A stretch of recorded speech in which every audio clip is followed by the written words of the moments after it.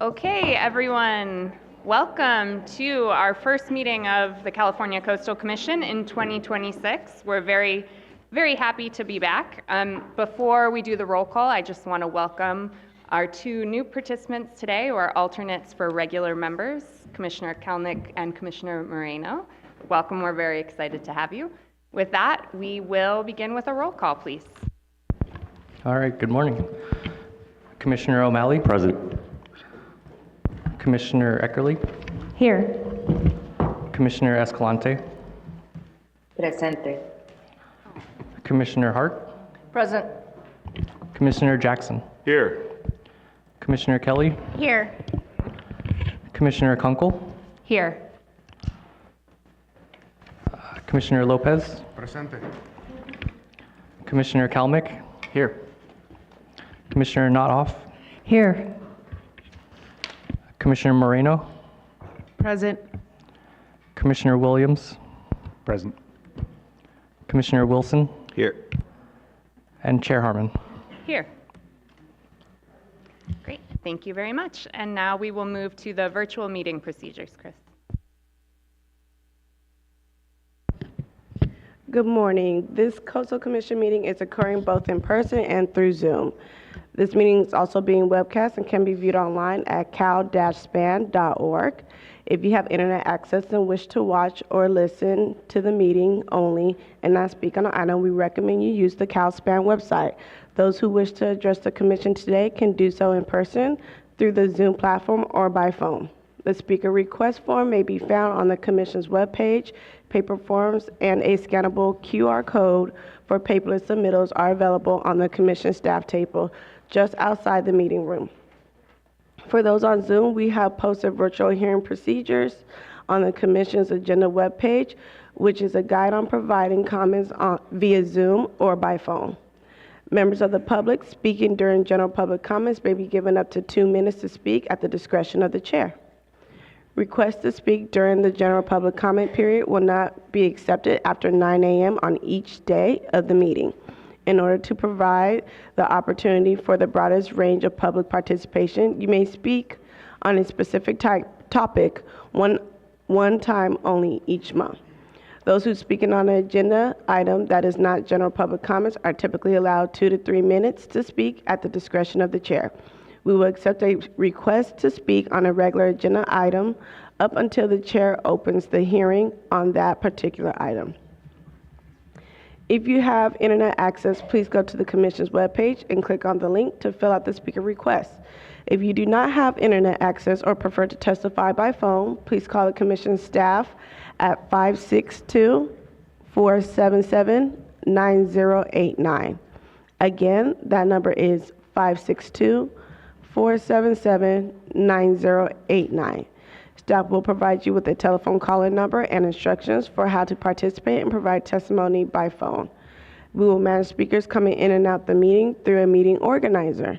When it is your time to address the Commission, the organizer will invite you to turn on your video and microphone or provide instructions on how to unmute the phone. Madam Chair, that concludes the virtual hearing procedures. Great, thank you very much, Simone. And now we will go to agenda changes for today, please. Good morning, Chair Harmon and Commissioners. All told, we have 12 changes to today's agenda, and that includes everything that is on the posted agenda changes memo on our online hearing agenda, as well as one addition. And I'm just going to walk through it as same as on our online in order of the agenda, and I'll alert you to the additional change. So to get started, first we have item 11A. This is a Del Norte County LCP amendment for a single parcel rezone. This is moved to consent. Item 11C, this is a time extension for a City of Fort Bragg LCP amendment for accessory dwelling units. This is moved to consent. Item 11D, the time extension for a City of Fort Bragg LCP amendment for tiny home and manufactured home community regulations is moved to consent. Item 11E, the time extension for a City of Fort Bragg LCP amendment for plan development permit updates is moved to consent.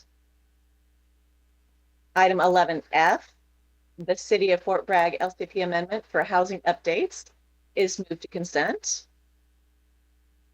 Item 11G, the time extension for a City of Fort Bragg LCP amendment for urban lot splits is moved to consent. Item 11H, the time extension for a City of Fort Bragg LCP amendment related to parking and landscape provisions is moved to consent. Item 11I, the City of Fort Bragg LCP amendment for outdoor dining regulations is moved to consent. Item 11J, the time extension for the City of Point Arena's housing update and code reorganization is moved to consent. Item 15A is postponed. This is the City of Pacifica's LCP amendment related to short-term rentals. And here's our additional change for today. This is item 16A.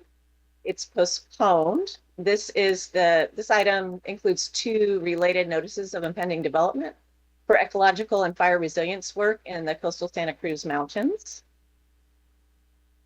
Next, we have item 18A. This is the San Luis Obispo County LCP amendment related to mineral resources. And we would also like to move this one to the consent calendar.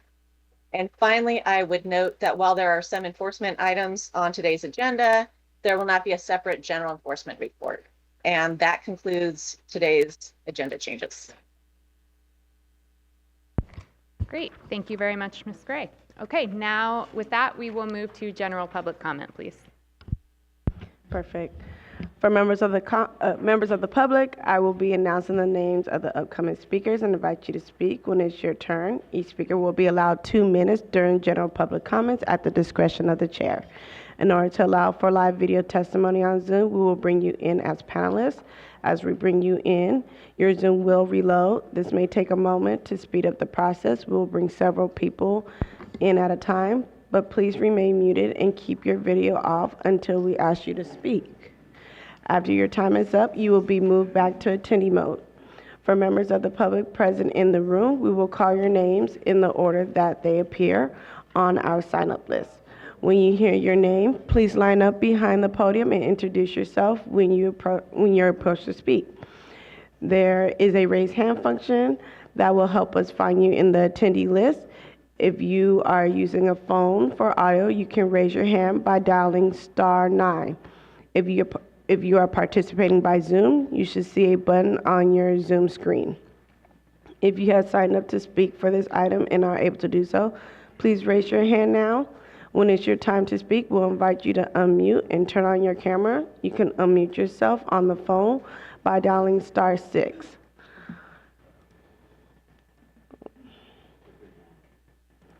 First up. So we'll start with in person. First, we will have Christine Bowles, the mayor of Pacifica. Thank you.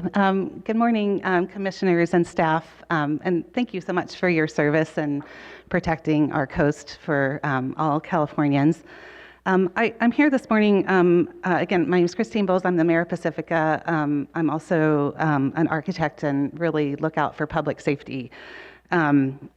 I know our short-term rental ordinance has been pulled, and I just want to give a real shout out to Julian Honey, who I saw a minute ago. Our application wasn't finalized until January 8th, and he was really trying hard to put this on the agenda for today, but there were a lot of late public comments that he didn't really have time to process and give you the information. And just to show you, this is from a planning commission meeting, the number of public comments that we've also received.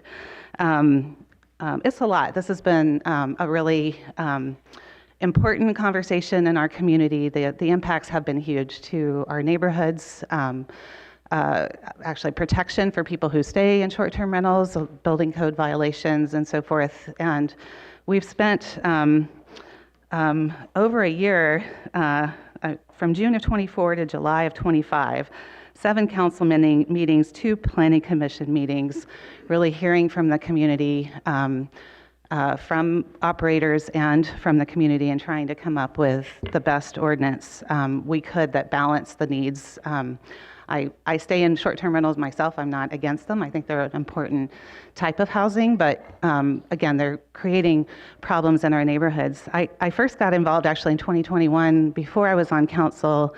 A woman contacted me who was in her 70s who was being evicted. This is a 4-unit building right on Esplanade Avenue in Pacifica facing the ocean. Her neighbor had just been evicted for a short-term rental conversion. They hadn't gotten their permits. They hadn't gotten building permits. They were completely redoing the unit. And she feared she was going to be next. And sure enough, that building owner ended up, is that my time? Oh, evicting 4 low-income tenants. So it's really important work, and I just thank you. I hope that this can come on our agenda in April. Thank you. Next, we have Captain Ryan Altheus, followed by Eddie Mitchell, followed by Melinda McNaughton.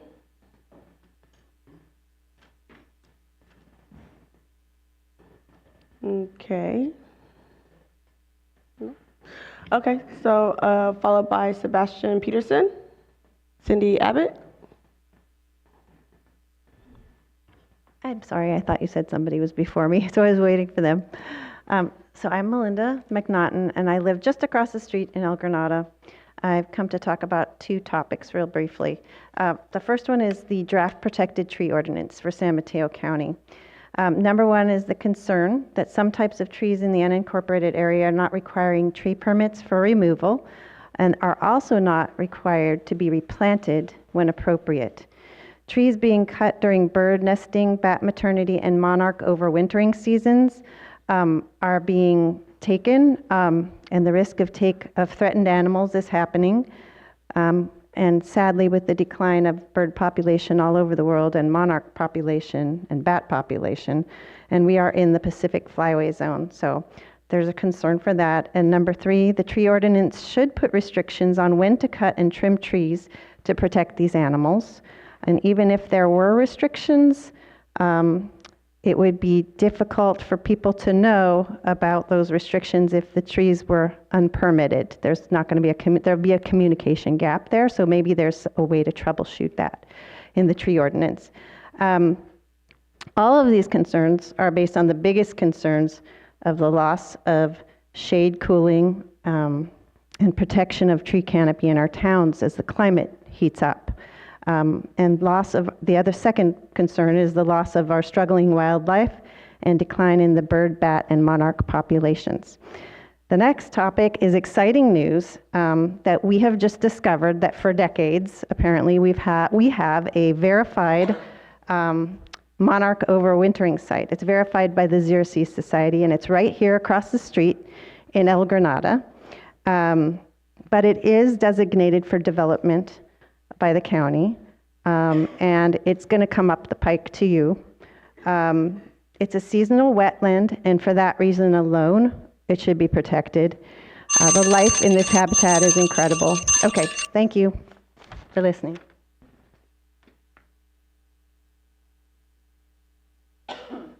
My name is Ed Mitchell. I'm the lead investigator for Never Again Moss Landing. We support safe energy storage, not unsafe. Last year, we came to this board and requested that you issue a notice of violation because of findings by a marine lab doctor who said there was 100% to 1,000% of heavy metals that showed up right after the fire. That was insufficient for this body, and you decided not to take that action. We're here to ask you to agendize at the next meeting whether or not you should issue a notice of verification, because on September 26, 2025, scientific reports, peer report of Dr. Aiello's investigation agreed that he had found that there was 55,000 pounds of heavy metals that were deposited on Elkhorn Slough. That needs to be cleaned up someday. By issuing a notice of violation, you can have your scientific subpanel go check into some of these reports, and then have all parties that have interest in whether there was or was not a deposit to talk next month. Now, if you don't do that, you will fall into a group of California state agencies that have been missing in action. We issued and sent to your body our findings in July. No other entity has done that in California. We are a valid, good public entity. Thank you again, Captain Ryan Althaus, followed by Sebastian Peterson, followed by Cindy Abbott and Caitlin Quinn. Hello. My name is Sebastian Peterson. I'm a resident of Moss Beach. I'm here today to express my opinion on the parcel of land that was just spoken about across the street that the Zero C Society, which protects and identifies endangered species, has found multiple cases of native and endangered species living on that property. The monarch butterflies, which have declined in population by 95% on the West Coast, spend winter in the eucalyptus trees, which are a stand-in for the native foliage we've cleared. The property is also home to wetlands and seasonal ponds called vernal pools, which the native endangered amphibians require to raise their young. I personally have counted over 24 pools. It is my opinion, given this information alone, the property requires protection from development. I'm in favor of the property becoming preserved that is publicly accessible. There are residents locally that already tend to the land out of their own generosity, and many use it as like a dog walking place or to take their children. So I think it's super important for us to protect it. And then additionally, these trees that exist on the property, though they may not be native, a lot of the species require trees to nest or rest in over the winter, as stated before, bats, birds, butterflies. There is a prevailing belief that there were no native trees in this part of the coastline. That has actually been recently debunked due to a study in Santa Cruz Mountains Natural History Research Association in 2004, so not even recently. There are several different cycles of warm and cold seasons, and when I say seasons, I mean over 100,000 years, 90,000 years cold, 10,000 years warm. We're in the tail end of a warm one, but it is artificially being extended by global warming and clearing of these trees. So a lot of these trees, like the Monterey pines, would have naturally been in this area, and we should be protecting them. Thank you. Thank you, Cindy Abbott, followed by Caitlin Quinn, Brian Renero, and Lila Renero. Good morning, Chair Harmon and California Coastal Commissioners. Thanks. Okay. So I'm Cindy Abbott, a Pacifica resident, and first I'd like to express my appreciation for those before us and those here today who have been dedicated to the California coast for the past 50 years. The Coastal Act remains a strong force in the protection and preservation of wondrous habitat for us all to enjoy, and I thank you for your service. I've taken the day off today from volunteering and work with the intention to speak this afternoon to ask for your support to move forward the City of Pacifica's short-term rental ordinance that will allow the provisions of the ordinance to be applied in Pacifica's coastal zone. This important day had come after years of disruption in neighborhoods throughout Pacifica that's led to hundreds of community members being engaged through many hours of discussion and compromise. Compromise to find the balance between long-term residential housing, visitor accommodations, and the desire of some property owners to take part in the sharing economy and bring in some income by hosting a short-term rental. That item was 15A, has been postponed, and so instead I'm here to ask that that item be re-agendized as soon as possible. It was June 2022 when a City Council agenda item caught my attention. Living in the small coastal neighborhood of West Sharp Park, I've been seeing the modest residential area I'd lived in for 25 years change. Houses that were previously full-time residents were being commoditized, and the neighborhood was turning into a quasi-commercial hotel zone. An entire apartment building and many single apartment units were also being converted to short-term rentals, removing naturally affordable housing from our limited stock. Community members were being displaced, and neighborly connection was being replaced by a revolving door of strangers who don't volunteer for our nonprofits, go to schools, or support local stores and services on an ongoing basis. An article in the San Francisco Chronicle this past week has a headline about short-term rules splitting the community. It's not done that. It's actually brought us together in a beautiful and wonderful way, trying to preserve all of our neighborhoods, both for residents and visitors. We look forward to your support and to having this be agendized as soon as possible. Thank you. Thank you. Caitlin Quinn, Brian Renero, Lila Renero.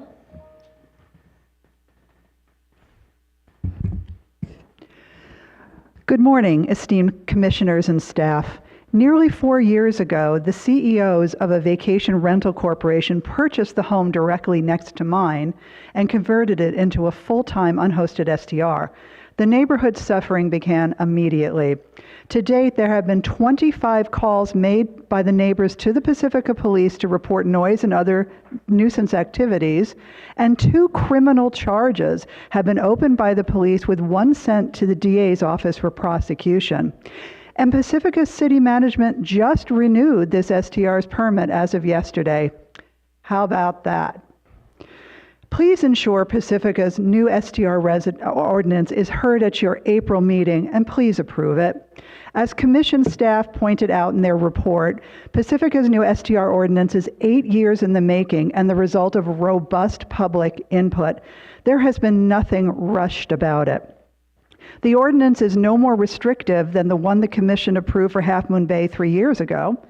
Pacifica's ordinance is not setting any precedents here. It's simply catching us up to what virtually every other city in San Mateo County and along the California coast already has in effect.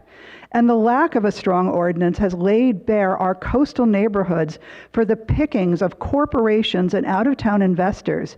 52% of the houses on my street are now all unhosted STRs, and the effects have been devastating for the community and visitors alike. Pacifica's new ordinance represents a fair and balanced approach to regulating unhosted STRs while fully supporting the operation of hosted STRs, which are the only form of STRs that provide affordable visitor accommodations. Consider the fact that the 3-bedroom unhosted STR next to me lists a rental price for 4th of July weekend at over $7,600. What family can afford that? $7,600. The arguments made by unhosted ST operators that their businesses provide low-cost accommodations is farcical. Thank you very much. Thank you. Brian Renero, followed by Lila Renero. I just want to let the people know on Zoom, we're going to be moving you to panelists soon, so please accept. Thank you. Good morning, Commissioners. Thank you for your involvement and service to the state. My name is Brian Renero. I'm a founding member of Pacifica Homes Are Not Hotels, a community organization representing hundreds of Pacifica residents who have spent more than 3 years working collaboratively with our city to update our short-term rental ordinance.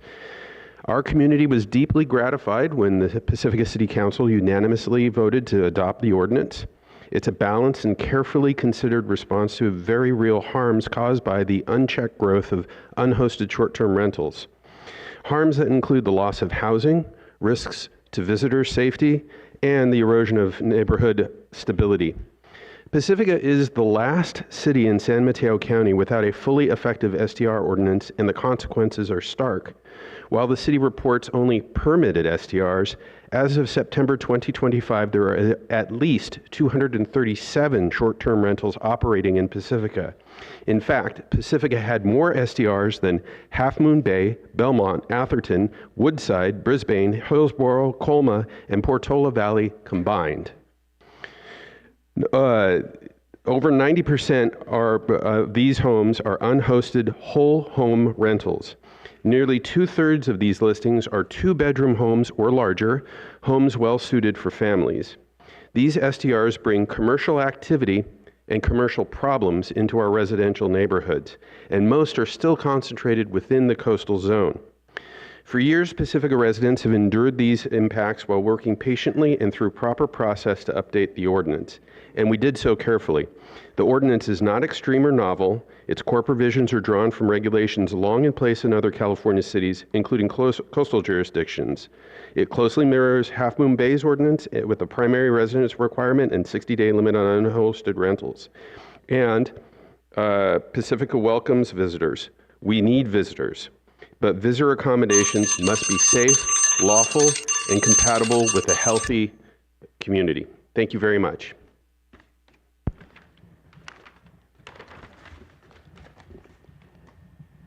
Okay, thank you. Lila. Okay, there she is. Greetings, Chair Harmon and members of the California Coastal Commission. First of all, thank you for everything that you do on an ongoing basis to protect our coast. My name is Lila Renero, and I'm a longtime resident of Pedro Point in Pacifica's coastal zone. I respectfully urge the Commission to certify Pacifica's short-term rental ordinance as soon as possible by rescheduling consideration no later than the April meeting. My family, along with our friends and neighbors, has been coping for years with the disruption caused by living next to unhosted short-term rentals. We are eager to see peace and stability restored to our community. Unhosted STRs deplete our housing stock, reduce the availability of long-term rentals, and drive up housing costs, pricing out both renters and prospective homebuyers who wish to live and work in Pacifica. This loss of housing directly contributes to a decline in our full-time population, which in turn affects student enrollment and the funding our local schools rely upon. As a result of declining enrollment, our school district was forced to consolidate and close a school this year, a painful loss felt deeply throughout our community. When homes that should house families are instead converted into unhosted, often corporate-owned party rentals, it places an added burden on our police department and nearby residents who are left to deal with the noise, safety concerns, and unruly guests. We strongly urge Coastal Commission staff to stand by their original recommendation and approve the updated ordinance. Residents across Pacifica have spent years working with our City Council to thoughtfully craft a policy that is fair to residents while encouraging hosted short-term rentals. We welcome visitors and want to have them have safe and affordable accommodations. This has not been a rushed process. Nearly 100 community members have submitted thoughtful public comments over the years in support of this ordinance. We want to feel safe again in our homes. We look forward to the return of peace and quiet in our neighborhoods and to the benefits of living among full-time neighbors once more. Thank you for your time and considering our community's position on this important issue. Thank you. Again, we're going to try Captain Ryan Althouse. Ryan Althouse, are you here? Okay, moving forward to Zoom now. We have about 13 speakers on Zoom. First is Sid Garza-Hillman. Sid, if you can unmute yourself. Do you hear me? Yes, we can hear you. Great. I will assume that my being chosen to go first is because I'm special in some way. Okay. I'm the executive director of Mendo Parks, which is a nonprofit on the Mendocino coast, a cooperating association with 10 state parks along our coast, and we work to support programs. I'm here to announce that we are launching an Adopt a Beach program along the Mendocino coast. It's a long time coming. It's never happened before, and we're really excited about it. And we worked with Eben Schwartz of the Coastal Commission, who has been an absolute pleasure to work with. And I want to commend Eben in his communication skills and responsiveness. This is a very, very cool thing. I'm fairly new to the position. I've been here just under 2 years, came from the wellness arena and now a longtime trail runner. And so really interested in the work that I'm doing now to support our coastal state parks. And obviously the Coastal Commission is part of that program. Anyways, and so as part of the 50th anniversary of the Coastal Act, I've now in my position been through 2 coastal cleanups. This will be the 3rd.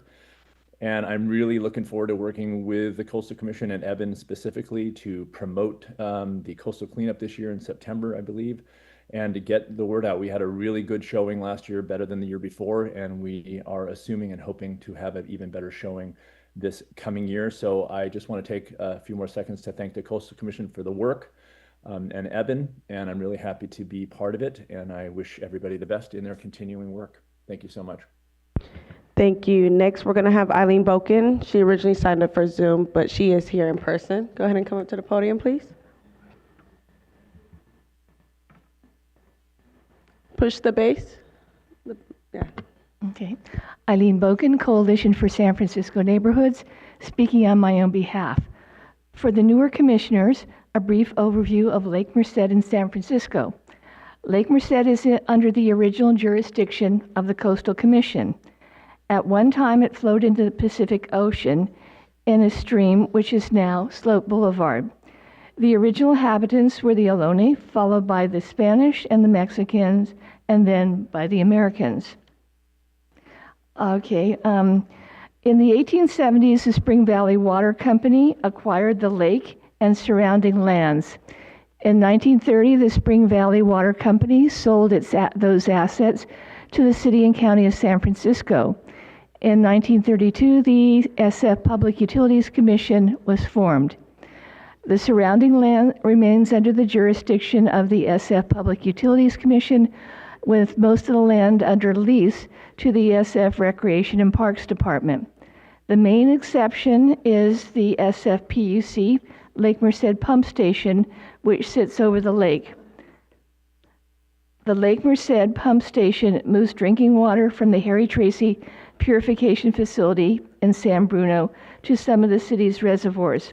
However, the SFPUC is now proposing to use the Lake Merced for fighting catastrophic fires using drinking water pipes, even though Lake Merced water itself is not drinking water quality. Should Lake Merced water enter drinking water pipes, the city's Department of Public Health would need to issue a boil water alert. After the catastrophic fires had been extinguished, it would take weeks, even months, to flush out the drinking water pipes. Thank you.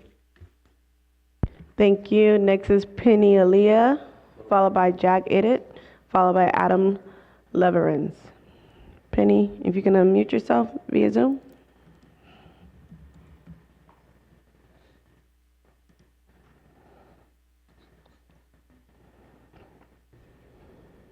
Yes, good morning, and thanks for the PowerPoint. I'm Penny Aaliyah. There will be several of us speaking on this issue today and tomorrow. Thank you for your time. In 1998, the environmental community became concerned about development threats to beautiful Dana Point headlands. Next slide, please. After fighting the developer and the city of Dana Point for nearly a decade, we were able to save a small portion of the headlands and felt confident we would be able to protect and preserve the remaining ESHA and the endangered Pacific pocket mouse under the good stewardship and management of Center for Natural Lands Management. Next slide, please. However, it became apparent that public access on some of the trails was extremely detrimental to this endangered species, as you can see in these photos. CNLM has been in constant legal turmoil with the city for years over the appropriate trail hours for public access. Commission staff has been a part of all of this turmoil. Next slide. Fast forward to 2025, Coastal Commission Enforcement sent a long-awaited letter to the Superior Court of Orange County supporting CNLM and stating that they were preparing a formal action to direct CNLM to submit a plan to implement trail hours consistent with the LCP to resolve the ongoing impacts to the Pacific pocket mouse. We are all here this week to urge the Commission to take the necessary action outlined in this 2025 letter. Staff is well aware that there are many reasons to have this issue heard in March, and we have done everything short of begging them to agendize this. They are also aware that Pacific pocket mouse breeding season is imminent. Now is the time to put an end to the city's decades of bullying and overreach and stop the trampling of this endangered species and its foreseeable extirpation. Please, no more delays. The Commission has the tools and jurisdictional authority to resolve this in March before it's too late. Thank you. Thank you. Next is Jack Ite, followed by Adam Leverins, followed by Marilyn Garrett. Good morning, Jack Ite, SoCal 350 Climate Action. I'm an urban planner talking about Dana Point Preserve, managed by, as Penny said, CNLM. Adaptive management is the goal to protect natural resources, and on this case, the endangered Pacific pocket mouse, and of course, the threatened coastal California gnatcatcher. Protecting the remaining fragmented, environmentally sensitive habitat areas from development and disturbance is obviously paramount, and public human access is one of the primary reasons for being of this commission, of course, and I fully support the aims of the Coastal Act. But often, the sensitive and endangered wildlife and public visitation conflict.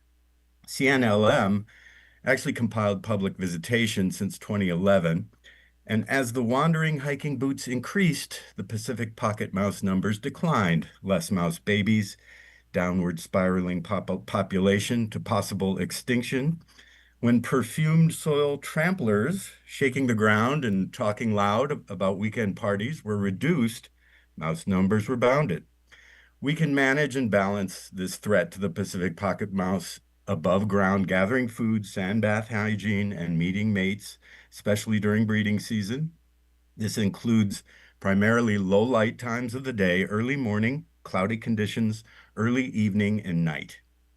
Look, none of us are happy about the development of the headlands. I used to hike down to that once deserted, wondrous beach and still use that trail today. But we must understand that these threats to what is left on the headlands must be properly rethought in accordance with the local coastal plan, and that is further managing visitation numbers ASAP.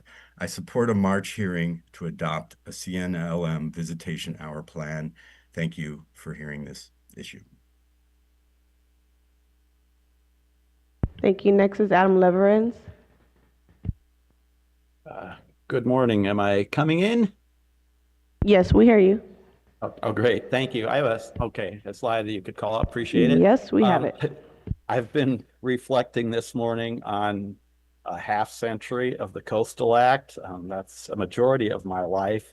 And I am so incredibly grateful for the time and effort that staff and commissioners and members of the public put in. I mean, without this, I wouldn't be where I am right now. And I'm going back, well, oftentimes you've heard me probably sound like I'm complaining. Today, I'm just reflecting. I've heard a couple of speakers talk about tree issues. And on your December series of meetings, there was a Newport Beach appeal for the tree you see on the slide. It was a massive tree. There used to be several of these trees, but this was the last one.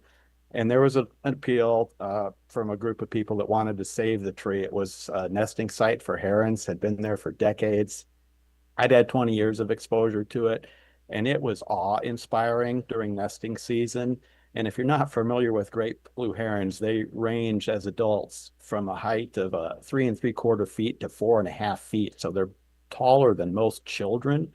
And I think children are going to save a lot of the world, or I'm hopeful in that regard.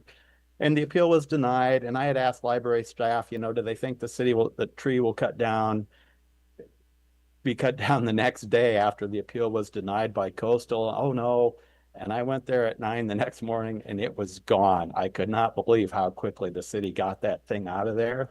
And I understand it wasn't an environmentally sensitive habitat area because it's non-native and it's by itself rather than acreage, but still the impacts on the bottom here, herons that have returned this year and don't have a home are now roosting on mooring balls. And it just makes me sad. And trees are so very important in so many ways, and even some of the non-native trees. Thank you for your time.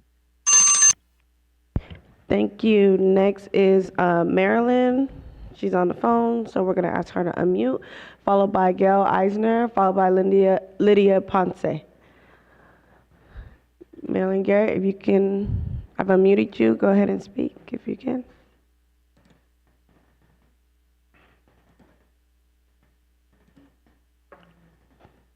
Marilyn Garrett.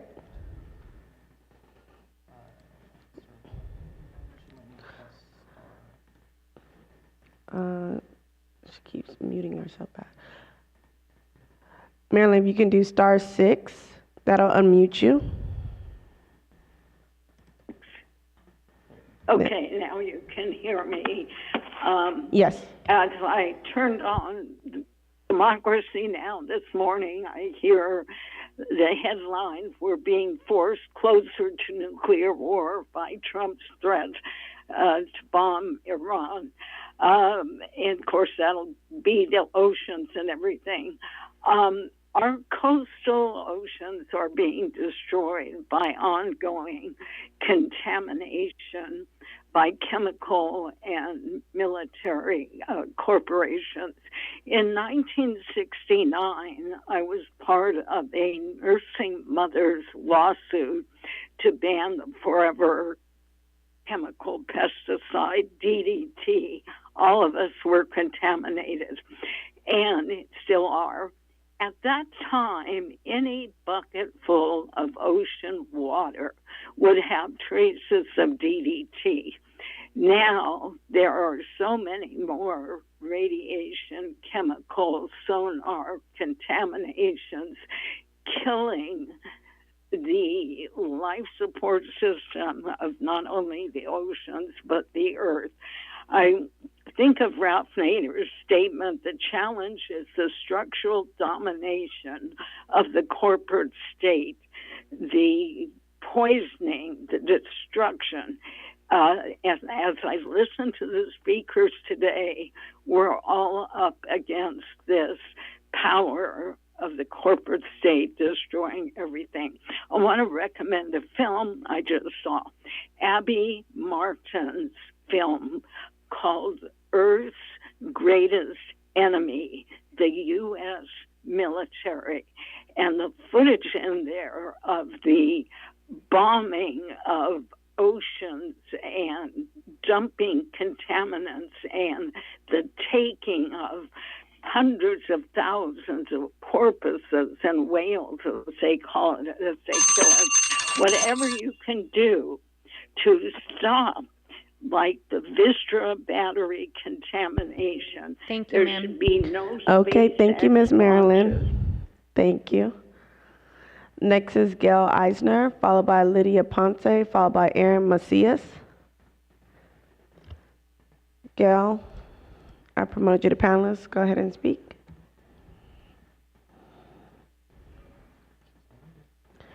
Gail, I see you've unmuted yourself. Now you've muted yourself back.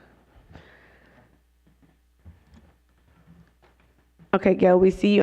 Okay, we're going to let you figure that out. We're going to move on to Lydia Ponce real quick. Lydia, if you can unmute yourself. Good morning, relatives. Calling from Venice. Hello? Yes, we hear you. Go ahead. Calling from Venice, California. I wanted to give an update. Sometimes we act like we live on an island in Venice, and I just want to say Greenland is not for sale. We need indigenous sovereignty in all four directions. I believe the victims. Release all the Epstein files because monsters are real. And, you know, our local government municipalities talk about safety and cleanliness for Venice, but they don't talk about the human trafficking and the sex trafficking that's happening. I shudder to think what's going to happen with FIFA and the Olympics. There's going to be a lot of women, a lot of children disappeared, not just because ICE out, no KKK, no Trump, no fascist USA. We had a president doing bare minimum and he resigned. And now we're facing nominating and electing a new president to lead the way and to represent us because we had no representation. We have had a very lackadaisical approach within our neighborhood council system to do the will of CD11. Our oceanfront walk is dead. There are no musicians, no artisans. There's nobody out there except for maybe a couple of Sundays ago, there was one artist. We ask you to sit in and listen to some of our meetings that should be up on Zoom, presumably March. And I'm also asking you to help us prevent the drilling on our shoreline, the platforms being built, defend and protect the ocean as we did in the past. We need to come together and stop Pacific floor mining. And the fact that we're too busy arguing amongst ourselves in Venice and not paying attention to the bigger picture and everything else that's going on in the world. And I beg you as relatives to hit us up to figure out how to do the humanitarian thing within the environmental policies that y'all wrote in 2019. And it's great. It's wonderful. who's here, Jack Ite. Shout out to Jack Ite. Love you. Talk to you all soon. Thank you. Thanks so much.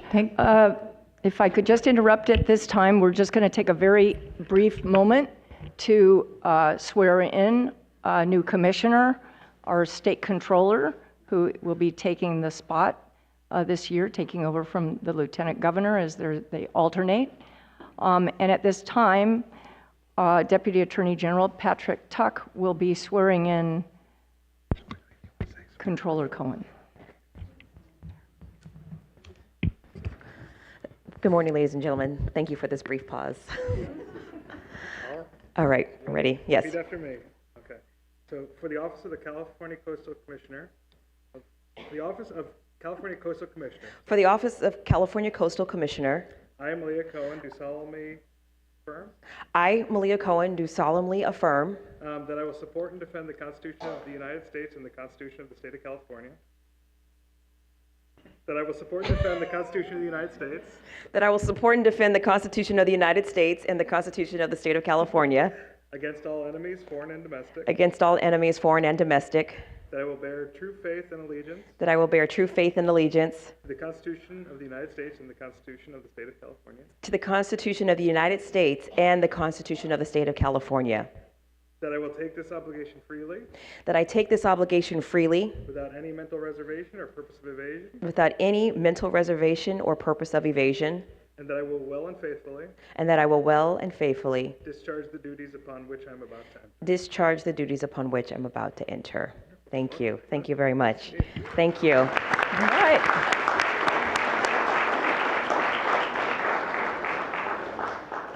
Thank you very much to the members of the public. Thank you very much for being here, being so engaged. The members that are online, of the public that are calling in and just doing their due diligence, making California beautiful, strong, and vibrant for everyone. Thank you. I just want you to know that I come to this commission with a little bit of experience. I served 8 years on the San Francisco Board of Supervisors. I also served 4 years on the State Board of Equalization, and I'm in my 4th year as the California State Controller. So I've been around. Okay. Hi, Eileen Boken. I've been around and I've listened to a lot of public comment, and it never ceases to amaze me what thoughtful and engaged citizens can do and how they can change the world and make and shape policy. So I'm excited to be able to take the DS with my colleagues and continue to protect California. Thank you. Thank you so much. Now Commissioner Cohen, and she will be joining us, and just thrilled to have you, and we'll resume with public comment. And I'm here, I'll be acting chair until our chair returns in a few minutes. Perfect. So we'll be going back to the public comments. We're going to try Gail Eisner again. Gail, we're going to unmute you. Perfect. Okay, can you hear me? Yes, ma'am, we can. Thank you. Fantastic. Greetings, commissioners. My name is Gail Eisner, and I live across the street from the now well-known Moss Landing Battery Energy Storage Facility. On January 16, 2025, a lithium-ion battery thermal runaway chemical fire forced a multi-day evacuation in my neighborhood. This was not an isolated event. Earlier overheating incidents in 2021 and 2022 required residents, including my household, to shelter in place due to toxic emissions. Monterey County approved this facility under a phased mitigated negative declarations that did not evaluate cumulative or worst case fire risks, off-site contamination, or impacts to our coastal sensitive resources. Since approval, new peer-reviewed scientific studies have documented the deposition of battery-derived metals and other toxic compounds in Elkhorn Slough. These findings confirm real-world environmental pathways that were not analyzed in the original environmental review. This facility is located in a uniquely sensitive coastal setting, adjacent to Elkhorn Slough, 2 California state beaches, the Monterey Bay National Marine Sanctuary, and a working fishing harbor. I am respectfully requesting the Coastal Commission to review the prior MNDs, mitigating negative declarations, and urge Monterey County to prepare a facility-specific supplemental environmental impact report under CEQA consistent with the Coastal Act. I have professional experience working with SECA and NEPA, and this request is based on new information and real-world impacts that were not available at the time of approval. For full timeline, scientific citations, and Coastal Act analysis, I respectfully ask the Commission to refer to my submitted letter. Thank you very much for your time and consideration. Thank you. Next is Aaron Macias, followed by Samuel Casillas, followed by Mark Macias, and then Casey Olson. Good morning. My name is Erin Macias from Pacifica. I have no stake in Pacifica's short-term rental ordinance in the coastal zone. The proposed amendments to our ordinance are a balanced approach within the coastal zone and less restrictive than other areas. The renewal and waitlist language allows code enforcement to work with the operators to come into compliance, or as a natural consequence, to issue a permit to a different operator. The exclusion of JADUs is a critical amendment, as those units were constructed under laws specifically designed to offer long-term affordable housing without changing the character of a neighborhood. The added amendments are necessary to safeguard the coastal environment and visitors we cherish. I have a hard time understanding why the investment operators, who are called Pacifica for Responsible Tourism, are demanding more time for public comment, unless perhaps they need time to organize a parade for the Coastal Commission. The argument that these amendments create barriers to marginalized or lower income visitors to the coast is absolutely baseless. If the Coastal Commission needs additional time to study this, I look forward to the opportunity to provide you with data-driven evidence showing how short-term rentals are inconsistent with the adopted Commission policy of equity and environmental protections. They also create financial barriers to visitors seeking accommodations. I appreciate the Commission and all of your hard work on this very important issue. Thank you. Thank you. Next is Samuel Casillas, followed by Mark Macias. Hi, Commissioners. The postponement of the STR ordinance is very disappointing. I get that you all want to do your due diligence, but just recently you actually illegally approved a commercial space at 1200 Danman Avenue using SB6 conversion that actually has an STR. Our current city manager has shown no wherewithal at all to enforce any of the laws. You just heard Caitlin Quinn talk about the fact that she actually had a trespasser going on her property and they renewed their permit. This is where we are. Let's be clear. These SCRs are driving up the cost of housing on the coast. Let's also be clear that the vast majority, if not all of these people of unhosted SCRs don't live here and don't do this in their own towns because they are a pariah and don't care about our city. They only care about profits while strip mining our community of our own housing. Your own ED says that housing is badly needed. So do the right thing and stop stealing our housing. Thank you. Next is Mark Macias. Good morning. My name is Mark Macias and I live in Lindemar, Pacifica. I'd like to talk about the resident homeless population that's taken up residency at Lindemar State Beach. There are numerous motorhomes and cars, people are living in them. And I'd like the Coastal Commission to take action and work with the City of Pacifica to allow enforcement of this nuisance conditions at the beach. There are people living in their cars, as I stated, in RVs full-time with fake parking permits and expired registration tags that go back as far as 2015. There's 8 or 9 of them at least, and there's a sharp uptick in this problem in the parking lot. The problem is generating garbage that is affecting the health and safety of visitors and wildlife in the area. There's no parking enforcement, and the police say it's out of their jurisdiction. The posted parking rules and the state's website say there is no overnight parking, and visitors must leave by 8 p.m. Please work with the city to enforce this growing problem of these people that have taken up residency living at our beach and impacting the visitors who want to come and park. As I said, there's at least 8 or 9 of them. unbelievable garbage that's everywhere. And back to Dan Man, if you go to the very end of Dan Man Road, there's another homeless person living in a trailer on the cliff. Numerous hazardous materials, fuel, paint, oil, numerous broken down engines that are leaking down the hillside into the ocean. These issues need to be addressed, and everybody keeps pointing fingers. It's not my problem, it's theirs.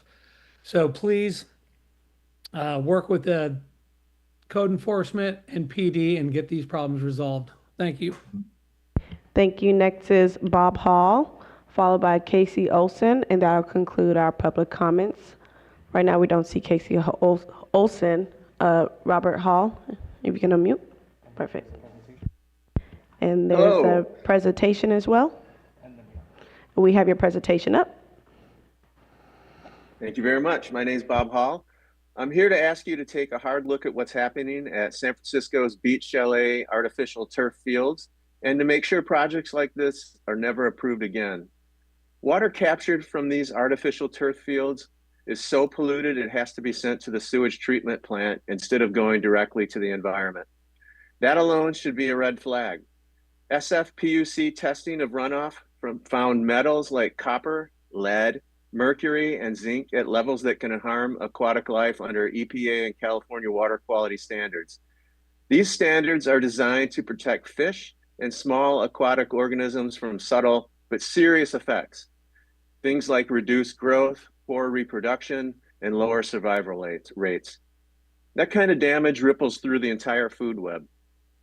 And it's not just metals. The turf itself contains PFAS and is shedding microplastics into both the air and water. California's Department of Toxic Substance Control has raised concerns about microplastics because they are persistent, mobile, and small enough to move through ecosystems and our body. They don't break down in any meaningful timeline. They're now found in oceans, rivers, soil, food, and the air we breathe, even in human blood, including umbilical cord blood. Thousands of species have been exposed, and some of these exposures are known to be suspected to be very harmful. Wastewater and stormwater treatment plants are not designed to remove most microplastics or PFAS. These pollutants pass through systems and end up in the bay or ocean. The Coastal Commission's job is to protect our coastal waters and marine life. Please do not approve more projects that replace living landscapes with plastic surfaces that shed pollution for years. And please do not permit San Francisco Recreation and Park. Don't allow them to resurface these fields with more plastic. Thank you very much. Thank you.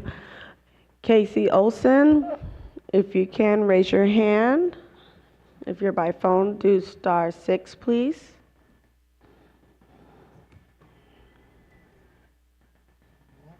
Nope, we do not see them. That concludes our public speaking. Okay, hopefully Ms. Olson can come back tomorrow. All right, at this time we'll move to item 6A, Executive Director's Report. Dr. Huckelbridge. Yes, thank you, Vice Chair Hart. Good morning to our commissioners and also to the members of the public, and welcome to the first commission hearing of 2026. It's wonderful to see you all. As always, my published ED report can be found on the Commission's website, but as usual, I'll go through some of the items here today. So first up, yesterday I had the honor of participating in the first annual Access for All convening at the California Natural Resources Agency. The theme for the day was Building an Outdoors for All, charting our progress and mapping the way forward. I joined Annie Frankel, the Commission's Public Education Manager, and Brandon Quintana of our statewide planning team, as well as a broad network of leaders, groups, and access champions to celebrate progress in advancing California's Outdoors for All initiative, also to spark new ideas and deepen working relationships and build community in the outdoor access space. Towards the end of the day long of convening, I had the privilege of providing a Trailblazer talk celebrating the 50th anniversary of the Coastal Act and looking ahead at the next 50 years. It was a fabulous opportunity to connect with many of our NGO partners and state partners, and I left the meeting feeling energized and inspired about all the work being done statewide to maximize access for all people to California's public lands. So a huge thank you to Gloria Sandoval, the Deputy Secretary for Access, for organizing the event, and I look forward to many more years of these annual convenings. So next, I'm very pleased to inform you that the Office of Administrative Law has approved our requested changes to the Commission's regulations, increasing the time period to vest a permit for a 100% affordable housing project from 2 years to 5, and doubling the time frame for extensions from 1 year to 2.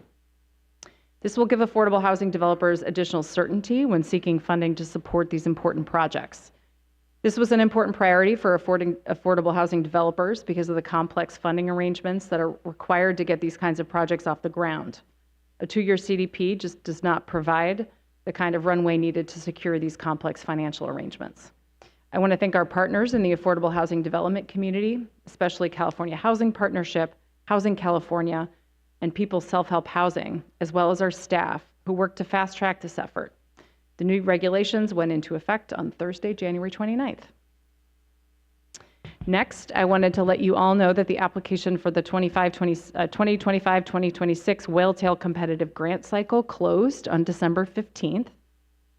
Thank you to the Ocean Protection Council and Commissioner Jen Eckerly for providing $2 million in funds for this grant cycle.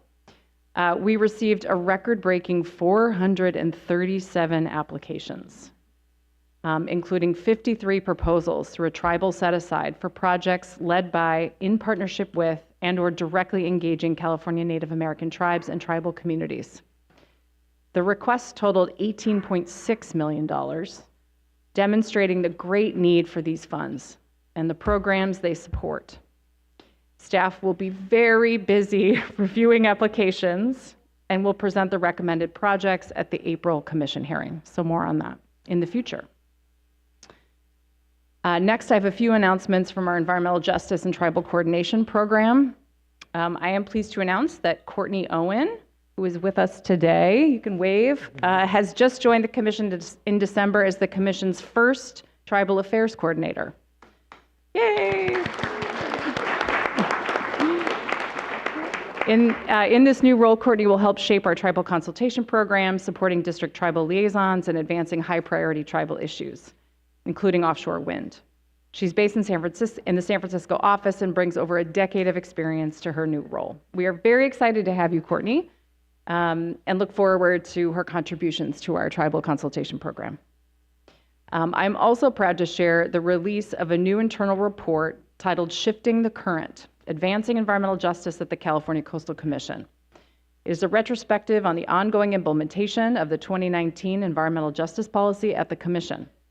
The report explains key actions and outcomes across permitting, planning, and enforcement. It highlights efforts for stronger engagement with historically marginalized communities and tribal nations, and better language access and public participation in our process. Additionally, the report outlines reflections from these last 6 years, as well as priorities for 2026 through 2030. These include expanding engagement, removing barriers for coastal access, increasing accountability, and advancing climate resilience in ways that amplify the voices of historically excluded communities. So you can review the full report to explore key highlights at the link on my written report or on our homepage. And we will be having a presentation on this at the conclusion of my report. Next, on December 19th, I met with the board of the tribal nonprofit Kai Poma to sign the public access management plan for the Blues Beach property in northern Mendocino County.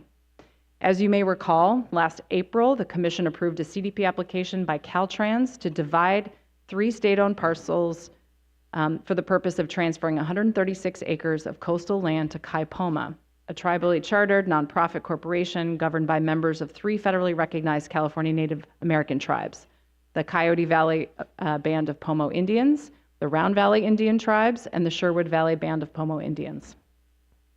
This land return was originally authorized by legislation, Senate Bill 231, authored by Senator Mike McGuire, and signed into law by Governor Newsom in 2021. The management plan, which our staff and the Kai Poma board developed collaboratively over the past 4 years, sets out a framework that will guide Kai Poma's management of the transferred property. The plan describes how Kai Poma will provide public access and protect sensitive natural and cultural resources on the land, and lays out a process by which Kai Poma with support from the Commission, will craft long-term management strategies for stewarding the property into the future.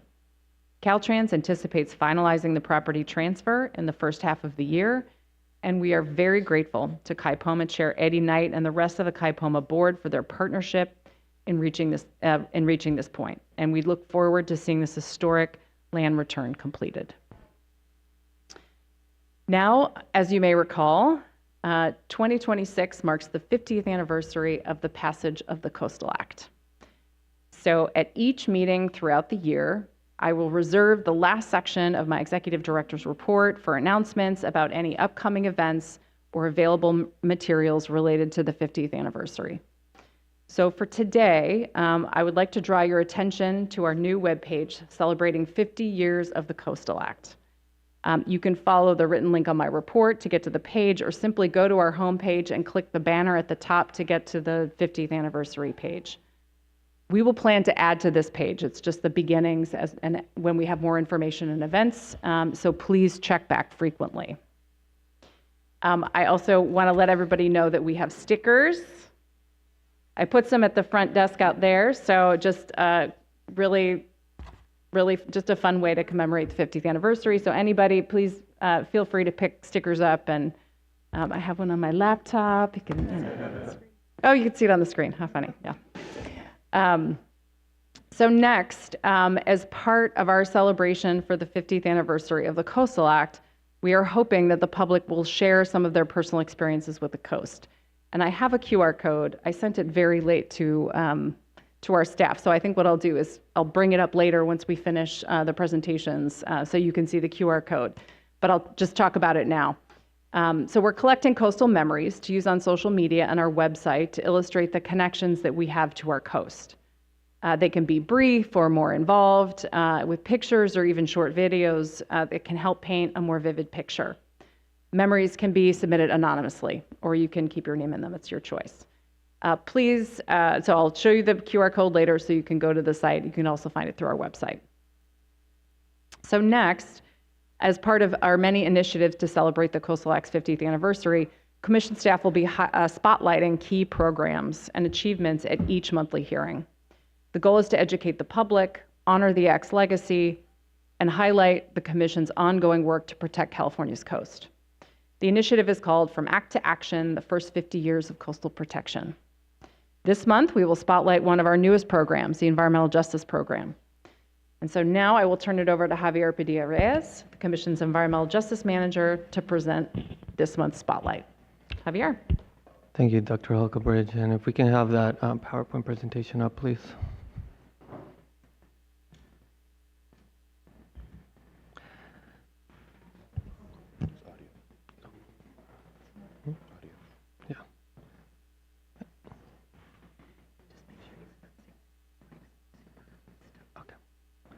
Can we have that presented? Okay, thanks. Thank you again, and good morning, Commissioners. We're very excited to kick off this initiative by showcasing our agency's environmental justice work and key accomplishments. Now, this presentation offers a high-level look at the policy and the program, and if you'd like more detail, check out the full retrospective in this month's ED report. Next slide, please. Before we begin, allow me to introduce our unit. My name is Javier Padilla, and I'm the Environmental Justice Manager. With me today is our Environmental Justice Analyst, Chinonso Uzowihe. It's his first presentation before the Commission. And you just heard about a new addition to our EJ unit. This is Courtney Owen, our Tribal Affairs Coordinator. And lastly, but not least, our astute legal counsel, Jessica Reed. I'm going to hand it over to Chino so that he can go over the background of the policy. Next slide, please. By now, you're probably familiar with the origins of the Coastal Act. It was mandated by the people for the people to protect coastal access and public access to the coast while also ensuring those benefits extend to all Californians. Yet, despite this victory, the vision of access for all people had not yet been fully realized. Disproportionate environmental burdens were still taking place as a result of discriminatory land use and systemic inequalities. Communities experiencing these issues advocated for decades that more needed to be done to address this. Next slide, please. This momentum came to a head in 2009 when the construction of a power plant was proposed on the coast of Oxnard, California. Local opponents of the project argued that Oxnard was already facing more pollution than many areas in the state, and this would place a disproportionate burden on their city without any clear benefits. Community members, as well as local officials, united in opposition to the project, citing environmental injustice as a key consideration. However, the Coastal Act did not allow the Commission to consider environmental justice. Staff and commissioners realized these limitations, and we have a brief video that highlights the moment Commissioner Burke expresses this regret and makes a commitment to change things. The next slide, and please play the video.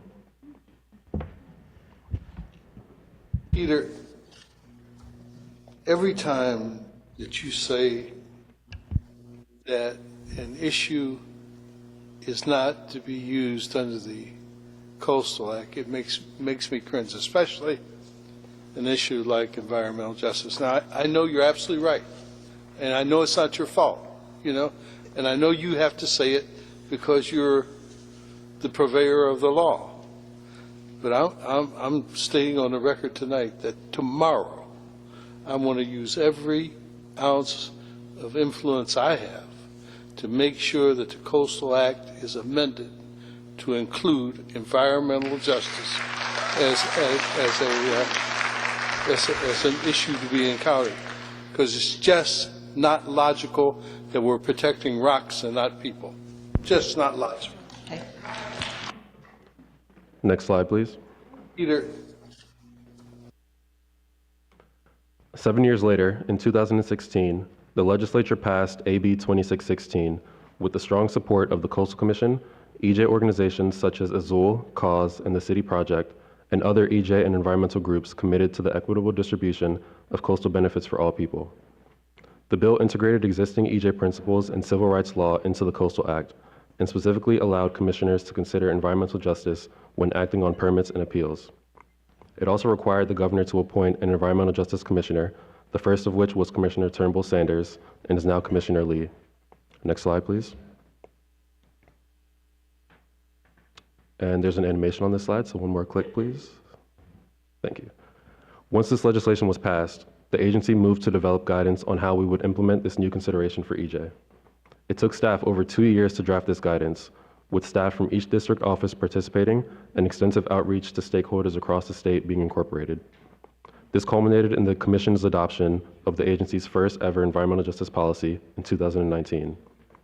The policy also defined EJ, and you can see that definition here. It is grounded in the fair treatment and meaningful involvement of all people, regardless of circumstance. As an outgrowth of this policy, the Commission was able to create the EJ unit, which works to implement these core tenets in our work every day. Next slide. We'd now like to highlight the current state of the EJ program. Last week, we released a report that inventories key actions and outcomes achieved over the past 6 years, as mandated by the EJ policy. The report is tied to this presentation, as we'll be touching on a few accomplishments since the inception of the EJ program. However, this is not an exhaustive review. If you would like to learn more, we encourage you to take a look at the Executive Director's report for the full review that goes in depth on actions and outcomes. I'll hand things over to Javier to speak on our approach to EJ implementation. Next slide.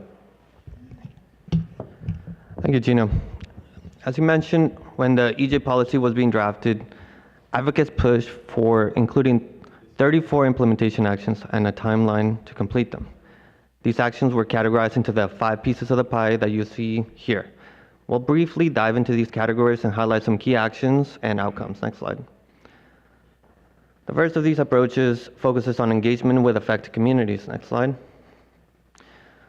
We're only highlighting some examples of our many engagement efforts. Aside from reaching out directly to impacted communities on a project-by-project basis, we host quarterly calls with our EJ partners, led by our Executive Director and the Environmental Justice Unit, with over a dozen environmental justice organizations statewide participating. We've hosted 11 of these to date, and it is an excellent space to speak directly to staff and leadership, and for us to learn about what's going on in their communities. We've also created and staffed a Spanish program, and that helps with outreach, meetings, and our monthly bilingual EJ newsletters, which highlights upcoming projects of environmental justice interest. Next slide. Next up is building staff capacity to understand and apply environmental justice principles. Next slide. One of our first actions since the adoption of the policy was to fund 3 positions, the EJ analyst, the EJ manager, and deputy director. We then held an in-person EJ training for all staff in early 2020. We've created onboarding training materials and district refresher trainings. We've developed resources on a number of topics to support staff with understanding and applying the principles of environmental justice into their work, and this has worked. From rank and file to executive staff, our staff is committed to championing environmental justice principles into the Commission's work. Next slide. Next implementation approach focuses on the integration of environmental justice directly into the coastal development process. Next slide. Broadly speaking, the Environmental Justice Unit supports agency staff during project review to identify environmental justice populations, contact these communities, evaluate their concerns, and create conditions or modifications that aim to correct the historical burdens that environmental justice communities face when experiencing the coast. We support local governments also by making environmental justice a priority for local coastal program assistance grants. We've also created some resources to incorporate environmental justice and even publish our own mapping tool that helps with the identification of environmental justice populations and concerns so everyone can use it. This is called the Coastal California Environmental Justice Mapping Tool, and it is available on our website. Next slide. The environmental justice policy also calls for meaningful and diverse participation from the public. Next slide. Not too long ago, you had to come in person to provide public comment. COVID changed all of that.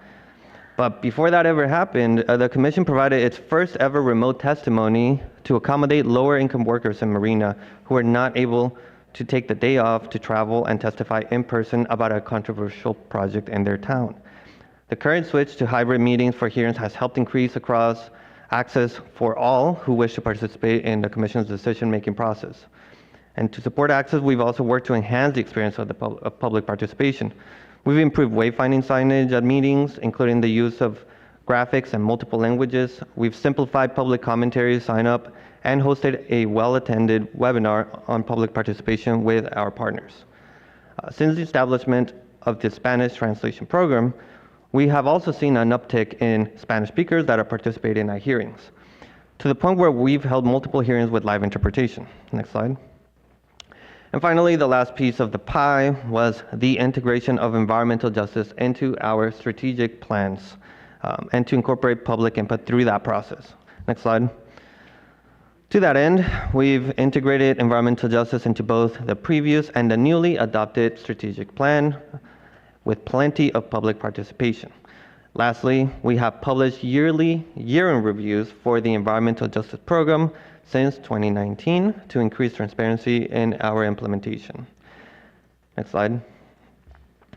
As you'll read in our retrospective, we've learned a lot since the adoption of the environmental justice policy.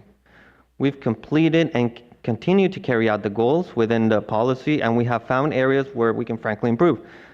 Our priorities are in alignment with the agency's recently adopted strategic plan.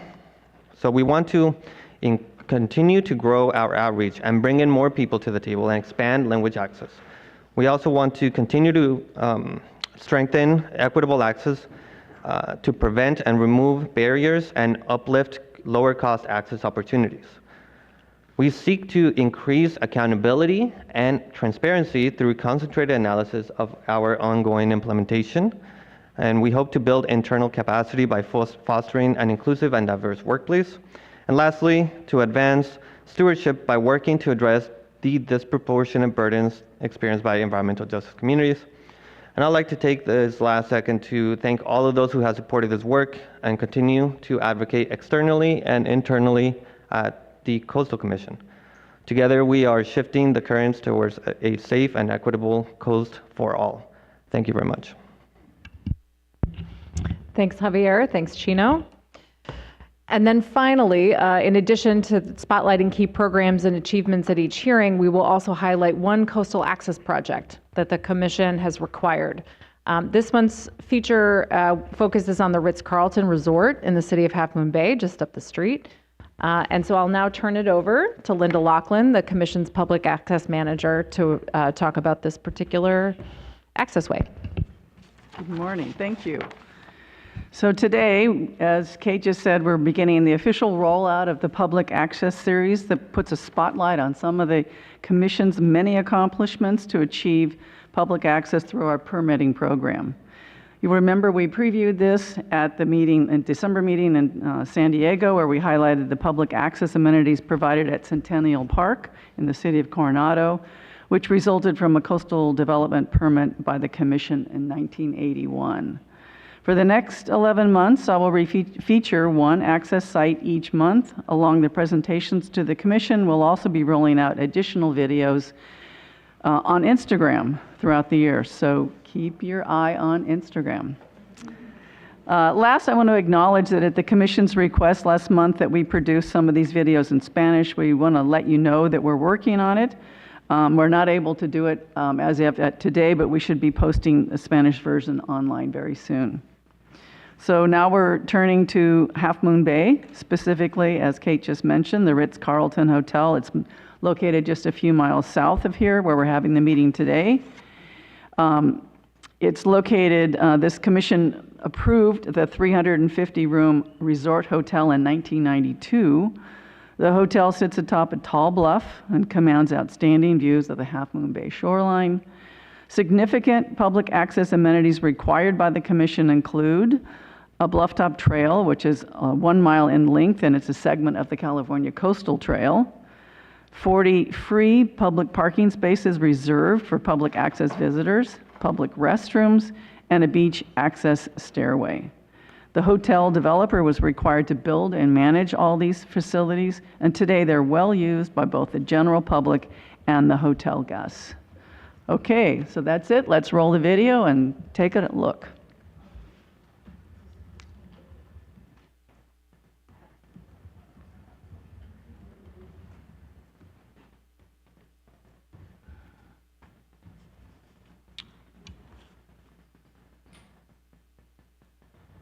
Next time you're in Half Moon Bay, head over to the Ritz-Carlton Resort for public beach access and scenic blufftop strolls. From the hotel, you can also hike north for 8 miles along the California Coastal Trail, enjoying sweeping views of this dramatic shoreline. To get to the Ritz-Carlton, take Miramontes Point Road off Highway 1 and look for the signs. There are 2 parking lots with 43 spaces designated for the general public on the hotel property. One is at the bend in the road before you reach the resort, and the other is in the hotel parking structure. Look for a greeting station where you can pick up a useful map of the area. Once you're ready to explore, there are many public access opportunities around the resort. You can walk along a mile-long paved pathway that is part of the coastal trail, enjoy benches, picnic tables, and public restrooms before taking the stairway down to the sandy beach. Thanks to the California Coastal Commission and the Coastal Act for ensuring that all of these public access ways are free and open every day of the year. Check it out next time you're up near San Francisco exploring the San Mateo Coast. Thanks, Linda. So I don't know if we had a chance to get my PowerPoint up. I can show the QR code for the coastal stories.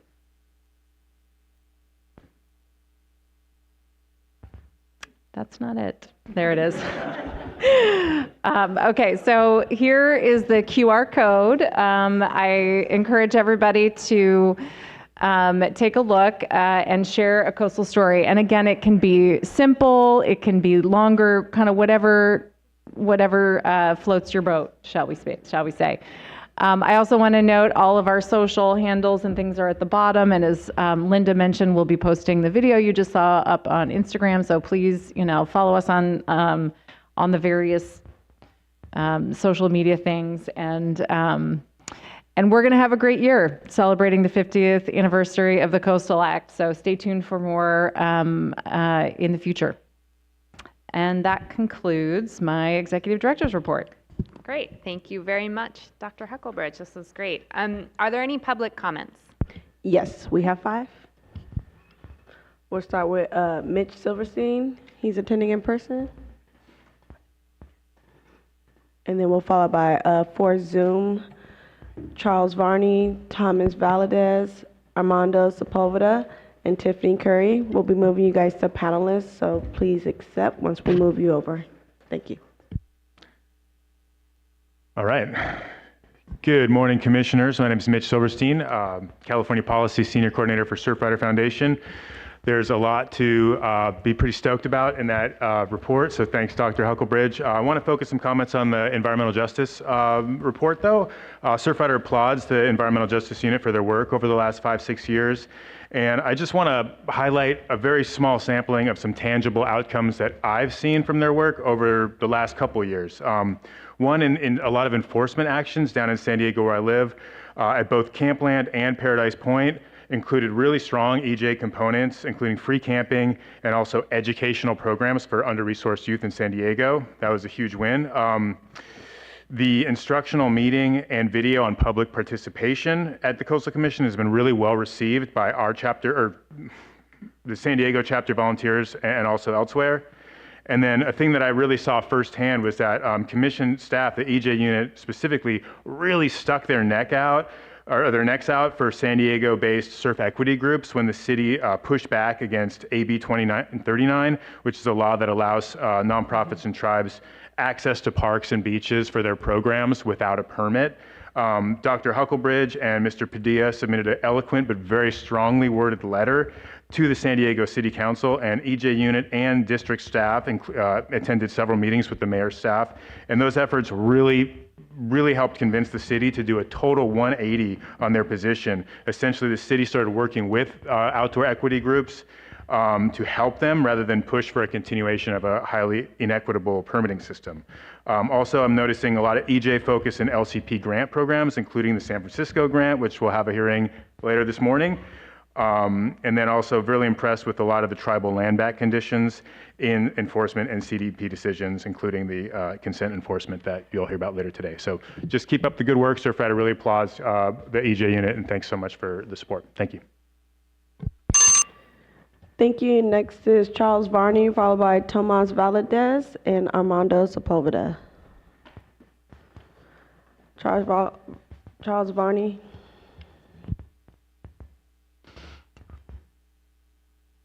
I'm here. Yes, go ahead and speak. I'm Charles Varney, chair of the San Obispo Surfrider Foundation. I'm also a 25-year resident of Oceano and served as a president of the Oceano Community Services District and the county's Oceano Advisory Council.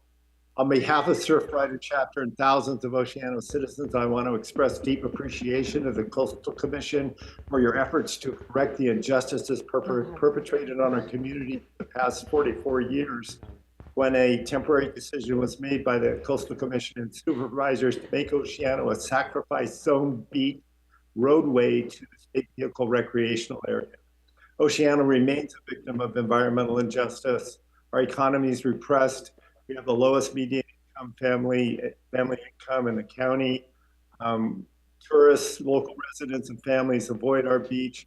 We've never been able to enjoy the benefit of the largest recreation and economic asset in our community, dunes. Tears welled up when I saw the beautiful picture of our Oceano dunes in the Advancing Environmental Justice Report. Tears of hope and appreciation for what the Coastal Commission is standing for. Today, national and local Surfrider are launching a campaign to create a vehicle-free beach in Oceano by 2030. We're asking state parks, the Coastal Commission, the Board of Supervisors to come together in good faith to discuss and plan for this transformative change. Today's celebration of coastal EJ victories are appreciated and even more brightly shines the light of continued environmental injustice on Oceano, which, in the words of the first Coastal Commission EJ director, quote, Oceano is the poster child for environmental justice on the California coast. So after more than 4 decades of unkept promise, we want our time in the sun on our beach and hope for your continued leadership in that regard.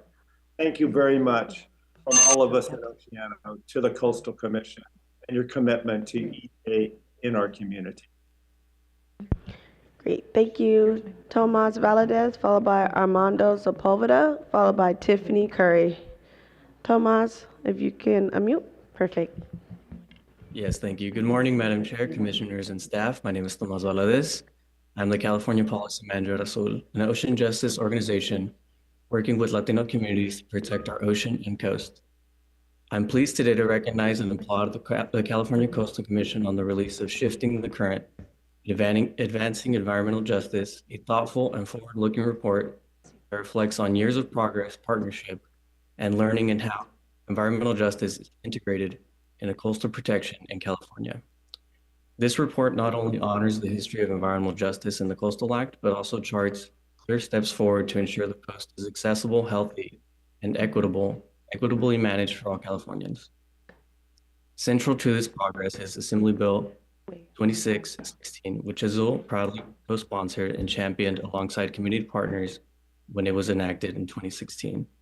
This bill fundamentally transformed the Coastal Act by giving the Commission explicit authority to consider environmental justice, including the equitable distribution of environmental benefits and burdens in coastal development permit decisions. The impact of AB 2616 cannot be overstated. This law expanded the Commission's mandate so that environmental justice communities, those too often sidelined in coastal planning, are recognized as stakeholders whose voices and lived experiences matter in shaping policies that affect their neighborhoods, their health, their access to the coast, and it laid the statutory groundwork for the Commission's environmental justice policy and the implementation of actions that are now yielding concrete changes in the way coastal decisions are made. I want to thank the Commissioners and staff for this thoughtful and action-oriented report.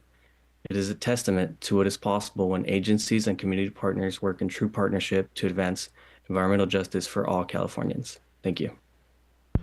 Thank you, Tomas. Next is Armando. Good morning, Commissioners. My name is Armando Sepulveda II. I am the Public Policy Manager for Outdoor Outreach and a member of the Surf Justice Collective. I just wanted to thank you all for your work and commitment in collaborating with community partners throughout the state.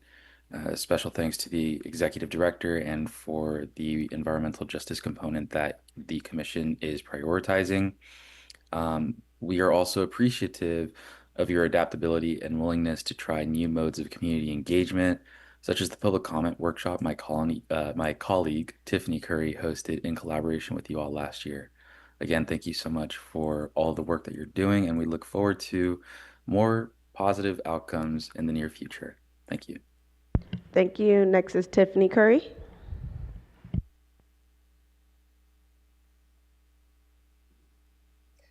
Hi, good morning. I'm so grateful for the opportunity to give public comment today in support of the Environmental Justice Unit. Your work and commitment to collaborating with community partners has been huge. I specifically want to shout out the quarterly environmental justice calls. As a part of the Surf Justice Collective, I've seen firsthand the impact that those calls have had on organizations like Outdoor Outreach across the entire state of California. I forgot to do an intro. My name is Tiffany. I'm with Outdoor Outreach, a San Diego-based nonprofit. I also specifically want to echo what Mitch shared earlier in thanking the Commission and the Environmental Justice Unit for their support on AB 2939 over the summer. The Commission played an instrumental role in preserving equitable access policy here in San Diego. And then building off of what Armando said, I just really want to express gratitude for your willingness to try new things. We don't see that a lot in agencies, and it has made an impact. The public comment workshop that Chino and Javier put together last year was very well received and has a lasting impact on folks being able to participate more easily in these public comment opportunities. So we're so grateful for your work, and we look forward to continuing to see the positive impact that you all have. And great work. Thank you so much. Thank you. That concludes our speakers. Great. Thank you very much. Now I'll return to the Commission for comments, questions. Commissioner Noto. I just wanted to say how exciting it is, and I really want my sticker so I can, I'll get it at the break. and just how far the commission has come. It's really quite wonderful, and how, there are times when the Coastal Act has really benefited from amendments to bring it up to date. I think there's other issues that I think could use attention, like housing, and I hope that we can move constructively on that. I did just want to kind of celebrate. I don't know if everybody else noticed that the National Peter Benchley Awards, which is a very prestigious, kind of known as the Ocean Nobel Awards, just came out, and Marcela Gutierrez of Azul won the Action Award, which I think is reflective of the growing influence and involvement of communities that have not always been involved in coast and ocean issues. So that's a wonderful, congratulations, Marcela. She's also a Coastal Conservancy Vice Chair. So I thought I just wanted to highlight that.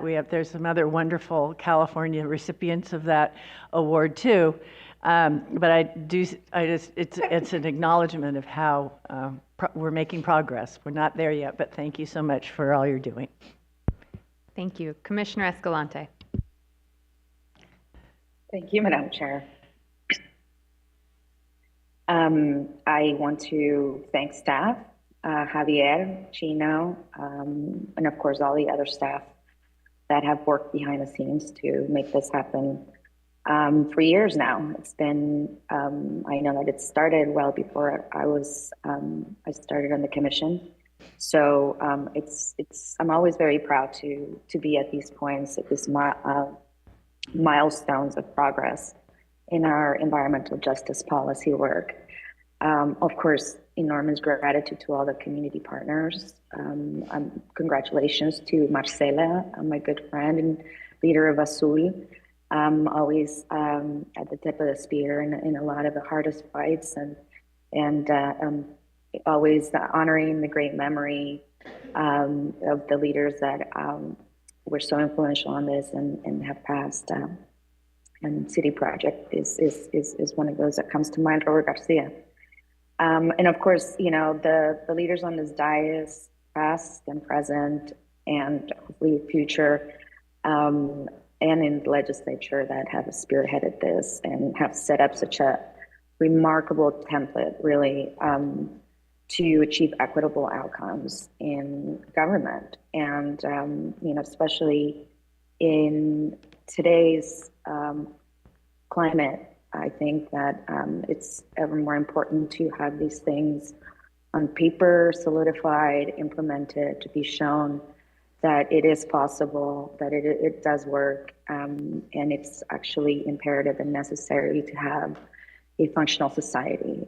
So I'm super enormously proud of this work. And even though I actually never been, I've never been the official EJ commissioner or sat on in that position, I've always carried that in my heart, because that is who I am. That's where I come from, and that is my perspective in life. So I'm always there to encourage everyone in the fight, and thank you, enormous gratitude for your courage to step on and face this, which is usually the first thing that goes when it comes to when things get hard.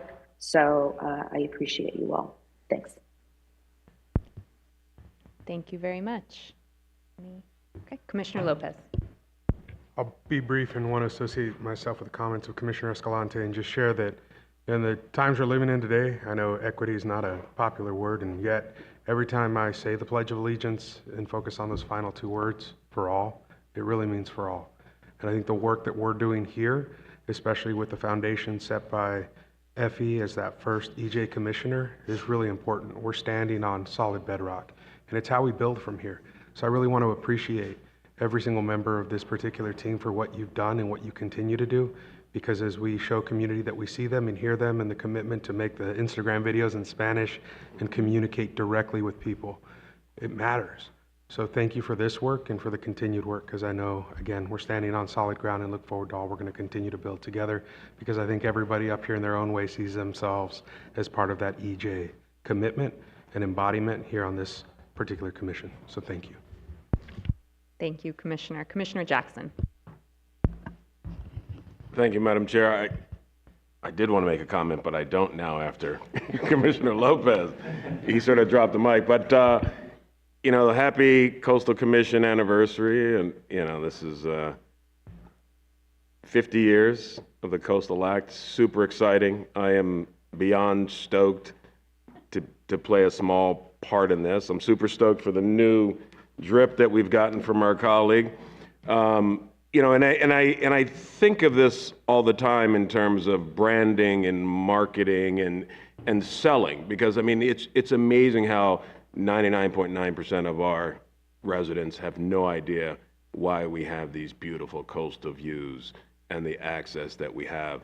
So I think it's incumbent upon all of us within our sphere of influence to help spread the message, spread the gospel, and ensure that everybody who lives in this state, regardless of whether you're on the coast or not, understands why we have these breathtaking views that we have and the importance of those folks 50-odd years ago who drove in their VW buses up and down the coast delivering pamphlets and banded together to force this Proposition 20 that is one of the best things that's happened to this state. So thank you all for your involvement. Here's to another 50 years of access, community voices, and for environmental sustainability. So thank you.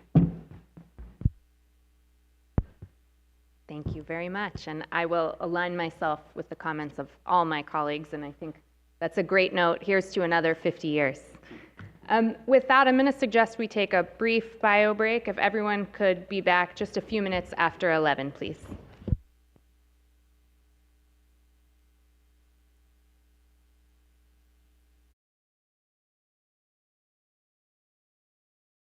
Mr. Drake, to you.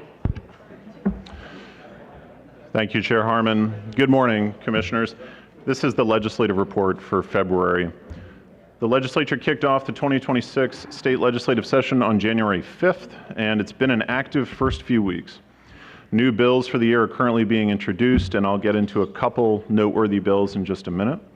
But before we close the book entirely on the 2025 legislative session, staff has prepared its annual new laws memo, which can be found in the written report. The new laws memo reviews the signed bills from last year's session that either amended the Coastal Act or that impact the Commission in some way. It also summarizes any actions the Commission will take to implement the legislation. This year's new laws memo covers 10 bills, 7 of which amended the Coastal Act. The Commission was briefed on all of these bills during last year's session, so in the interest of time, I'm going to highlight just a few of them. The first is AB 130, which was a budget trailer bill related to housing. This legislation amended the Coastal Act to prohibit local coastal development permits for housing projects of 4 or more units from being appealed to the Commission on the basis that the development is located in a sensitive coastal resource area or is not the principal permitted use of the project site. Housing projects near wetlands or near the shoreline remain appealable. AB 130 also amended the State Permit Streamlining Act to decrease the time in which the Commission must act on CDPs for most housing projects, from 180 days to 90 days after the Commission receives a complete application. The legislation also established that if any permitting agency, including the Commission, doesn't act on a permit by the statutory deadline, the permit is deemed approved automatically.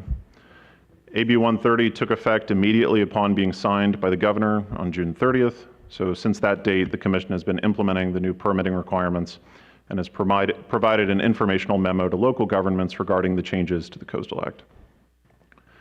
A second piece of chaptered legislation from last year is AB 357 by Assemblymember David Alvarez.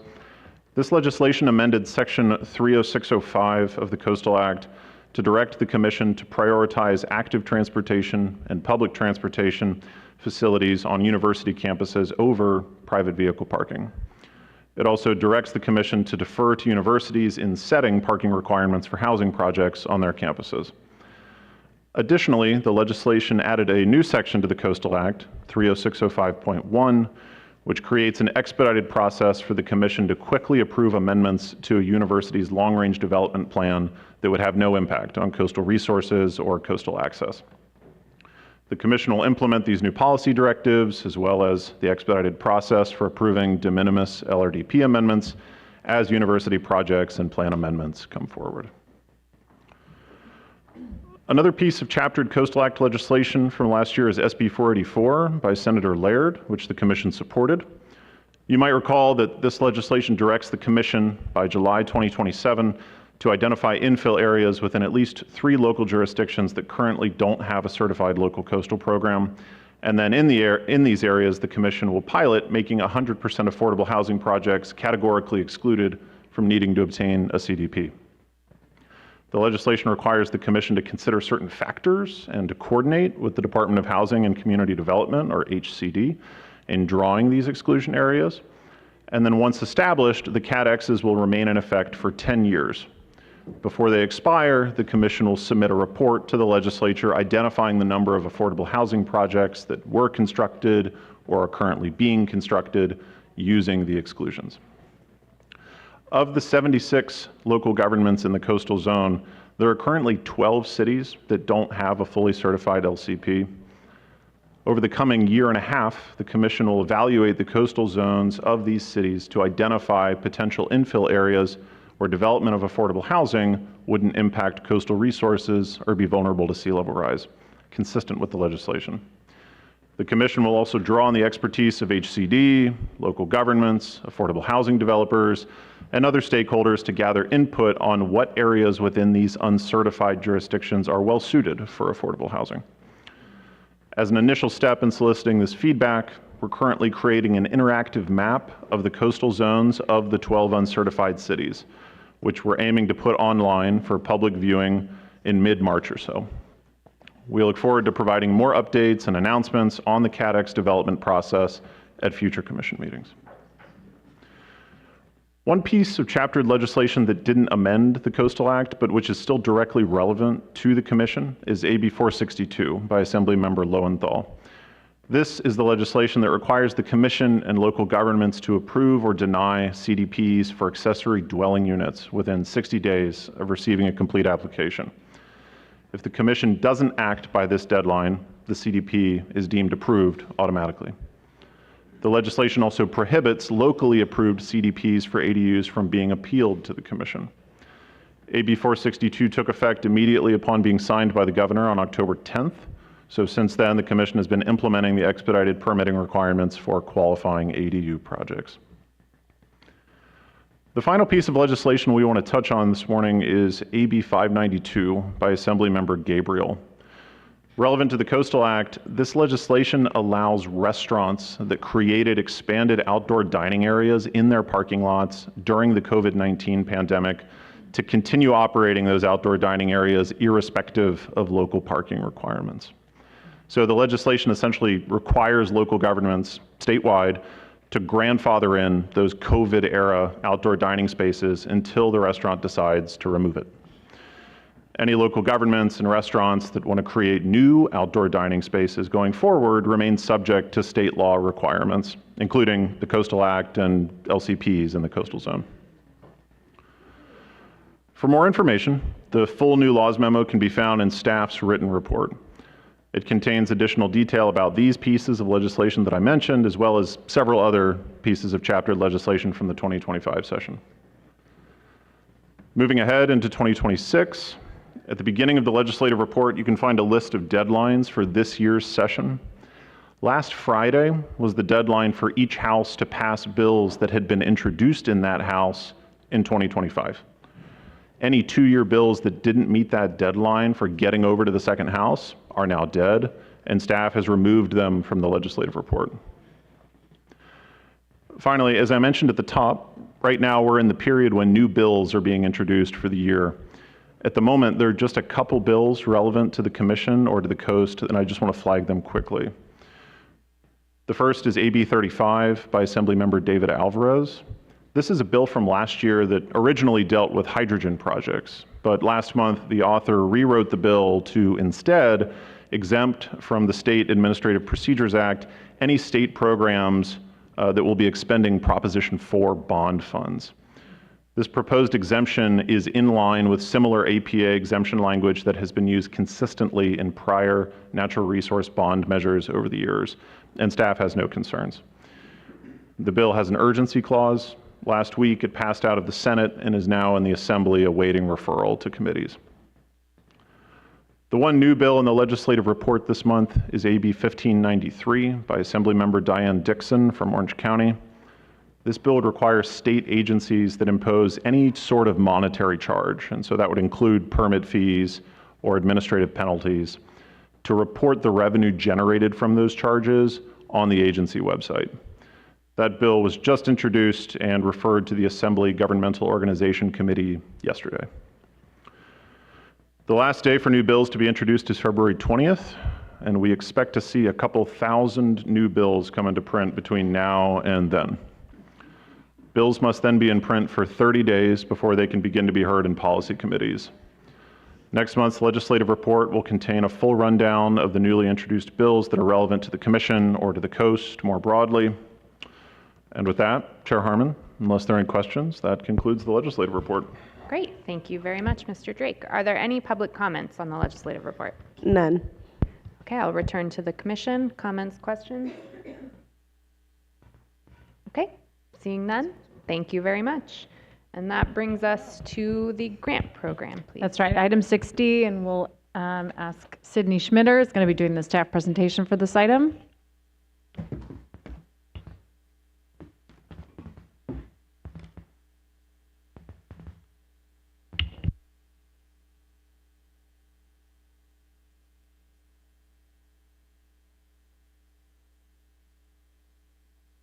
Oh, good morning, Commissioners. I'm here to present an LCP grant application from the City and County of San Francisco for your consideration.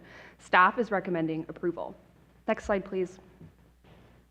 As a reminder, the LCP Grant Program supports LCP development or updates with a special emphasis on addressing impacts from climate change and sea level rise.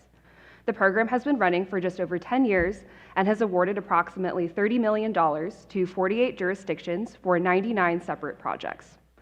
The Budget Act of 2021 appropriated $31 million to the Coastal Commission to support this program. All the grant funds from this appropriation must be awarded by June of this year and fully dispersed by early 2028. If the proposed San Francisco grant is awarded today, all grant funds will have been awarded. As I will describe in this presentation, staff believe this proposal is an appropriate use of remaining funds. I would also like to take this opportunity to remind local governments that OPC's SB1 grant program has funding available for this type of sea level rise planning work, and Commission and OPC staff coordinate closely to support proposals that align with SB 272 planning requirements. Next slide, please. Eligible grantees for the LCP grant program include local governments responsible for developing and amending LCPs, and eligible projects are those that assess, plan for, and adapt to the impacts of climate change and sea level rise, and which contain an LCP planning component. The program prioritizes technical studies and outreach, environmental justice, adaptation planning at various scales, and work on LCPs. Currently, all grant applications can be submitted and awarded on a rolling basis. The Executive Director can approve awards up to $500,000, and grants for more than $500,000 require approval from the Commission. To date, the Executive Director has approved 20 grants totaling $6.3 million. These grants are described in Section E of the staff report. The grant application in front of you today falls into the latter category of proposals over $500,000 that require Commission approval. Next slide, please. The City and County of San Francisco is seeking $628,000 to complete the first phase of a planning effort that will eventually result in a coastal adaptation plan and related LCP update for the city's outer coast that fulfills the requirements of SB 272 and will advance coordinated adaptation across both the Bayside and outer coast. The first phase, that is the focus of this grant, includes 3 primary components. First, outreach and engagement. The city will build on prior planning efforts to develop an outreach plan that is aligned with Commission guidance and conduct broad outreach as well as targeted engagement with environmental justice communities and tribal consultation. This will include multiple rounds of public engagement, a project website, and documentation of how public and tribal input informs each step of the planning effort. A specific technical advisory committee will also be formed to guide development of the coastal adaptation plan. Second, technical analysis. The city will update its existing sea level rise vulnerability and consequences assessment using new elevation data and the newest best available science and recommended sea level rise scenarios. This includes existing conditions updates and a related vulnerability and consequences assessment. Focused technical work would also include an accessibility and visitor analysis and potential habitat area mapping. Lastly, this proposed LCP grant project includes an initial set of LCP amendments. Findings from the outreach and technical work will be translated into preliminary LCP updates addressing environmental justice, habitat, and baseline sea level rise policies. The first phase, LCPA, will be locally adopted and submitted during the project term. Next slide, please.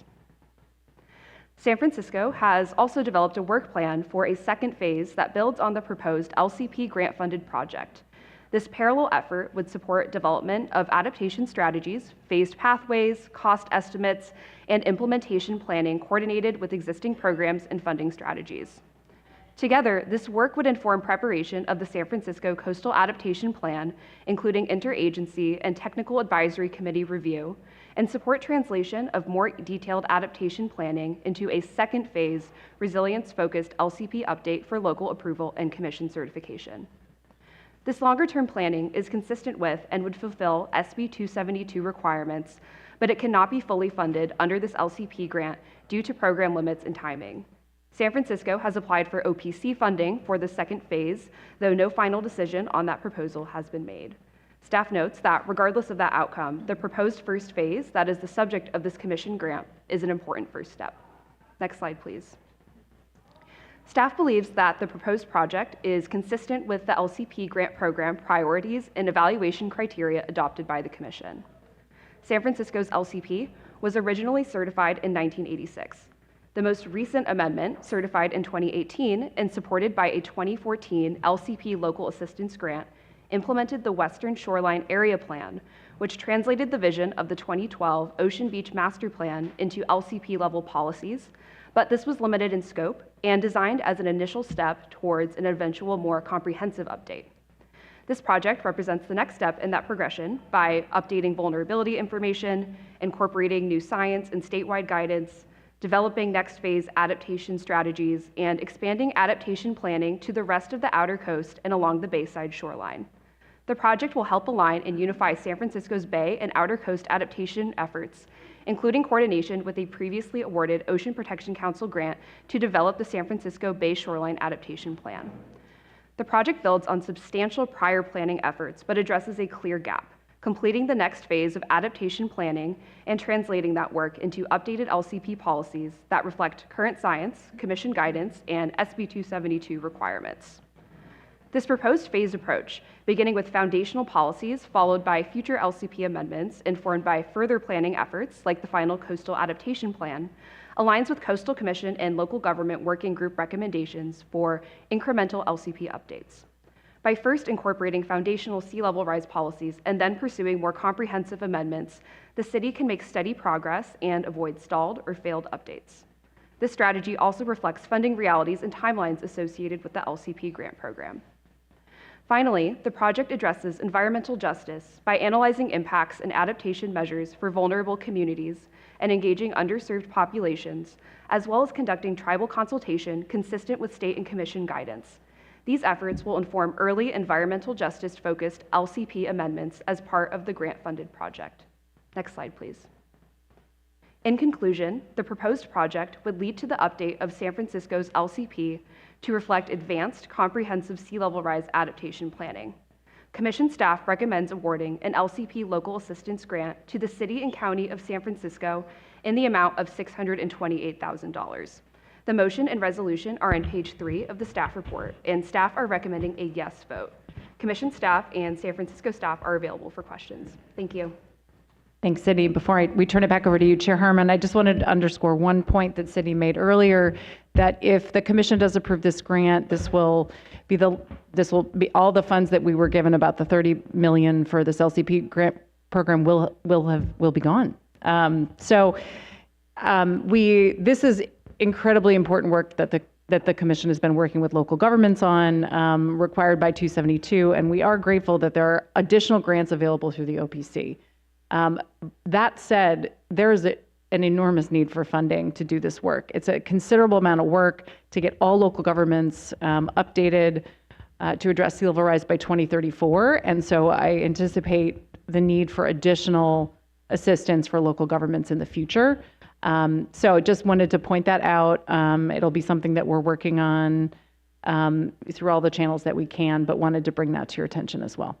Thank you. Thank you very much. Are there any public comments? Yes, we have two, and well, we have total of 4. 2 are available for questions, and 2 are here attending in person, Eileen Boken and Nina Atkine.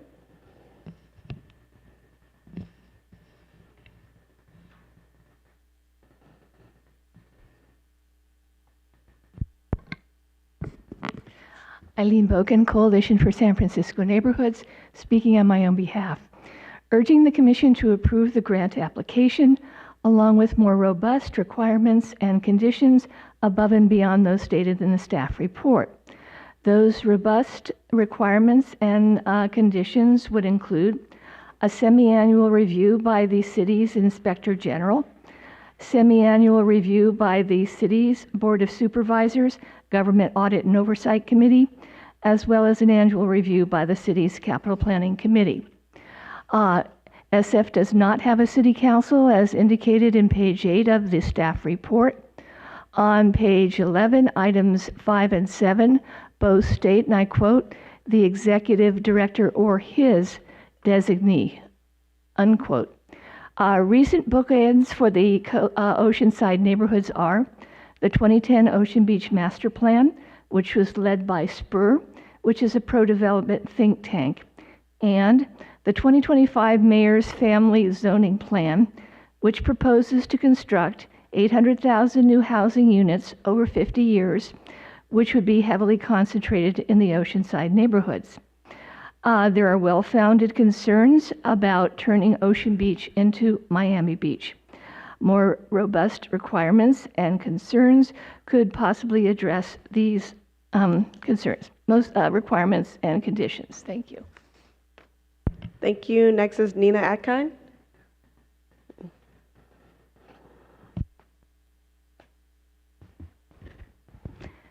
Good morning, Commissioners. My name is Nina Atkins, and I'm the Surfrider Foundation San Francisco Chapter Manager. On behalf of our 1,100 local chapter members, I'm here to support the staff recommendation to award the City of San Francisco the LCP Local Assistance Grant.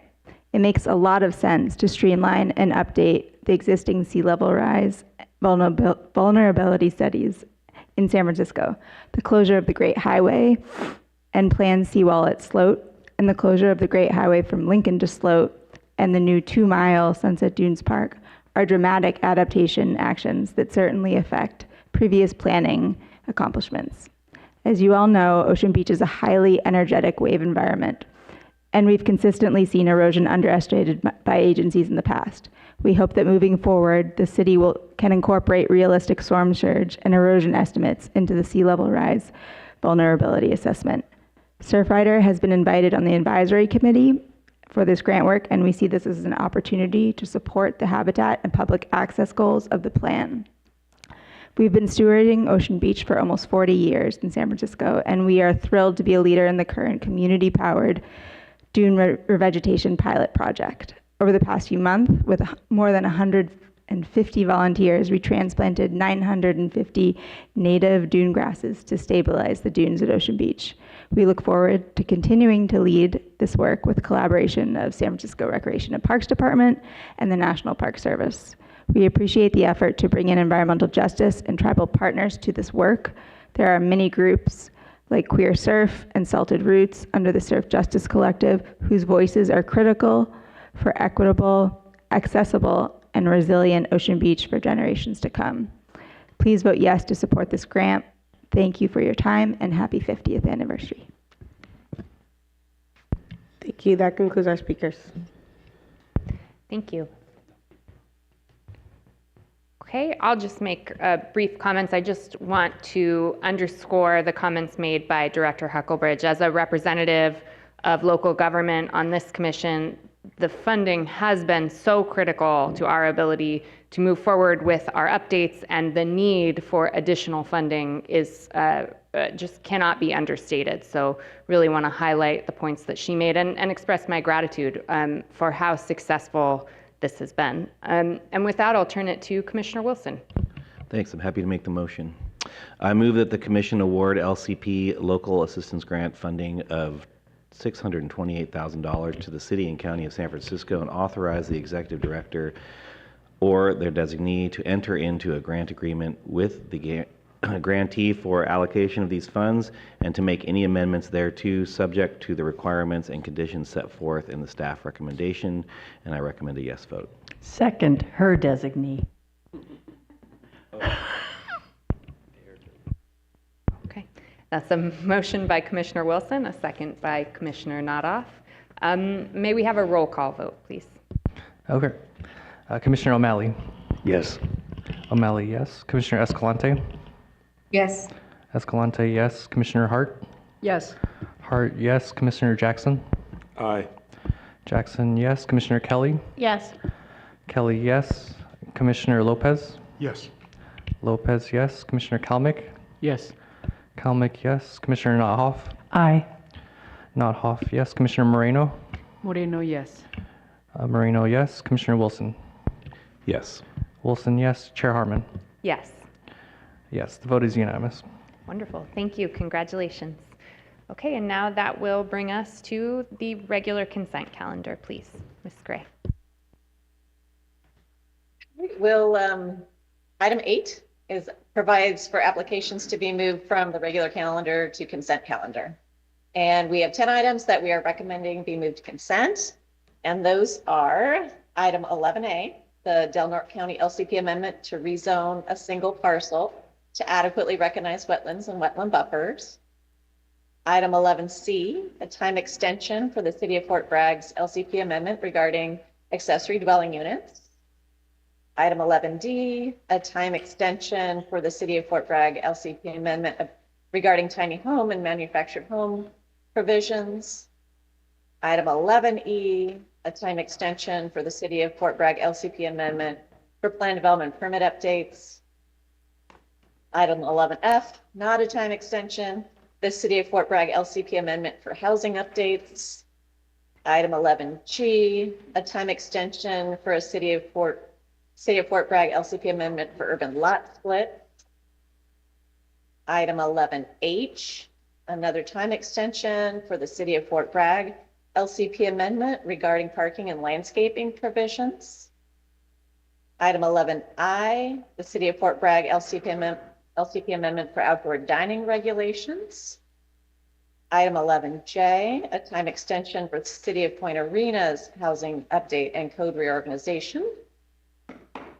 And finally, item 18A, the San Luis Obispo County LCP amendment related to mineral resources.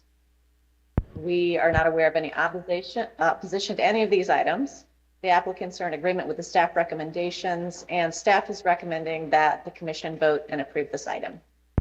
Great, thank you. Are there any ex partes on any of these items?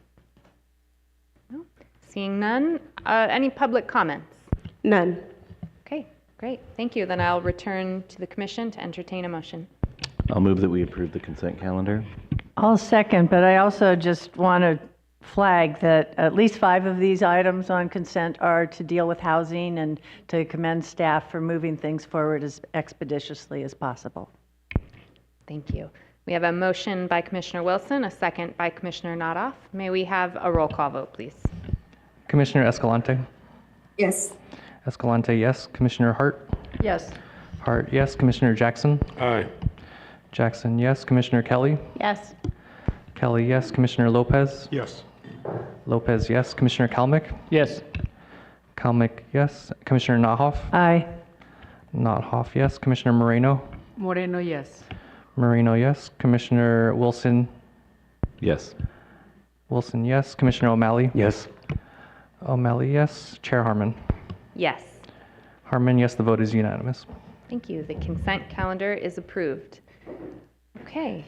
We'll just give our staff a minute before we move to item 9.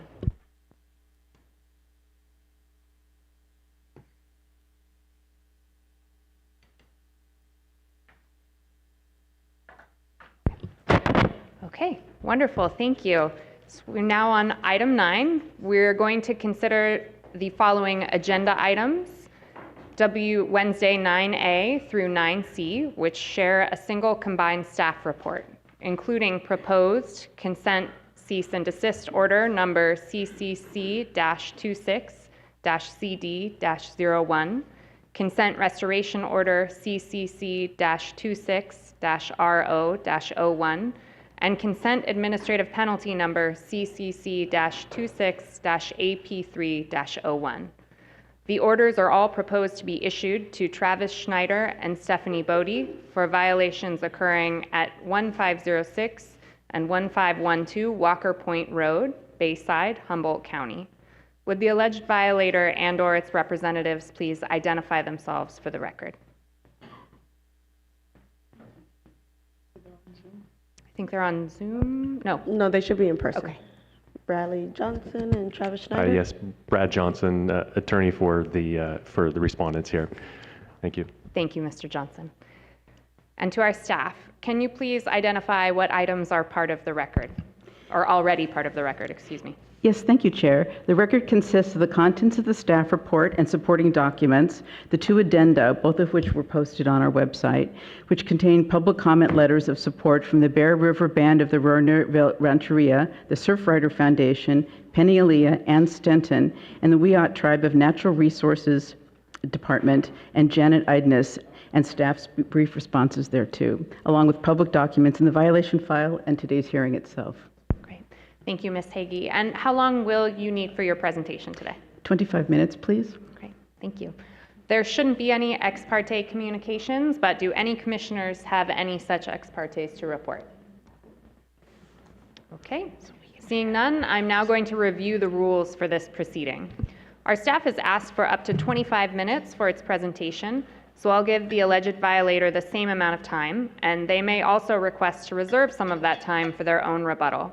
After any presentation by the alleged violator, we will allow 3 minutes for any other party who would like to speak as an interested member of the public, after which I may allow the alleged violator to use any reserved rebuttal time to respond to comments from interested persons.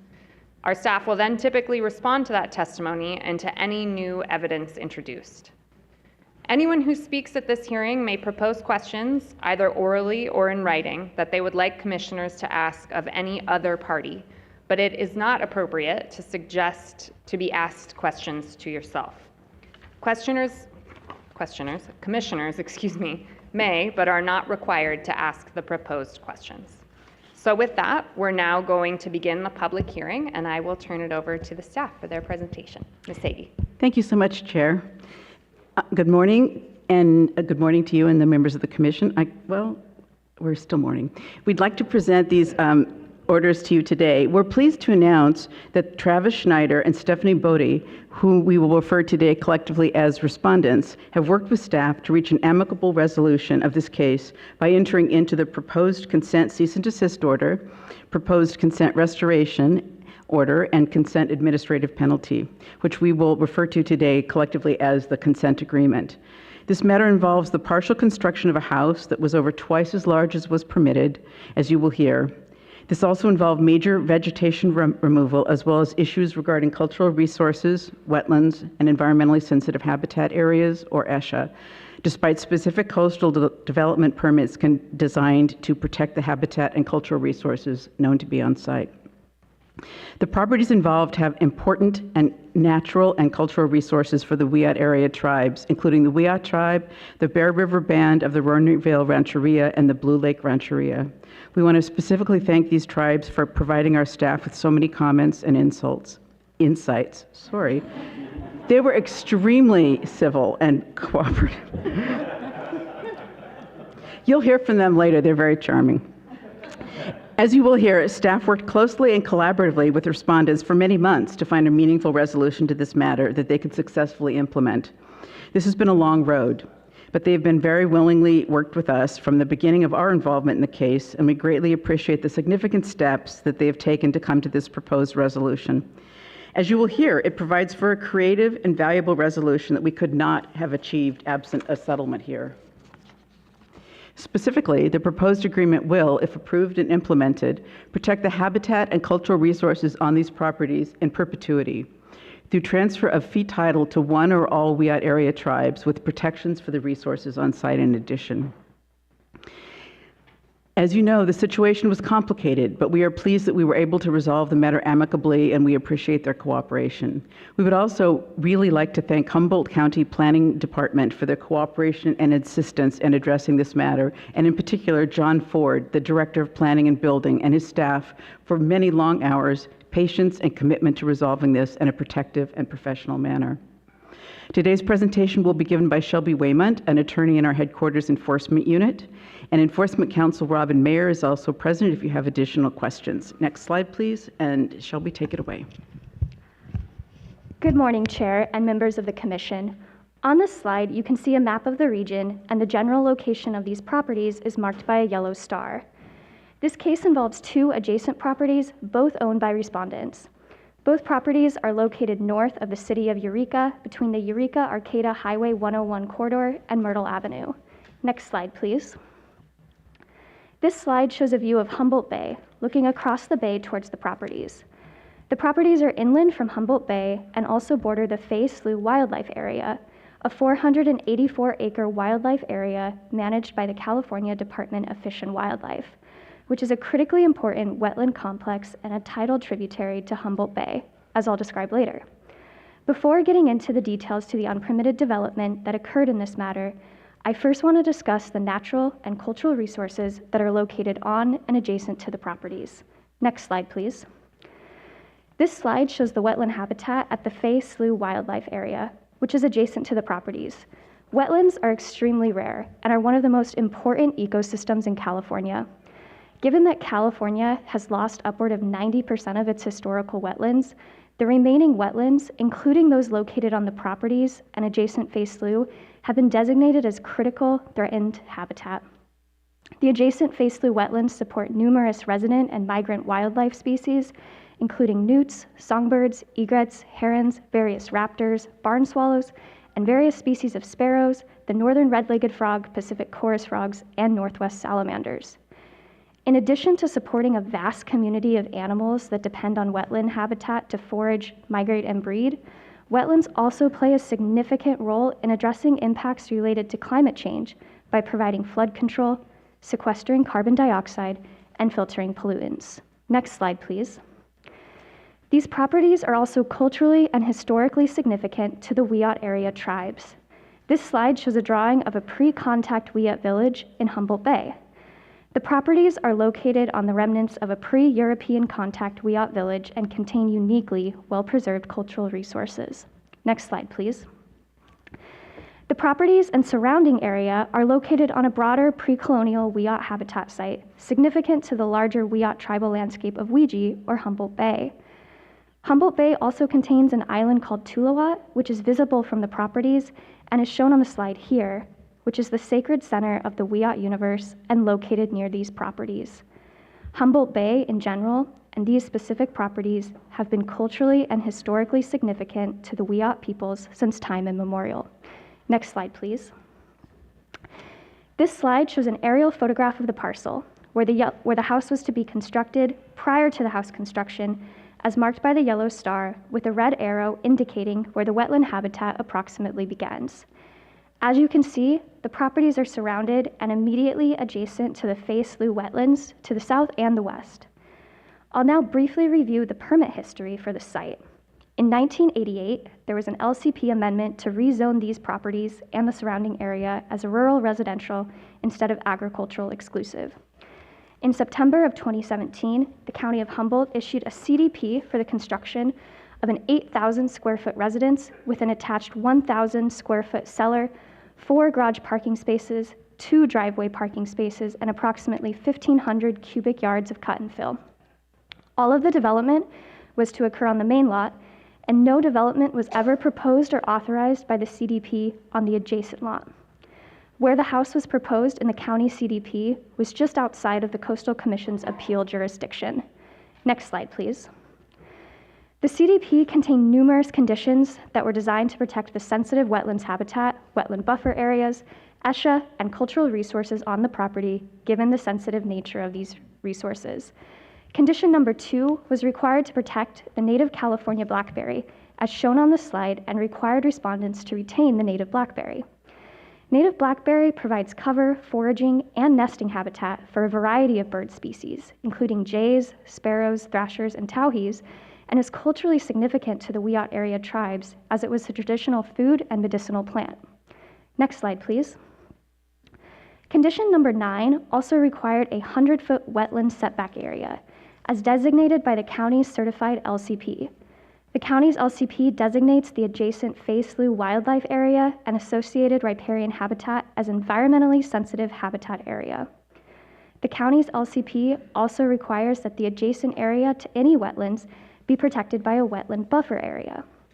The properties here contain some wetland habitat, but are largely comprised of a 100-foot wide wetland buffer area to protect this sensitive habitat. The CDP required that no development could occur within the wetland buffer areas on the site.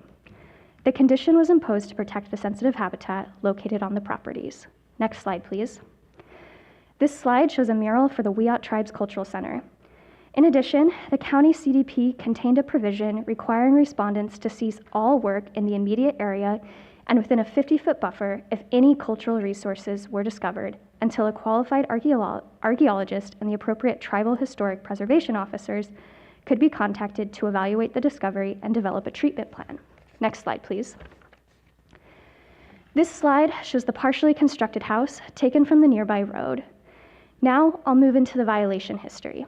There are 4 main violations that occurred at these properties, including unpermitted grading and placement of gravel to create an access road within the wetland buffer area, major vegetation removal within the buffer area and in ESHA, construction of the home partially within the wetland buffer area and at a significantly larger size than originally permitted, and undertaking development in known cultural resource areas, which has the clear potential to disturb these resources.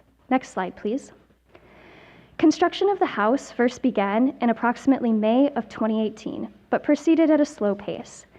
In January of 2022, Commission staff received a copy of a letter from the County of Humboldt to respondents stating that a stop work order had been posted on the properties for violations of the county CDP. The stop work order is shown on the slide here. Next slide, please. Further, the letter, an excerpt of which is shown on the slide, stated that after the stop work order had been posted, construction continued on the properties, causing additional resource damage. This letter also indicated that the county was working with the Wiyot area tribes to find a qualified archaeologist to conduct a damage assessment. Next slide, please. This slide shows a photograph of the unpermitted access road and house, which here has since regrown with invasive vegetation. After learning of the violation from the county, Commission staff began to work with the county to ensure compliance with the stop work order and the CDP. There are 3 primary violations that the county documented that occurred on both properties, which I'll explain in more detail. Next slide, please. In addition to the violations relating to the construction of the house, which I'll discuss later, unpermitted grading and placement of gravel was undertaken to create a road, which is shown by the red arrow, and it occurred on the adjacent parcel where no development was ever authorized. The dashed yellow line shows the approximate dividing property line between the main lot with the partially constructed house and the adjacent lot with the unpermitted road. The unpermitted road also extends onto the main parcel and was within the protected wetland buffer area on both parcels. You can see the wetland habitat on the left of the photograph. Next slide, please. Second, major vegetation removal occurred within the protected wetland buffer area and in ESHA.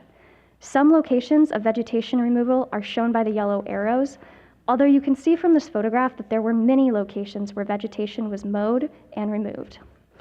The vegetation that was removed included the native blackberry and other riparian vegetation and is part of Fay Slough, which is specifically identified in the Humboldt LCP as a type of ESHA. After the removal of the native blackberry, invasive Himalayan berry has grown on the site and is taking over the native blackberry plants. Next slide, please. This photograph was taken from the unpermitted road and shows the portion of the house that was constructed within the wetland buffer area where no development was authorized according to the CDP conditions. The home, as cited, was now in a location that was within the Coastal Commission's appeal jurisdiction. Further, the home was dramatically different in size and scale from the approved project. The CDP authorized an 8,000 square foot residence with 1,500 cubic yards of cut and fill. Instead, the partially built residence was more than 2.5 times that size and was approximately 21,000 square feet. In addition, there had been 15,000 cubic yards of imported fill, 10 times that which was authorized. For context, that amount of fill is approximately 120 dump trucks worth of material that was imported to the site, or approximately an additional 110 dump trucks worth of material than was authorized. Next slide, please. This slide shows removed vegetation within the wetland buffer area. As stated previously, the county CDP required conditions that prohibited development within the wetland buffer area. The wetland buffer and associated riparian vegetation provides critical habitat and ecological functions and helps to capture contaminants and filter stormwater. Development was specifically prohibited within the wetland buffer area due to the sensitivity of these resources. However, respondents had constructed a road and a portion of the house within this area, in addition to removing the sensitive vegetation, all in violation of the CDP. Next slide, please. This slide shows the significantly larger house from the second story, overlooking the adjacent Faceley wetlands. Respondents initially attempted to amend the original county CDP to resolve the violations to include the removal of the unpermitted access road and the new location of the home, as the home had been built in a different location than originally permitted. This began the start of a time-consuming and complex procedural history whereby respondent worked with Humboldt County to attempt to resolve the violations, including through the CDP amendment and entering into a compliance agreement with the county, which we will briefly explain now, but is covered in detail in the staff report. Next slide, please. This slide shows construction materials on the property with a portion of the house in the background. Commission staff reviewed these CDP changes and sent letters to the county conveying staff concerns that the restoration plans submitted by respondents to the county did not fully resolve the violations. Next slide, please. This slide shows the unpermitted road and an excavator on the property next to mowed vegetation. In August of 2022, the County Planning Commission heard an action to amend the CDP, and after significant public comment and discussion, the matter was continued to September of 2022, and after another hearing, it was postponed again. Next slide, please. This slide shows a photograph of the house taken from within the wetland buffer area. Commission staff were informed in June of 2023 that respondents submitted a new CDP modification to the county requesting to remove unpermitted materials and restore the properties to their pre-construction grade. During this time, respondents had also entered into a compliance agreement, and while this compliance agreement would have provided some additional mitigation measures, the terms of this agreement had not been incorporated into the amended CDP proposal. The new CDP modification was approved by the County Planning Commission and subsequently appealed by 2 coastal commissioners in August of 2023. Next slide, please. This slide shows a corner of the house that intrudes into the wetland buffer area, and you can see the unpermitted road and removed vegetation in the background. At the Coastal Commission's March 2024 hearing, the Commission heard and found that a substantial issue existed with respect to the grounds on which the appeal was filed because the amended CDP did not provide sufficient mitigation measures for the archaeological, cultural, and tribal resource impacts and would not be consistent with the LCP. An excerpt from the Commission's substantial issue finding is shown on the slide here. After the Commission's substantial issue finding, the county requested that the Commission take the lead on addressing the LCP and CDP violations in order to provide for an efficient, coordinated resolution. Next slide, please. This slide shows construction equipment in October of 2022 after the stop work order was posted next to the partially constructed house. The executive director sent a notice of intent to commence the cease and desist order, restoration order, and administrative penalty proceedings in July of 2024 as a step towards resolving the outstanding permit violations, civil liabilities, and LCP and CDP violations. Throughout this time, Commission staff have coordinated closely with respondents, the Wiyot area tribes, and county staff to develop a resolution that would restore the properties and address the civil liabilities from the unpermitted development. Next slide, please. Now, I'll turn to the jurisdictional requirements for the Commission to issue the proposed consent orders, which, if approved, will restore and protect the sensitive cultural resources and habitat located at the property. First, the consent cease and desist order is described more fully at pages 18 through 20 of the staff report, but the jurisdictional elements for the Commission to issue these orders has been satisfied. The respondents undertook development as defined in the Coastal Act in violation of the existing CDP on the main lot and with no coastal development permit on the adjacent lot. And so in this case, both prongs of section 308.10 were satisfied. Therefore, there is a basis to issue a cease and desist order here to bring respondents into compliance with the Coastal Act. Next slide, please. This slide shows the unpermitted rocked road that is currently regrowing with invasive vegetation.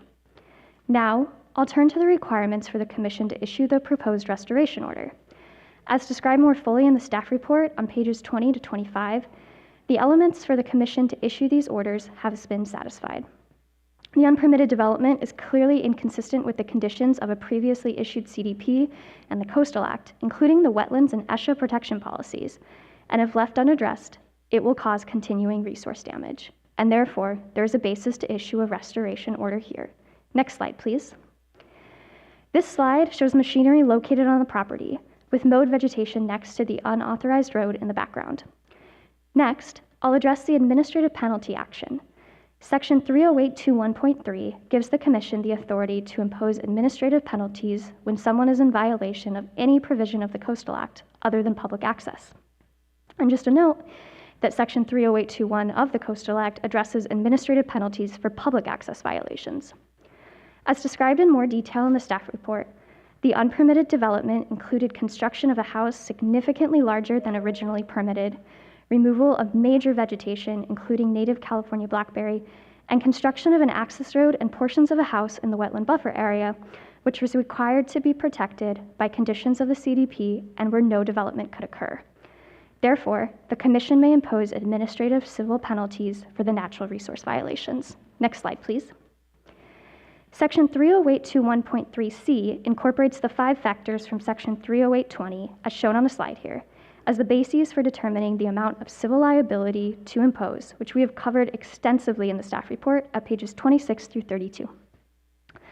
The resources that were harmed by the unpermitted development, including the wetlands habitat, ESHA, and cultural resources, are extremely sensitive, and these violations persisted for an extended period of time, which has had a detrimental impact on the wetlands habitat, both at the properties and at Phase Slough. However, respondents' cooperation and diligence in working with Commission staff saved the state time and resources and avoided the need for lengthy and costly litigation. Therefore, Commission staff concluded that a moderate penalty is justified here. Staff recommends that the Commission adopt staff's recommendation of the imposition of a monetary penalty, as I will describe in detail in a few slides. Next slide, please. Now, the proposed resolution, which includes 3 key provisions that I'll explain in more detail. First, respondents have agreed to restore all areas impacted by the unpermitted development. Next, respondents have agreed to transfer both parcels in fee with the intent that the parcels will be transferred to one or all of the Wiyot area tribes at no cost to the receiving tribe, in addition to paying $400,000 in administrative penalties. Next slide, please. The first component of the consent agreement is the on-site restoration. This photograph shows the unpermitted rock road, which is still there, but is now regrown with invasive grasses. Restoration is needed to restore the properties to their pre-violation state. Respondents have agreed to submit and implement a restoration plan to remove all items of unpermitted development, including the partially constructed house and road, conduct remedial grading to return the properties to their pre-violation condition, install temporary erosion control measures, remove non-native invasive plants, and revegetate all impacted areas with native plants, including native blackberry. The properties have regrown with invasive vegetation due to the impacts from the unpermitted development, and this vegetation will be removed and replanted with native vegetation. Next slide, please. This slide shows a riparian area adjacent to the property, which contains similar vegetation to what some areas of the properties will be revegetated with. After the restoration work is complete, the properties will be monitored for a minimum of 5 years to ensure the restoration is successful. If the restoration is unsuccessful, additional measures will be taken to ensure that the restoration work is successful, and the monitoring period will be extended. Next slide, please. This slide shows the seals of the Wiyot area tribes. Commission staff have worked to understand and address the issues and concerns of the Wiyot area tribes to incorporate them in the proposed settlement and shape the entire consent agreement in a thoughtful way that addresses the cultural impacts. The consent agreement requires a cultural resources survey and cultural materials plan, which will protect and preserve any cultural materials on the property. This slide shows, next slide, please. In addition, the proposed consent agreement provides for funding for tribal cultural monitors during all ground disturbance activities on the property. Next slide, please. Next, the proposed consent agreement requires respondents to transfer both parcels in fee, which is a total of 6.1 acres of land immediately adjacent to the wetlands, which will be permanently protected. The property lines of both parcels are shown on this slide. The intent is that one or all of the Wiyot area tribes will accept the offer to dedicate, returning ancestral land to its rightful stewards. Next slide, please. Finally, in addition to the transfer of the two properties through the proposed consent agreement, respondents have agreed to resolve their Coastal Act liabilities by paying a $400,000 in a cash penalty. $300,000 shall be paid to the violation remediation account, and the remaining $100,000 shall be paid directly to the grantee who accepts the offer to dedicate fee title to the properties. Next slide, please. We are very excited that respondents have agreed to the resolution of this matter, which will not only include full restoration of this area, but also the opportunity to permanently protect these two parcels and the critical wetlands habitat and cultural resources on these properties. This was a very serious violation that took many years to resolve, but we believe that the proposed resolution is one that will address the violation at hand in a thoughtful manner that will provide significant cultural and habitat benefits. In closing, I want to thank respondents and their counsel, Bradley Johnson, for working so cooperatively with us. Finally, I'd like to thank all of the Wiyot area tribes and the County of Humboldt Planning Department who have been so instrumental in reaching this resolution. Before concluding staff's presentation, I'd like to turn it back over to Lisa for a few remaining comments. Thank you, Shelby. As you've heard, this is a serious violation that impacted wetlands habitat, ESHA, and cultural resources. It's often hard for us to find resolutions that not only deter future violations, but also help compensate for the affected resources and to the affected parties. In the midst of a complicated situation, we've attempted to do so here. As I said at the outset, this is a unique situation in which, due to the value of the habitat and cultural resources and the cooperation of respondents, we've been able to craft a really creative and forward-looking resolution that aims to address the impacts while giving land back to the Wiyot tribes. The settlement provides for a creative and valuable resolution that we could not have required absent a settlement. We're very pleased about the restoration and permanent habitat protection that this proposed resolution would provide. We recommend that the Commission approve the proposed consent cease and desist order, consent restoration order, and consent administrative penalties set forth in the staff report. There are 3 motions for this matter, and they can be found on pages 10 through 12 of the staff report. That concludes our presentation, and we're happy to answer any questions you might have. Thank you very much. Thank you, Ms. Hagee. Thank you, Ms. Wayman. Okay, now I will turn it over to Mr. Johnson, who may address the Commission. Thank you, sir. If you turn the mic on, please. Yeah, good afternoon. Brad Johnson on behalf of the respondents here. I'm going to keep my comments very, very brief. We agree with staff's recommendation in this matter. We think it's a good resolution, and we ask that the Commission vote to approve the resolution. And I'm here for any questions. Thanks. Wonderful. Thank you very much, sir. Okay, we'll now take public comment on this issue. Yes, we have tribal Janet Polks Iones and Adam Cantor and Ted Hernandez. If they would like to speak, go ahead. I promoted Janet to panelist. Go ahead and unmute yourself. Okay, she declined it. Adam, I've allowed you to speak if you'd like to make a comment.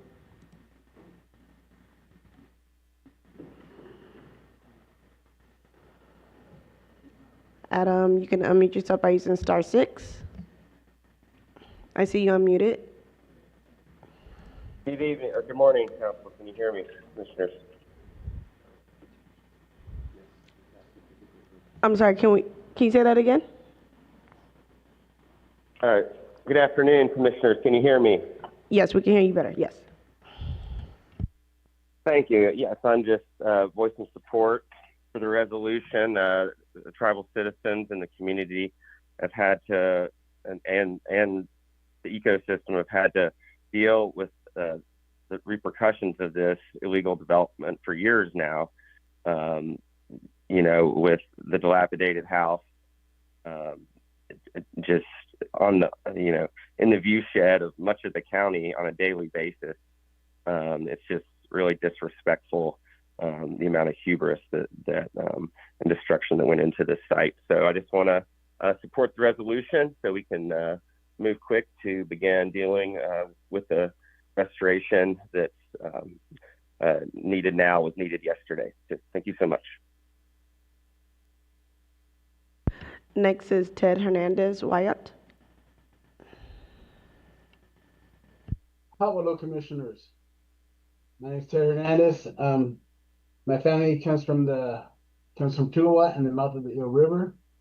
And on behalf of the Wiyot tribe and as a TIFO, I am submitting these comments in strong support in preserving Huchkava, our village located in the boundaries of Mr. Schneider's property in Eureka, California. This property is a strong site for us as Wiyot people. It holds many traditional knowledge for us and our medicine and ceremonies. And we are hoping that, you know, that we continue to be able to preserve this land and the wetlands that it sits on.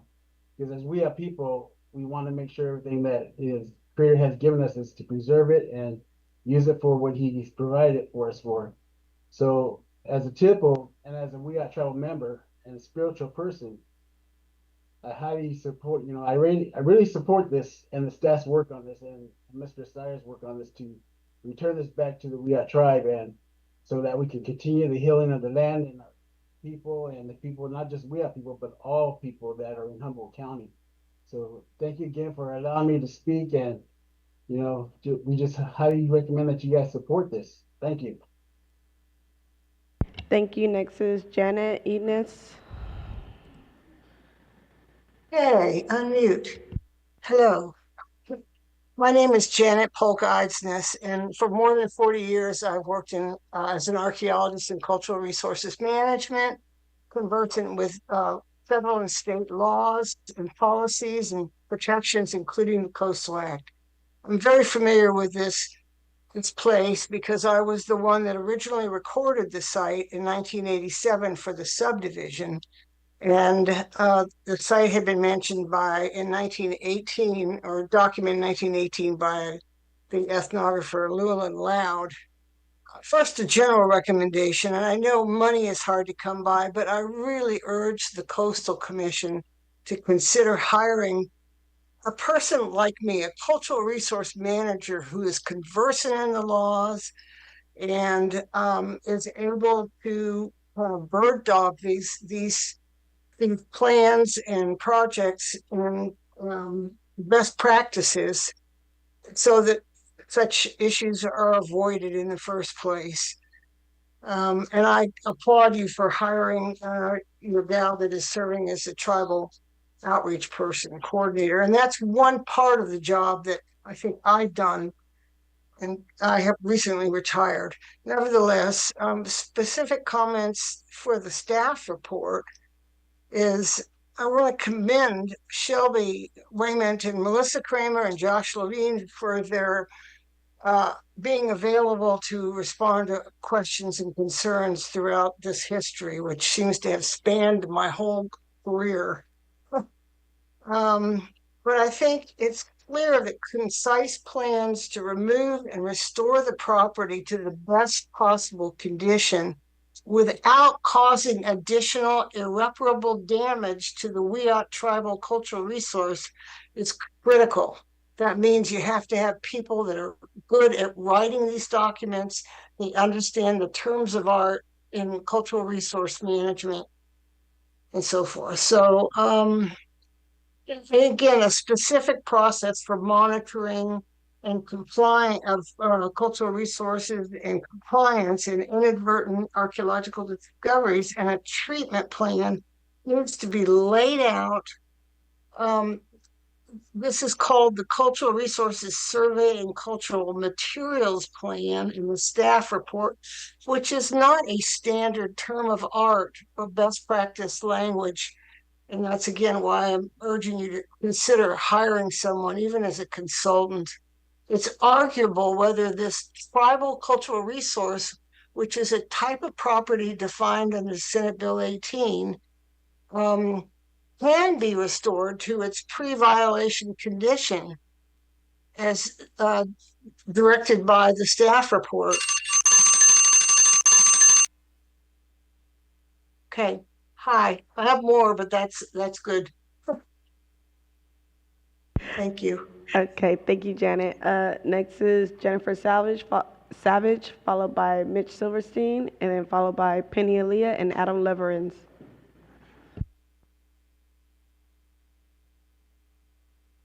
Turn your mic on, please. Mic. Good afternoon, Chair Harmon, Commissioners. Jennifer Savage, California Policy Associate Director for the Surfrider Foundation. There is an idea prevalent in our modern society that a person should be able to do anything they want on their own property, and largely they can. But we remain a society nonetheless, and so we strive to identify if and when a property owner's actions impact people and wildlife beyond the property's boundaries. In this particular case, the harm was done to wetland habitat, an ecosystem critical to the larger world that exists regardless of property lines, and to an area of exceptional cultural and historical importance to the Wiyot people. Your staff has done an exceptional job of documenting and explaining all of this, and we strongly support this specific consent action and are appreciative of the resolution reached. I also return to the more general idea that permits exist to protect human rights and health and the natural world upon which we all depend. That's why we have coastal development permits. It's why we have planning commissions. It's why we have a coastal commission attempting to ensure protection through permitting and the inclusion of thoughtful, reasonable conditions. Why requiring developers to adhere to these permits is so important, and while enforcement is critical. Otherwise, why bother? We thank your team for their tireless efforts on this and all violations, and we request you support this action today. Thank you. Thank you. Mitch Silverstein is not on here. That was an accident. So we removed him off. So next is Penny Aaliyah, followed by Adam Leverins. Penny, if you can unmute yourself. Thank you. Thank you for the opportunity to comment on this rather stunning destruction of natural and cultural resources. I have already submitted written comments, so I will try to be brief. First, a huge thank you to staff for their work on this and what appears to be a good resolution on many levels. It's very evident that a lot of time and effort went into this order, and I thank the respondents for their cooperation. I support this strong work. Staff's first addendum addresses my written comment concerns about the length of the monitoring period by noting that if the restoration has not been successful in part or in whole, respondents shall submit a revised restoration plan. Submitting a restoration plan and completing restoration are two very different things. My concern after a few decades of working with respondents on restoration following destruction from development, and I've never seen anything quite like this, is that the job never really gets fully accomplished because oversight tends to diminish. Out of sight, out of mind, so to speak. This is a very, very large area to restore and will require a lot of oversight. I'm just looking for assurances that very strict monitoring will in fact occur, not just another requirement for more words on paper. More words on paper doesn't get it done. As for the cultural resources, the Bear River Band letter states that the harm is irreversible. This is a sad and heartbreaking statement and certainly speaks to the massive damage done in this area. I'm just now seeing Ms. Idness's comments in Addendum 2. Her thoughtful comments and her testimony just now provide great insight. I trust staff will continue to work closely with her and adopt her most excellent recommendations. And yes, please hire her. I'm sure she would be happy, thrilled to come out of retirement to shepherd this project. She is a good person, and this sounds like her kind of thing.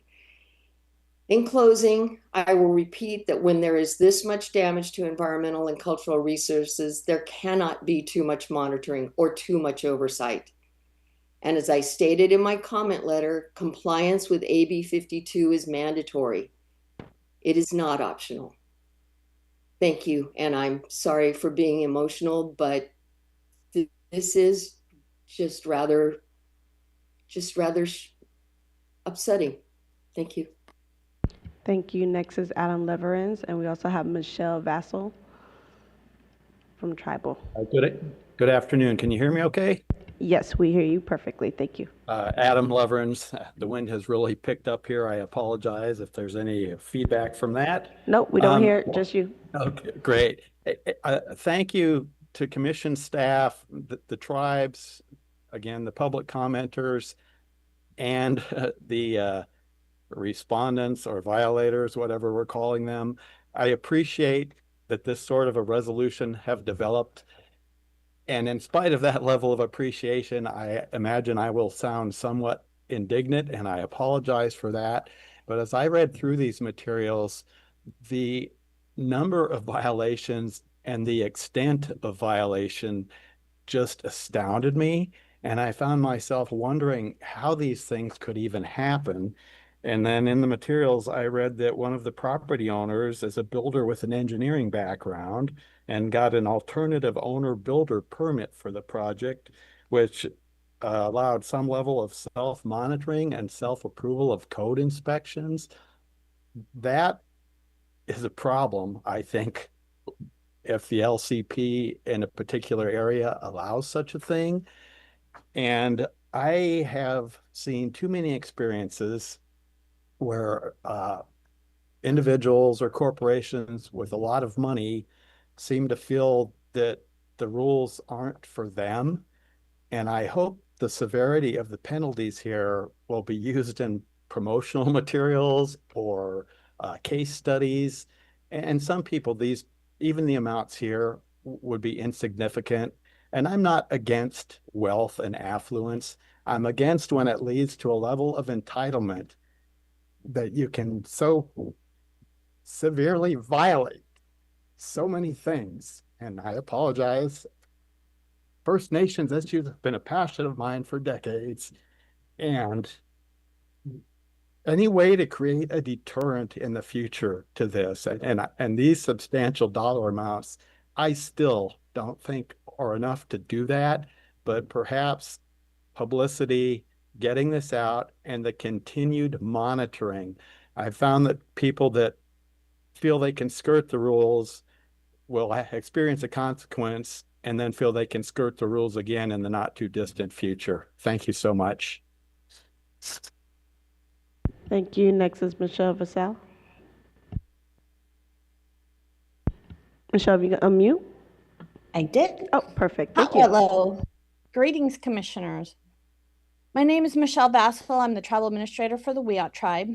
The Native American Graves Protection Act was put into place to combat the destruction of culturally and historically significant properties and to consider the consequences that proposed actions would have on historic properties.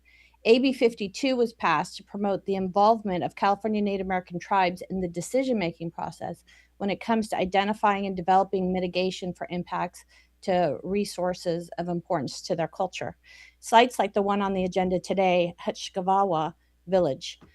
All three local TIPOs responded to Schneider's permit application and notified and worked with the County of Humboldt to notice the presence of the site and ensure the permit required the development to remain a distance from the cultural site and leave the site undisturbed. The violations included the applicant mowing over a significant cultural site with a Cat 310 excavator in violation of the permit. When the tribe and others alerted the county to the violations, we were met with public displays of racism, threats, accusation, called liars, among other offensive language.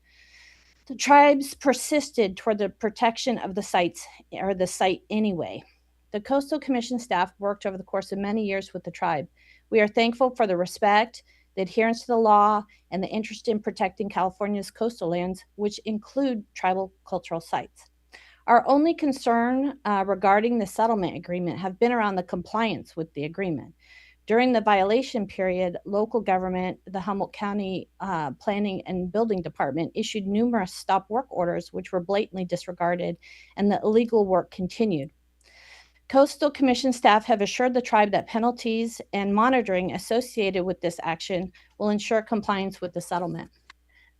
For these reasons, the Wiyot tribe respectfully urges the California Coastal Commission to support the Schneider settlement agreement presented to you by our staff. This agreement will allow the Wiyot tribe, Blue Lake Rancheria, and Bear River Band of Ronaville Rancheria to work in partnership to ensure the long-term protection of Hutchkavua, which village. This place is a sacred and special place to the Wiyot people. Josh. That completes our public comments. Thank you very much, Simone. Okay, and now I will return to Mr. Johnson to see if he has any follow-up comments he would like to make. I think you have about 24 minutes remaining. Yeah, I don't intend to use them. You presented, I think you've heard some comments that I think are misinformed from some of the commenters. I don't think I need to go into that at this hearing, but I do want this commission to understand that not everything you've heard is accurate or true. As it is, as I said before, we do support this resolution, and we ask the commission to vote in favor. Thank you. Thank you, sir. And now back to our staff. Would you like to respond to any issues raised, Ms. Hagee? Yes, we would, just briefly. And as to the last response by Bradley Johnson, we didn't base anything that we did on the local process. We looked at this from a Coastal Act perspective and took a fresh look at it. So I just want to assure you that we evaluated it under our authority and didn't take any action based on anything that happened earlier on. I will just respond quickly to a couple of things, and then I'll see if my colleagues want to further. Janet Eisnes raised a number of issues, and I would just note that we put her full letter and our full response to it in the record this morning in the second addendum posted this morning. We only got her letter late last night, and so we had a bit of a scramble getting it listed. But I just wanted to assure her that the orders, if you read them, they're replete with opportunities for the tribes to weigh in. We did that intentionally, and it's every single step from the beginning where the respondent makes a suggestion for a cultural person to be their lead on that issue, through to the decision as to whether or not additional monitoring is needed. And they our orders require the very first step is the identification of an expert, and that expert is to be approved by the Coastal Commission staff.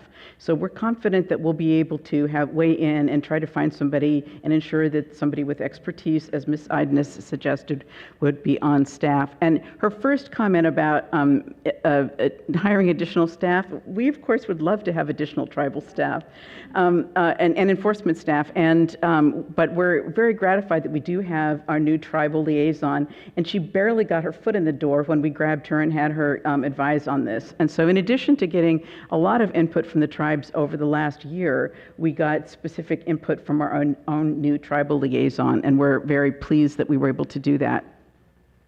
Ms. Aaliyah, moving on, suggested that monitoring conditions should be strengthened, and I just would note that, and we addressed her comments in our first addendum that was filed yesterday.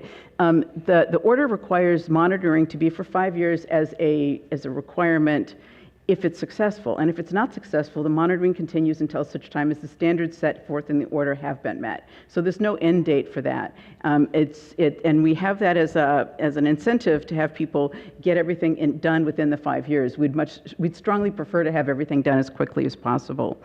Let me just see.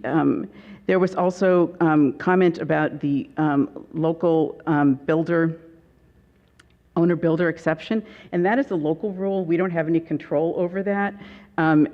We understand it from talking to the county that it was designed to address rural activities that are far out and difficult for the county to get to oversee. But having said that, that doesn't excuse anybody from compliance with the Coastal Act, and we use the Coastal Act as our standard of review.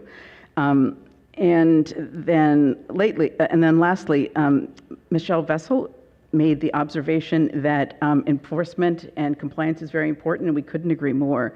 And this agreement has stipulated penalties in it of $1,000 per day per violation, and those escalate. So we are hopeful that that's an incentive to require somebody to inspire somebody to comply with their permit. There's also a provision in there that's really unusual that says, should he not make any of the payments or do any of the other things that are required under the order, it accelerates the payment requirement to be earlier in time.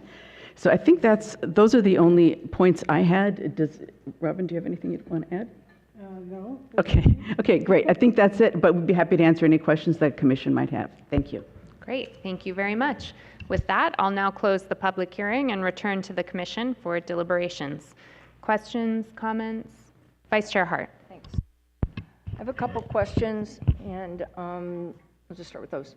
So first of all, I just want to dig in a little bit. Was it the expansion onto the additional lot that resulted in the Coastal Commission getting involved? That's what I was a little unclear on.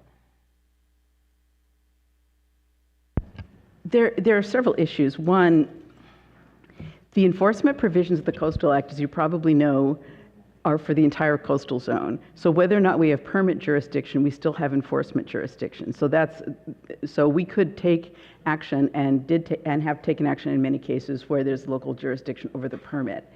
In this case, there is also the permit issue, which is that part of the parcels are in Coastal Act original appeals jurisdiction.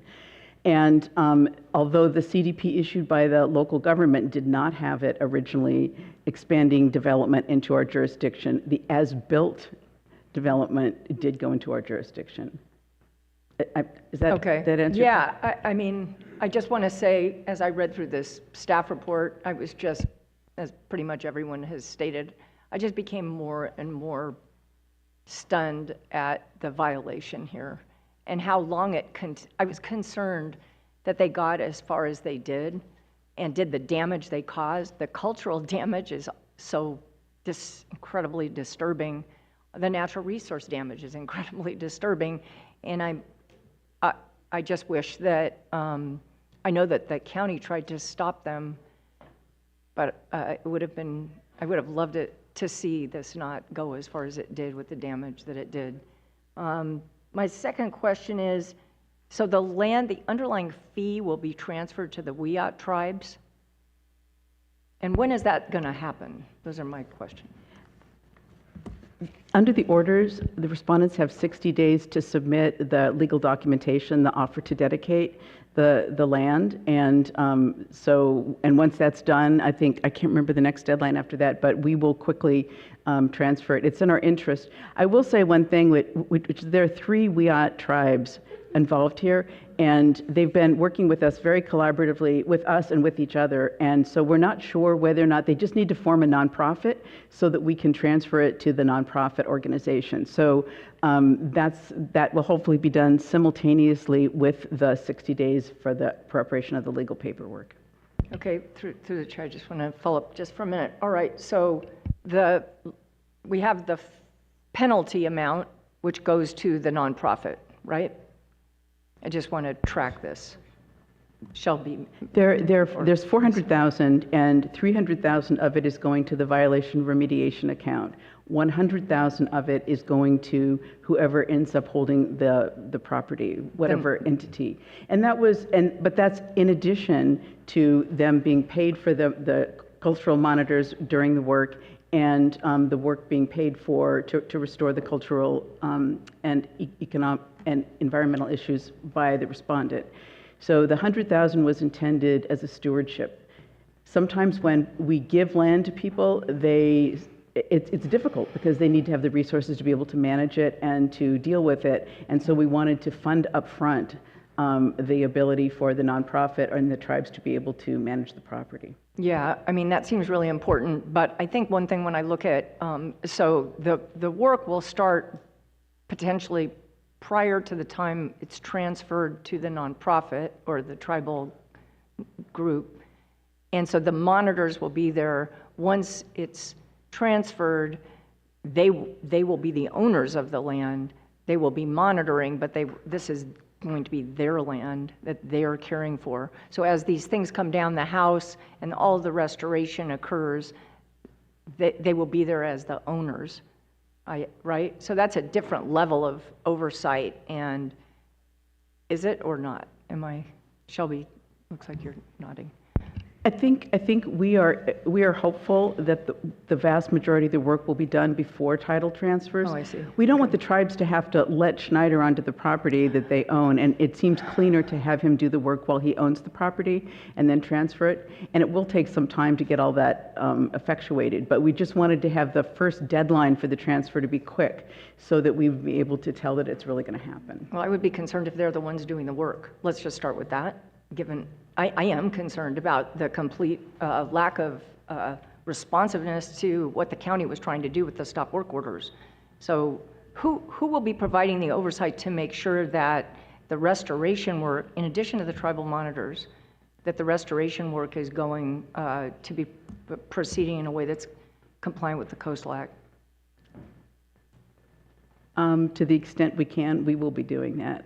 We have a local enforcement person up there, Josh Levine, who was mentioned in some of the public comments. He's been very involved in this. And to the extent we can oversee it, we will do so. We always have the violators do the restoration. We don't have, it's not like Superfund under the federal statute where we can go in and do it and cost recover. We don't have any staff to do that, so we work with them. And the plans that, if you read the order, it's pretty detailed, and we've tried to set forth standards so it'll be easier to monitor compliance with the work. Yeah, I get that, Lisa. It was just this idea of the act, like because he was the owner builder, and now I'm imagining the violator themselves doing the actual work versus hiring somebody to do it.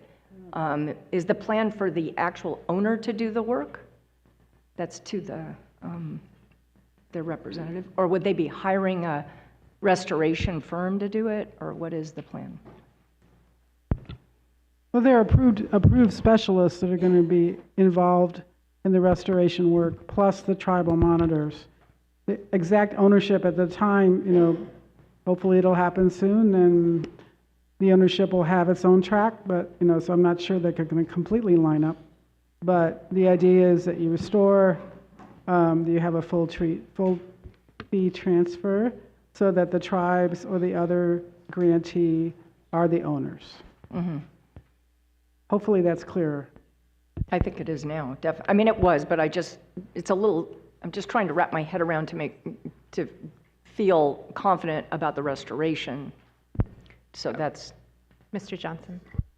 Yes. Okay, yeah, Brad Johnson on behalf of the respondent. So, Dr. Hart, I respect your take on things here, but I think that there are some important facts and documents in the record that it doesn't seem apparent that you've read or reviewed regarding. Generally, I review pretty much everything. Yeah. But Did you read William Rich Associates' archaeology report on the site? I have to admit I did not. Was that okay. in? Okay. That is the only document that was prepared by an archaeologist that was retained by the tribes through the county. It was paid for by Mr. Schneider, but he did not engage that as archaeologist. That archaeologist was chosen by the tribes and contracted through the county. William Rich Associates spent 3 days on site and excavated the area where the cultural resources were thought to or known to exist, the area that had been mowed. And their report is unequivocal that the activity did not result in the destruction of any cultural resources on the site and did not result in the destruction of the site's ability to convey cultural significance. This report was finalized in May of 2022. Before it was finalized, William Rich Associates had issued a preliminary report for review by the tribes and by the county. And Janet Eidsness, who we saw earlier, wrote in a memo responding to this draft report that she agreed with its conclusion that the activity did not result in a significant impact to the cultural resources. I also want to clarify some statements regarding the size of the house. The house itself, the structure, is exactly the structure that was approved and submitted to the county. The footprint, I want to clarify, was 8,000 square feet with a 1,000-foot cellar and a garage. But it's a multi-story house. So the house was not significantly larger than originally permitted by the county. That's just false. It's the exact same footprint. Now, the issue with the location of the house is that it's approximately 10 feet southward of where it was originally proposed to be sited. So the house itself, when we get into the 100-foot setback, has a single corner that's about a 10-foot corner of one portion of the house that extends into the 100-foot setback. So I want to make that fact clear. The road is an issue. The road does extend, that rocked road, the access road does extend into the 100-foot setback area. There's nothing in the record that indicates that the house resulted in the destruction of any wetlands or ESHA. In fact, the house is constructed on a site that was a former quarry that had been excavated to provide fill material for an auto mall and some other uses in the county, for an airfield in the county. So these are just some exemplars of the types of facts that have not been, I think, made sufficiently clear to the commission. And I raised them only not to distract from our goal here, which is to move forward with this resolution, which we do agree is a good resolution. But I do hope that it tempers some of what I think is some perhaps misconceptions about what actually happened. And there are some misconceptions about what actually happened with the stop orders as well that I don't think I need to go into. I just wanted to help us all understand that this is a hearing focused on a resolution. It isn't a complete evidentiary hearing.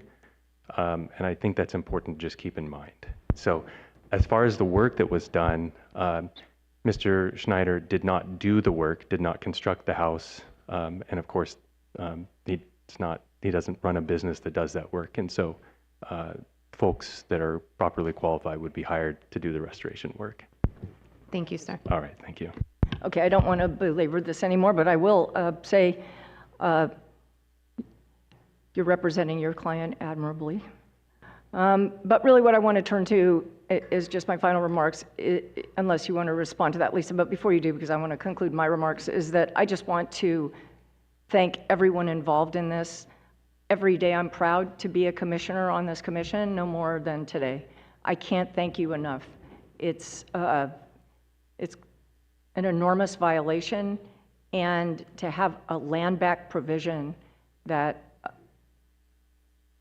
you want to talk about environmental justice, there is no more just result than the one here. And I just want to express my appreciation on my behalf for the resolution here and all your work. Thank you. Thank you. Commissioner Kelly. I just want to align myself with the comments of Vice Chair Hart and just mention that I think one of the things to keep in mind as we move forward, and I appreciate staff's thorough report here and will support the motion when made. I have concerns generally, not specifically about this project, but maybe specifically about this project with respect to the ongoing cost to maintain and provide the, support the cultural resources, the environmentally sensitive habitat, and ensure that we are not passing on a burden to the future holders of this land that our requirements and regulations will, ultimately make it more challenging to uphold the requirements. And so I appreciate what was mentioned by staff in terms of the funds going to support the ultimate, landholders in this, and appreciate the land back provision. I think it's really remarkable, but also just want to be mindful of what the ultimate cost is to continue to support and maintain this incredibly important land. And so just want to be thinking about that as we move forward, that sometimes a gift is not a gift when you're required to uphold certain requirements. And so to think about that as we maybe pursue some of these things down the road. Thanks. Thank you. And I was remiss, Ms. Hagee, I'll turn to you. Apologies. And I apologize because this is going to be a little more negative than I was hoping we would end, but I want to correct the record. We did read the 2022 report, and I just would want to note for the record that focused on crushing or breaking of objects. And we realize that's a very important part of archaeological assessments, but it's not the only thing. And the damage is not limited to just crushing or breaking. Harm can be from displacement, failure to screen or rebury objects properly, oxidation, exposure to the elements, or anything else that disturbs the items. So we took into account what we saw as a more global concern about protection of cultural resources. And I wanted to clarify that. And the size of the structure, as you know, from being coastal commissioners, we look at the size of the structure, not just the footprint. And we think that there were issues here with both the footprint and the size of the structure, but it was significantly larger, as we said, than it was permitted. And lastly, we were very careful in our staff report and in our orders to distinguish between wetlands and wetlands buffer. This is right on the edge of the wetlands, as you saw from the photos, and we were concerned about the wetlands buffer, and we did not allege anything that was not supported by the geographical locations. And then lastly, I just wanted to address Commissioner Kelly's issue about that is one reason why we were thinking it might work better to have the work done before title transfers. We really don't want the tribes to get stuck holding the bag. The idea is that these orders should be implemented first, so that they will get property that is restored to the best of our ability to do so after the restoration plan is implemented. And the only other thing is that these are properties that are very visible from the main road. We will know if the restoration work isn't being carried out because our staff see it on their drive into work in the Arcata office every day. Thank you very much. Well, before I turn to Commissioner Wilson for his comments and I think a motion, I'm going to take my prerogative to maybe just bring it back to reflect on what an important moment this is. And I appreciate the fulsome conversation, but this is a truly incredible result out of a very challenging situation.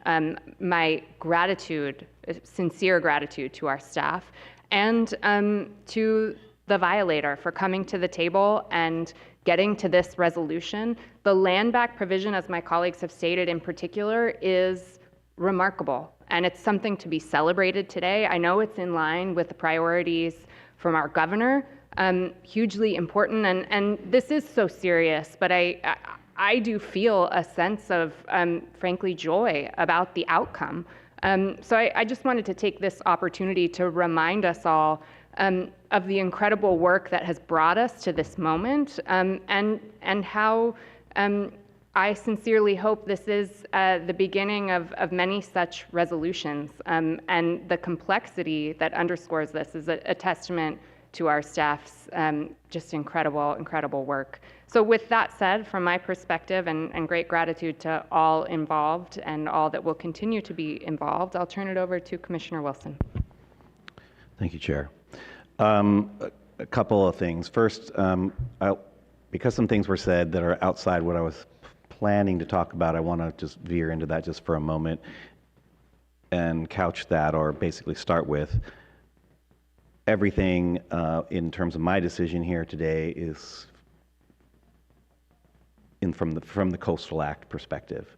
there was something said about the county ordinance I don't want to speak to just for a second, which was the owner-builder ordinance, which is very unique, and I think Humboldt County might be the only county in the state of California that has this. It was an ordinance that was, I think, put on the books in 1987. I think I was still a teenager, and it was to streamline permitting for back-to-the-landers to build homes with local resources, not in general, and specifically around trees that they would cut themselves and build for their own homes. I actually grew up my childhood. I partially grew up in a house that was the first permitted structure under this ordinance, and it was what people might call a cabin today, and it was probably 800 square feet or so. Still exists and still has a wonderful family living in it today. But it was an affordable housing ordinance, and so, but it has been used in ways that probably was not in its original intention for some anyway. Certainly, I don't think when it was enacted that anyone projected that it would be used for a permit for 8,000 square feet, much less 21,000 square feet. And as we heard today, that that permit wasn't necessarily, the construction wasn't being done necessarily by the person who got the permit. In its original intent, it was supposed to be the person who got the permit was the one driving the nails and pouring the concrete or doing the stuff. And so I just say we've kind of gotten afar from that, and I want to say that the county planning staff is looking at this, and we're trying to reevaluate what was the intent then, and what's kind of happening with it now. So I just want to put that out there just so people understand that part of the arc, I guess, of the story. Also, I would want to put out that if anyone's interested in sort of the arc of this story, which is very interesting, I recommend going to our local online media service, Lost Coast Outpost, for a series of articles that I think help illuminate sort of where this has gone and the storyline associated with that. It's a little less technical than what we have in our staff report, but it's interesting nonetheless. So, kind of in my more prepared statements, I just want to thank the Coastal Commission staff, especially our North Coast staff, and especially our enforcement staff, some of which are one and the same, but I think they've just done a wonderful job working with, and again, thanking the Humboldt County Planning Department and the efforts that they did to, once the issues were illuminated, we're able to address this in the best way possible and work towards that. I want to thank the Wiyot Tribe and the Bear River Band of Ronerville Rancheria and the Blue Lake Rancheria for their efforts and their patience and their grace in this process. I think there are others. I've known most of the people in this issue or episode probably 2 decades or more. So, and both in socially and working on projects and those sorts of things in the past. So this isn't unfamiliar to me. The site is in my supervisual district. Drove past it just yesterday. You can, and people can see it. So it's part of the Humboldt Bay landscape. I just want to be thankful for everyone, including the respondents, for working collaboratively to get to this point. I want to really focus on that. There is some history, and again, people can talk about that, and I think it's relevant and real, but I want to focus on the forward motion of this, which is in a very positive perspective, in that we're coming to a conclusion that I think that is going to get us somewhere that's just much more. I keep using this word positive over and over, but really it's just more constructive and really getting us where we need to be, especially with the transfer of property and those sorts of things. I'm grateful for the protection of this culturally significant site and the sensitive habitats that are in and adjacent to it, and the return to the Wiyot people is just an extremely important step forward. And I look forward. Here I'm using forward a lot now. I look forward to our community moving forward and getting this and moving into the more positive part of this storyline. And with that, I can make the first motion as we do this. I move that the commission issue consent cease and desist order number CCC-26-CD-01 to Travis Schneider and Stephanie Bode pursuant to the staff recommendation, and I recommend a yes vote. I'll second. Thank you. Who seconded? Thank you. That was a motion by Commissioner Wilson, a second by Commissioner O'Malley. May we have a roll call vote, please? Yes. Commissioner Hart? Yes. Hart, yes. Commissioner Jackson? Aye. Jackson, yes. Commissioner Kelly? Yes. Kelly, yes. Commissioner Lopez? Yes. Lopez, yes. Commissioner Kalmick? Yes. Kalmick, yes. Commissioner Nothoff? Aye. Nothoff, yes. Commissioner Moreno? Moreno, yes. Moreno, yes. Commissioner Wilson? Yes. Wilson, yes. Commissioner O'Malley? Yes. O'Malley, yes. Commissioner Escalante? Yes. Escalante, yes. Chair Harmon? Yes. Harmon, yes. The vote is unanimous. Thank you. Commissioner Wilson.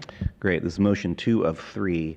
I move that the commission issue consent restoration order number CCC-26-RO-01 to Travis Schneider and Stephanie Bode pursuant to the staff recommendation, and I recommend a yes vote. Second.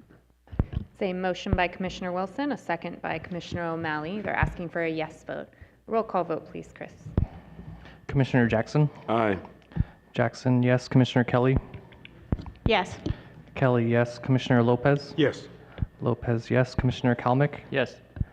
Kalmick, yes. Commissioner Nothoff? Aye. Nothoff, yes. Commissioner Moreno? Moreno, yes. Moreno, yes. Commissioner Wilson? Yes. Wilson, yes. Commissioner O'Malley? Yes. O'Malley, yes. Commissioner Escalante?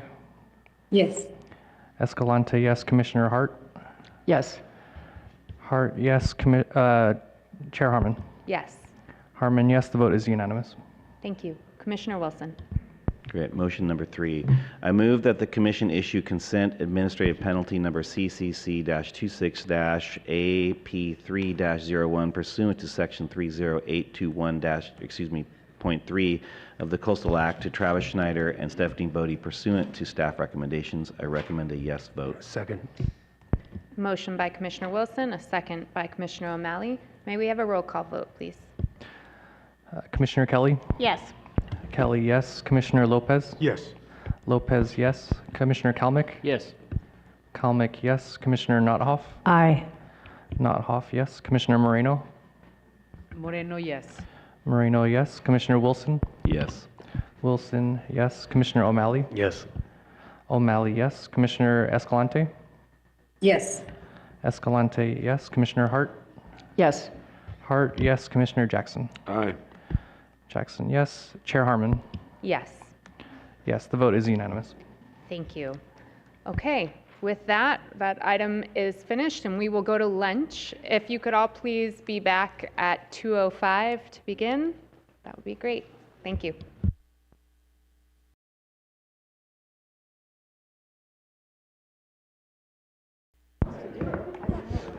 Okay.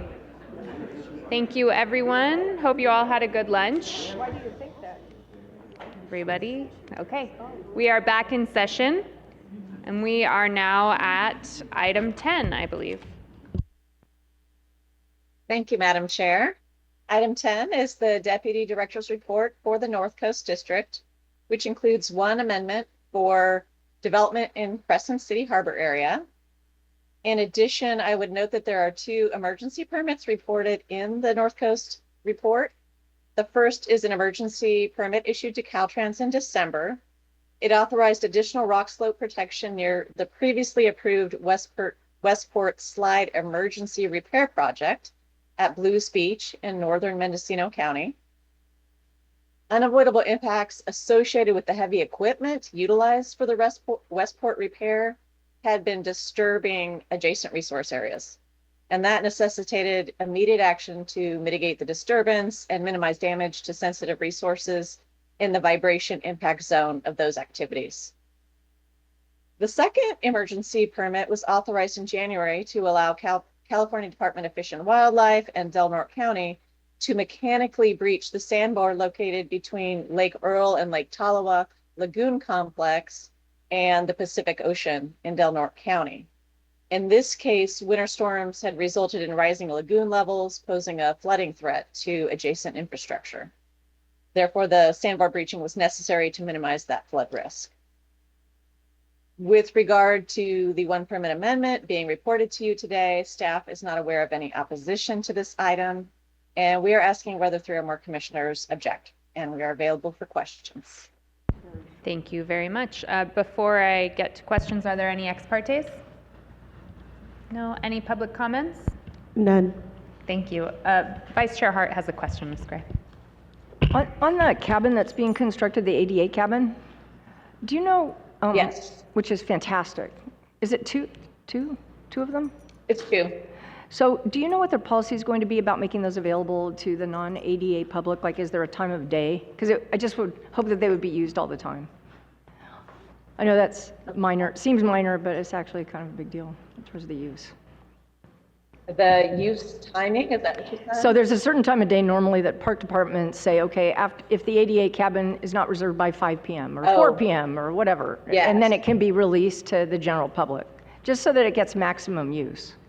So I was curious if you know of their policy, or if you could ask them that they have a policy. I do not know the policy, but I'll dig into it and I will find out. We'll work with them spend too much time. to get it right. Thanks. Okay, thank you. Any other comments or questions? Seeing none, do any commissioners object to any of the items in the Deputy Director's report? Seeing no objections, the commission concurs. Now, 11B, please. Item 11B is an LCP amendment for Humboldt County. Kate McNamara, a coastal program analyst in our North Coast District, will be giving the presentation. Thank you, Shanna. I'm going to wait for the presentation to be pulled up.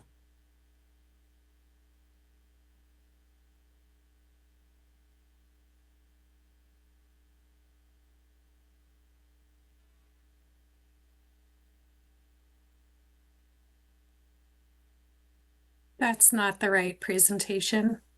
We're looking for 11B.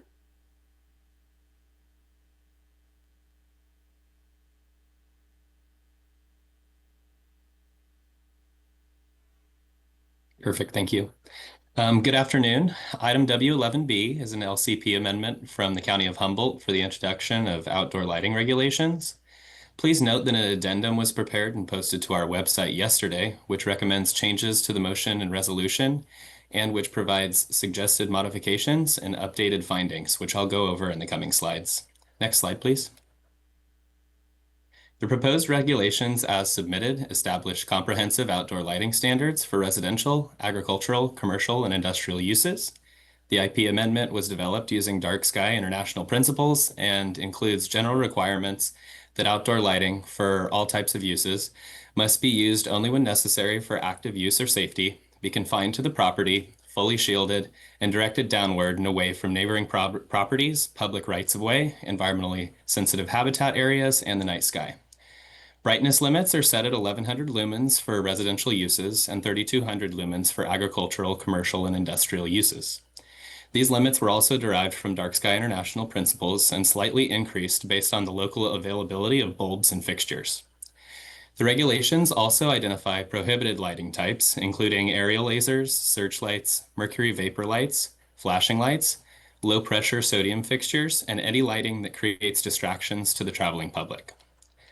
Lighting listed as exempt from the standards includes temporary holiday decorations, flag illumination with narrow beams subject to U.S. flag code, string lights under 2700 Kelvin turned off by 10 p.m., emergency lighting, and motion-activated fixtures with 5-minute time limits, which cannot be triggered from outside of the property boundary. Exempt lighting must not trespass onto neighboring properties, ESHA, or the night sky. Finally, the regulations require that all new or modified projects must submit a lighting plan for conformance review. Next slide, please. Briefly, I'll go over some of the metrics that are used in the regulations to articulate the ways in which lighting is measured. A lumen is a standard unit that measures the amount of visible light emitted by a lighting source and is often quantified using foot candles, as seen in the image on the right. Correlated color temperature, or CCT, is related to a light's color or warmth and is measured in Kelvin, with yellowish light being a lower number of Kelvin and bluish light being a higher number of Kelvin. This is depicted in the middle and left images. The amendment, as submitted, requires lower levels of Kelvin specifically for parking lots and string lights. Next slide, please. Since publication of the staff report, public comments were received and staff coordinated further with the county to address and respond to comments. A comment letter from Humboldt Waterkeeper, included and posted in the correspondence packet, requests that certain additional standards be applied to better protect coastal resources from nighttime lighting impacts, primarily related to expanding the CCT limit to all uses and not just parking lots and string lights. In response to these comments, county staff acknowledged that there had been an intent and during the local adoption process to apply CCT limits more broadly than just to parking lots, but that standard was inadvertently omitted. The county provided suggested modification language to include this standard for agricultural, commercial, and industrial uses and also adds public facility uses. The addendum includes the suggested modifications that staff is now recommending and also includes updated motions and findings to support the suggested modifications. Commission staff also recommends one additional suggested modification to apply the 2700 Kelvin limit to residential uses as well. Next slide, please. As mentioned, staff is recommending 2 suggested modifications in the addendum. The updated findings in the addendum identify that the modifications are needed for conformity of the IP standards with ESHA protection policies in the county's 6 LUPs. While applying a 2700 Kelvin CCT limit to parking lots and string lights is appropriate, by not extending this color temperature limit to all other areas and uses, it could result in degradation of ESHA and parks and recreation areas, conflicting with the LUP requirements.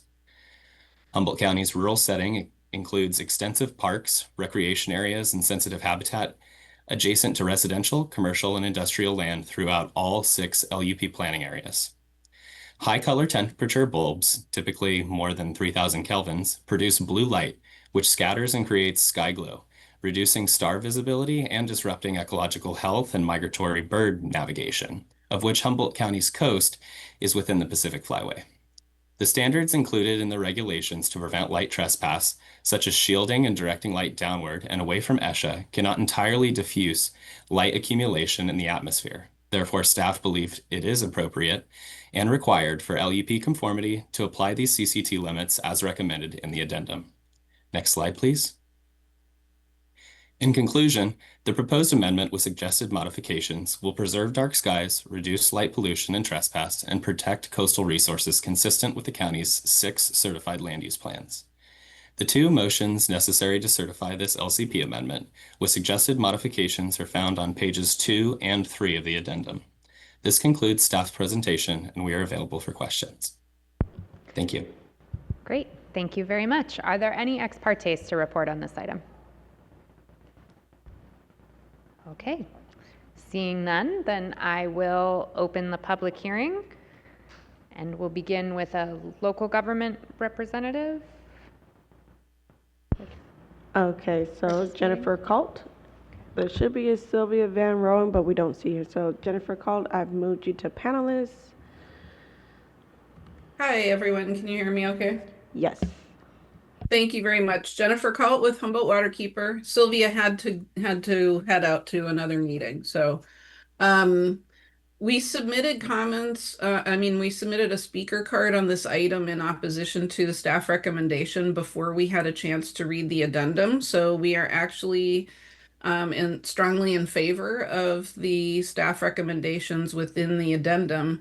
And we really want to thank the county staff and the Coastal Commission staff for working to include these color temperature limits, because As Cade said so eloquently just now and in the staff report, it doesn't matter how well shielded those lights are. If the lights are blue or white, they are causing a glow that impacts people and the night sky and migrating birds and really any wildlife on the ground as well, since the light's shining down. So we really appreciate the addition of that, especially in the industrial and the commercial uses, because as you know, there's a proposed offshore wind terminal that's in the works for our region, and this would be the biggest industrial development on Humboldt Bay in 50 years. So the lighting issues there are top of mind for a lot of people. So thank you very much, and sorry to make you go through the motions when maybe we didn't need to do this. Okay, that completes our public comment.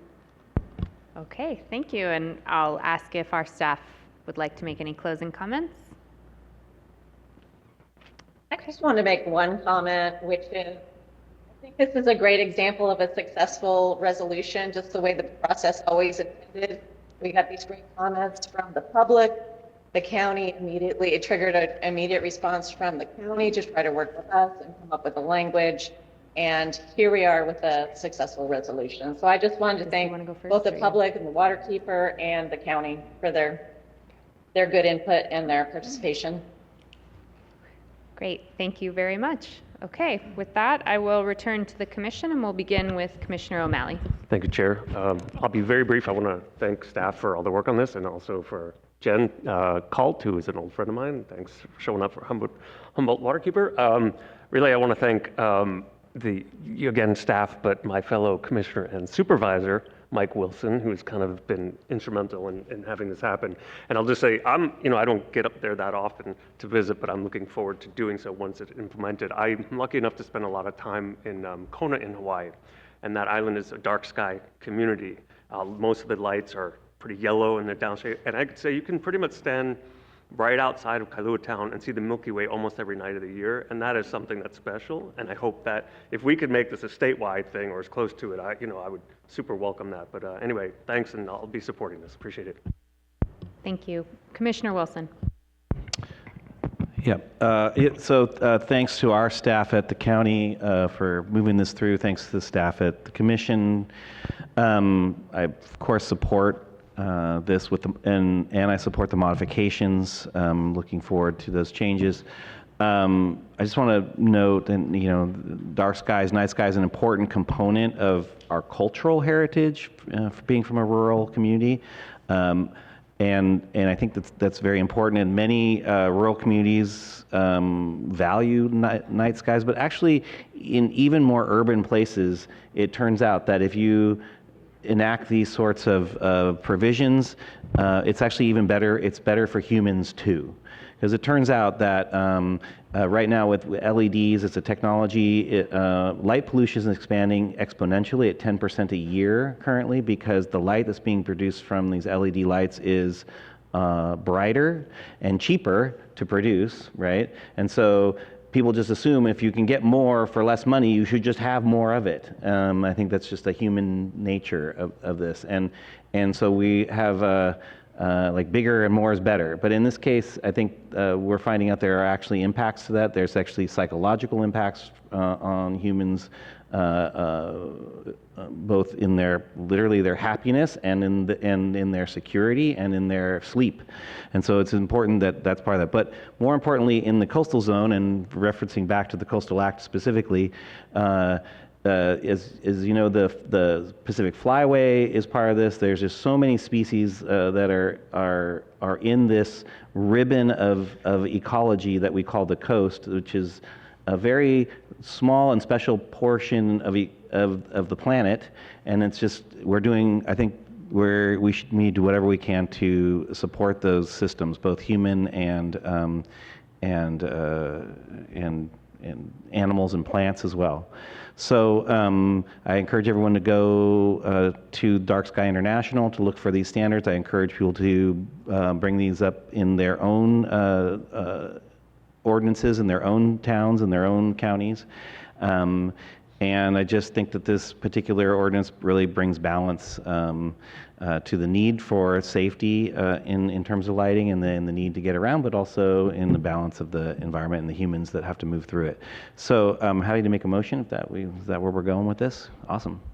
And to staff, I know there's been an amendment, so do I need to have some amending language to the motion, and could you assist If you look me at with the it? addendum, we did an I'll look at amended I see motion. that. So if you just need to read the motion Okay. that's from the multiple motions that are in the addendum. There's motion B and A. Okay, got it. Let's do this. I'm going to start with A. Last one was 1 and 2, but now we're doing A and B. It's fine. All right. I move that the Commission reject Implementation Program Amendment number LCP-1-HUM-25-0060-1C as submitted by the County of Humboldt. And I'm recommending Yes yes vote. vote. Thank you. I don't have my glasses, so. Second. Okay. Thank you. That's a motion by Commissioner Wilson, a second by Commissioner Kelly. They're asking for a yes vote. May we have a roll call vote, please? Yes. Commissioner Kalmick. Aye. Kalmick, yes. Commissioner Nothoff. Aye. Nothoff, yes. Commissioner Moreno. Moreno, yes. Moreno, yes. Commissioner Wilson. Yes. Wilson, yes.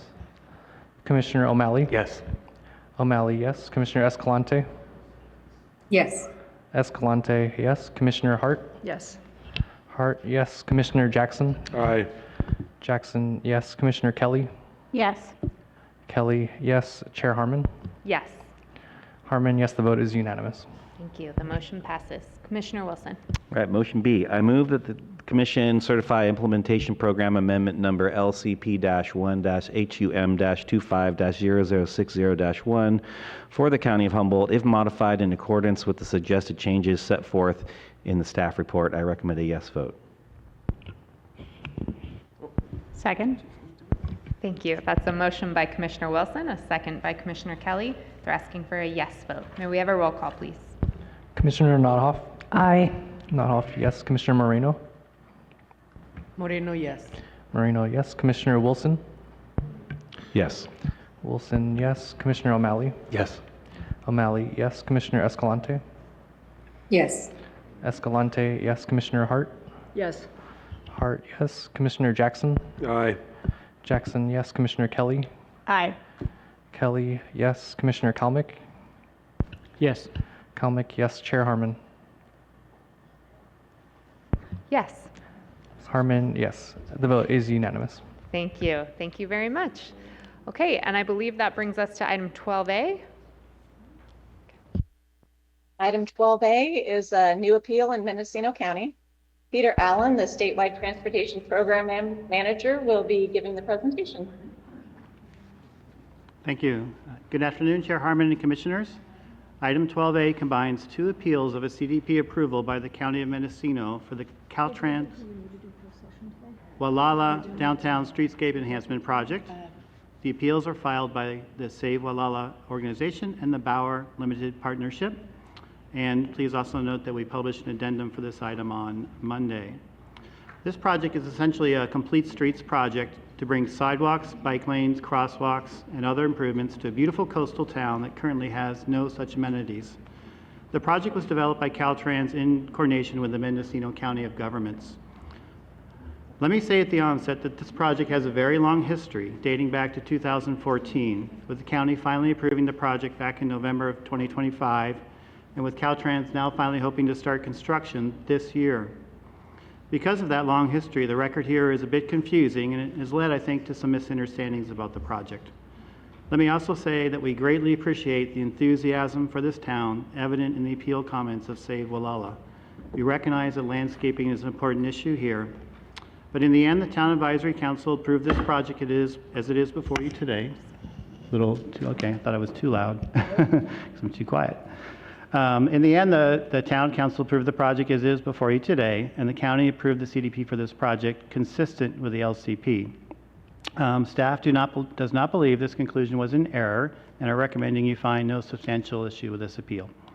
Next slide, please. Here you can see the town is in the southern area area of Mendocino County, just north of Sea Ranch and the Sonoma County line. Next slide, please. As you can see here, Highway 1 bisects the town. Looking at the entrance to the town from the north and the south is what we can see here. Alongside the highways are gravel or paved shoulder areas. There are almost entirely no sidewalks in town and no crosswalks, absent one, so a fairly faded older one. And despite being on the Pacific Coast Bikeway in an area popular with cyclists, there are no bike lanes.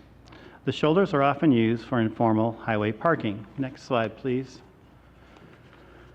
Downtown Gualala is lined with shops, stores, food services, and other attractions for residents and tourists. Highway 1 here functions as a sort of main street for a town shopping district.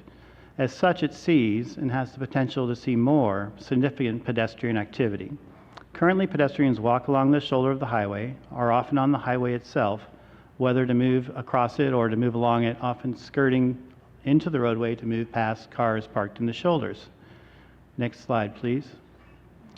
As you can see in this slide, the project approved by Mendocino County would install sidewalks throughout the town, multiple crosswalks, pedestrian refuge islands, ADA infrastructure, bike lanes, and similar such improvements. And as we'll get to later, some landscaping. Next slide.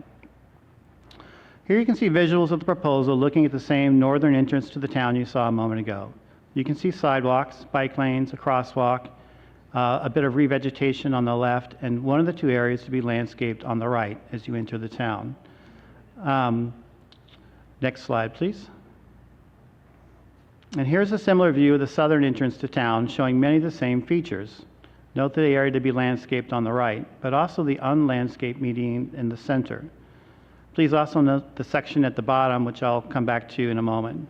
Next slide, please.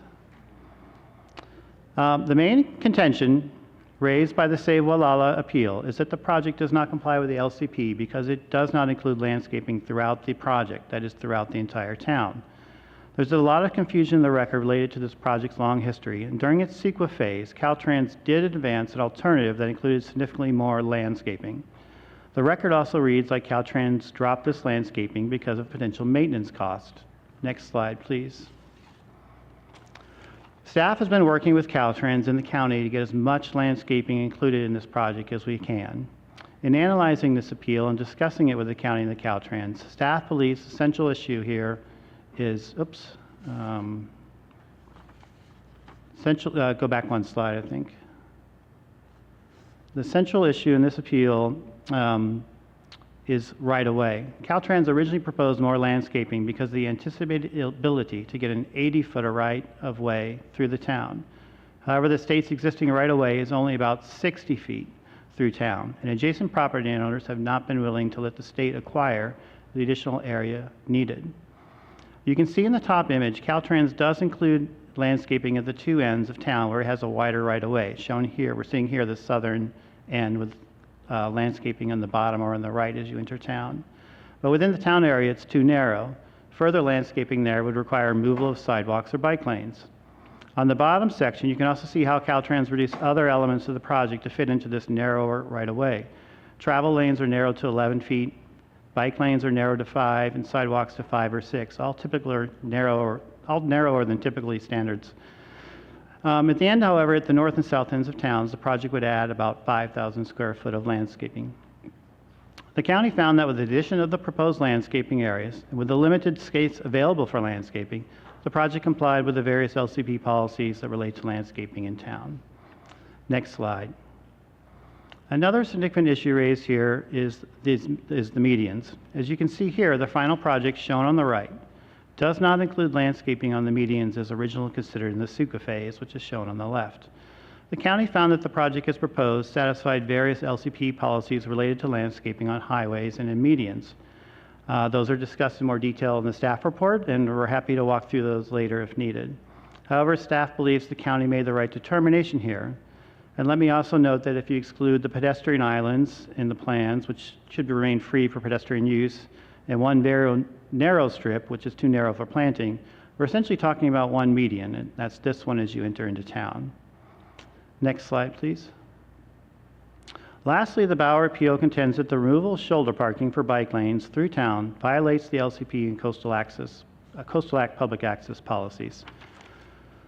The county found, however, that adequate parking exists in town to support the nearby coastal trail access as well as other coastal recreation. Staff supports this conclusion and does not believe the project violates the coastal public access policies. Next slide, please.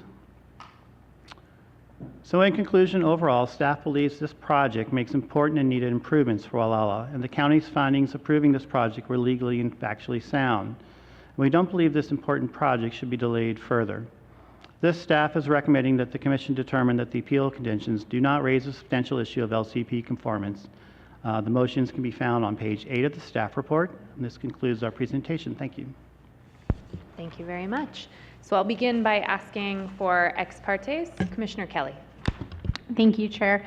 I met with Tom Murphy of Save Gualala late last week in person, and he presented this slide deck summarized in the handout that we have. Also, it was emailed to, I believe, most of the commissioners, but the comments were specific to the concerns around landscaping that were just addressed by staff, and we may hear in the appeal as well, but specific to the alternative number 5 that was proposed by Caltrans and then subsequently not advanced. Thank you. Vice Chair Hart. Thanks so much. I received an email that I did forward to executive staff from Tom Murphy that basically presented the similar argument that we just heard from Commissioner Kelly, and it attached a rebuttal to the Commission report. It contained PowerPoint slides, and it contained their appeal. Commissioner Moreno. I received the same email from Mr. Tom Murphy as Vice Commissioner Hart mentioned. Thank you. Okay. I received the same email that I'm now just discovering. Thank you. I received the same email as well and forwarded it on to staff. Perfect. All right. I received it as well, but I did not open it. Thank you. Okay. With that, I will open the public hearing and turn it over to Chris. I think we'll begin with the appellant, please. Yes, we have Stephen Johnson and Tom Murphy, John Bauer and Julie Bauer. Those are all the appellants. So Stephen Johnson and Tom Murphy are in person, I believe, and John and Julie Bauer are on Zoom. Yeah, this is a great picture of what it looks like. Can we ask how long his timing's for? Foggy. 3 minutes. Okay, perfect. 3 minutes. Understood. Can you push the button on the base? Thank you. I will try to get it all in that time very hard. I think I've got it down. I've had to cut a good deal of information out, and I know Mr. Allen took a long time. Note to the technical staff, I gave you 7 or 8 slides this morning. I think we're only going to use 4 or 5. And we're going to go through the last few very fast. Okay. I'm ready. Oh, can we restart here? Go ahead and start, please. Who wants to reset the clock? Thank you. I'm Tom Murphy, speaking on behalf of 1,748 supporters of Save Gualala who need your help because Mendocino County and Caltrans have wrongfully stripped LCP required landscaping out of our CEQA certified streetscape plan. Our rebuttal to the staff report identifies 5 substantial issues that warrant your immediate intervention. You also have over 60 emails. The county previously received another 120. This case centers on the main street of our historic village. Specific native landscaping is required to protect the character and economic health of Gualala. This case could also set precedents statewide. Save Gualala was formed to ensure the streetscape meets our LCP's requirements. We need your help today to do that. Our filings show Caltrans and the county use false and misleading information to justify their action. Unfortunately, Commission staff has failed to see through that. Contrary to the staff report, Caltrans proved this project feasible on a 60-foot right-of-way when seeking community approval. Many errors are listed in our appeal and our rebuttal, but for now I'll just settle on 2. Our LCP states only exceptions to the requirements can be due to physical obstacles, but the county claimed fiscal constraints to providing maintenance, and that is not allowed. The LCP suggests using transit occupancy funds to offset streetscape costs. The county claims TOT funding was never established, but it was in just 2 hours before approving the CDP. County supervisors learned there's an $805,000 surplus. Gualala's natural beauty has been valued for millennia by the Kashia Pomo. Today, we are honored to be Gualala's caretakers. But our struggling retail stores, restaurants, and small hotels depend heavily on visitors who drive up Highway 1 to enjoy that nature. Our LCP requires all developments to, quote, preserve and enhance the rural coastal character of the town of Gualala to better integrate future development with natural surroundings. It mandates landscaping along sidewalks, islands, and knolls. It says the highway shall be a scenic element of our downtown. Slide, please. Our main streets started decaying long before the LCP. We're eager to get the sidewalks, crosswalks, and bike lanes promised, but we also need landscaping. Slide 3. Caltrans engineers, landscapers, and managers designed this concept that fulfills all LCP requirements within the 60-foot right-of-way. It was cheered by the community, completed in sequence 2023, and then Caltrans ripped out the landscaping and planned to fill those areas with concrete. Slide 4. If that change is allowed, visitors will see little but a slab of concrete and asphalt as they enter Gualala. They will drive right past through our town. More recently, Caltrans offered to scatter wildflower seeds, but that falls far short of our landscape requirements and needs. And it's been a disaster in a Caltrans project near Elk. This hearing is our last hope. Please agree with us that there are substantial issues, and please help us to save Gualala. Thank you very much. Stephen Johnson? No, I don't need it. Good afternoon, Commissioners. My name is Stephen Johnson, and I represent Bauer Limited Partnership. Bauer Limited Partnership owns approximately 1/2 of the parcels that will be impacted by this project, including the real property that is leased to the Surf Market. Sir, excuse me, could you pull the mic up a little bit closer? Oh, I'm sorry. Thank you. Surf Market is a grocery store that is an essential public service that is vital to the area. This project will remove all of the public parking spots in the commercial area of Gualala. The number of lost parking spots is estimated to be approximately 70 to 92 spaces. I doubt that there is a town in America without public commercial parking, but this project will create one. That is, there's no public parking. The community has been utilizing on-street parking spaces for cars and trucks of all sizes for generations. Surf Market and most of the other businesses in Gualala depend on tourists visiting the coast and people that live in the surrounding area. If tourists and others cannot park, they cannot shop, and they also cannot enjoy the local trails and beautiful coast. The reduction of public parking will negatively impact access and use of the Gualala Bluff Trail and recreational use of the coast. This project will prevent people that are towing boats or trailers from stopping in town because such vehicles require parallel parking or pull-through parking spaces, which will no longer exist in Gualala. After this project, fire trucks, emergency vehicles, delivery trucks, trucks pulling trailers, trucks pulling boats, and motorhomes will effectively have no place to park in Gualala.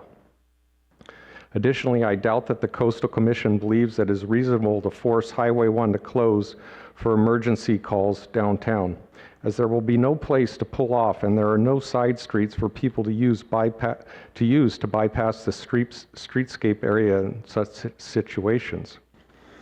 Because portions of this proposed development are located between the first public road and the sea, the Coastal Commission must make the specific finding that the proposed development is in conformity with the public access and public recreation policies of Chapter 3 of the California Coastal Act and the coastal elements of the general plan. The Coastal Commission's major policy goals are to enhance public access to the coast, to encourage parking in developed areas, and to avoid negatively impacting the fragile environmental resources of the coast. The removal of all public parking spaces in Gualala jeopardizes the Commission's goals and policies. Once this project is built, it cannot be reversed. Even though a project delay is not something Caltrans wishes, revising the town's plan and providing public parking is the only way to find a winning solution. Gualala is the great gateway to the North Coast, and it needs to invite visitors to enjoy our community. Without sufficient visitor services and convenient parking, travelers will simply pass through and miss the opportunities to enjoy the coast. This plan needs to be fixed, and we implore you to help us do that. The project will deter people from enjoying the North Coast, and it will have a lasting negative impact on the town of Gualala for generations. Thank you. Thank you. Next, we're going to the applicant, which is Katie Everett. Thank you. And there was a presentation?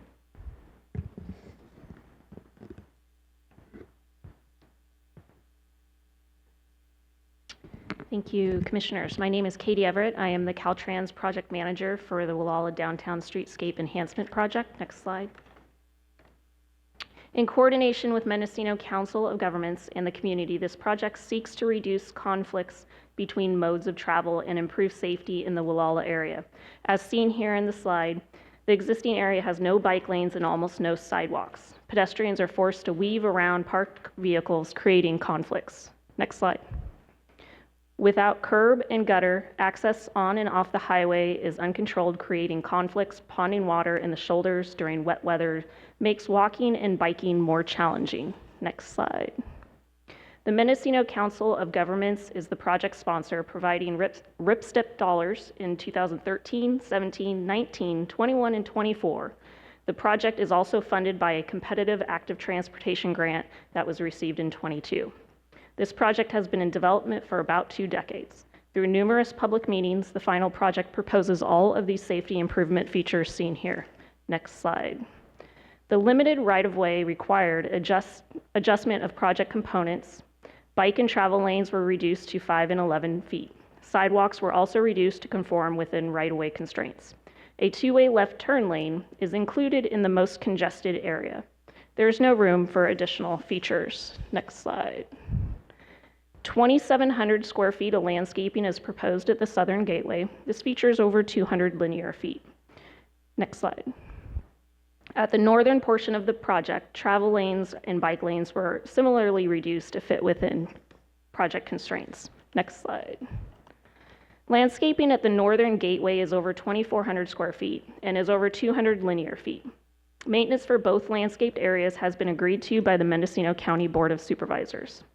Next slide. There are 2 medians at the south. Island number 1 is about 65 feet long and 4.5 feet wide. The island 2 is about 55 feet long and about 10 feet at its widest. Next slide. The 5 proposed crosswalks will add to pedestrian safety and improve connectivity and access to both sides of the highway. I want to thank you for your time. Caltrans supports the Commission staff's finding that the appeals do not raise a substantial issue. I would also like to thank staff, all the work that has gone into reviewing and preparing this item. I am available for questions. Thank you. Thank you. Then we have 3 more speakers. This is the public. We have Michael Villa. I promoted you to panelist, followed by Dave Spack, followed by Gillian Levy, and that'll complete. Michael Villa. You're gonna mute yourself. I'm sorry, Chair, are we still on 3 minutes? But they should get. Can you guys hear me? They get 2 minutes. Sorry, 2. It's her call. Oh, it's your call. You want 3 or 2? We only have 3 speakers, correct? Yes. Let's go 3. Okay, 3. Go ahead, Michael Villa. Hi, good afternoon. My name is Michael Villa. I am a regional project coordinator for the Mendocino Council of Governments, and I just want to speak in support of the Gualala Downtown Streetscape project. As you guys are sure you're aware, Gualala is a small unincorporated community in Mendocino County. Although it is small, it does serve as a service center for a large geographic area that includes parts of southern Mendocino County as well as northern Sonoma County. It's a popular destination for visitors, particularly during the summer when the downtown area can get very congested. The Gualala Downtown Streetscape project will provide bicycle and pedestrian facilities and safety improvements on State Route 1, which, as mentioned earlier, does serve as the main street through the downtown. It will create additional safe crossings and correct drainage problems. There are currently no bike lanes in the project area, almost no sidewalks, and only one crosswalk. Pedestrians are forced to weave around parked vehicles, resulting in unsafe conditions and conflicts between different modes of transportation. Without curb or gutter, access on and off the highway for vehicles is uncontrollable. This, combined with visibility issues caused by vehicles parked along the road, creates a dangerous condition for pedestrians, cyclists, and even drivers. The lack of facilities limits access to important destinations within the project area, such as grocery stores, a post office, community center, transit and school bus stops, as well as any local jobs. The new facilities on State Route 1 will intersect with the safe walking and biking networks on side streets that connect residential neighborhoods.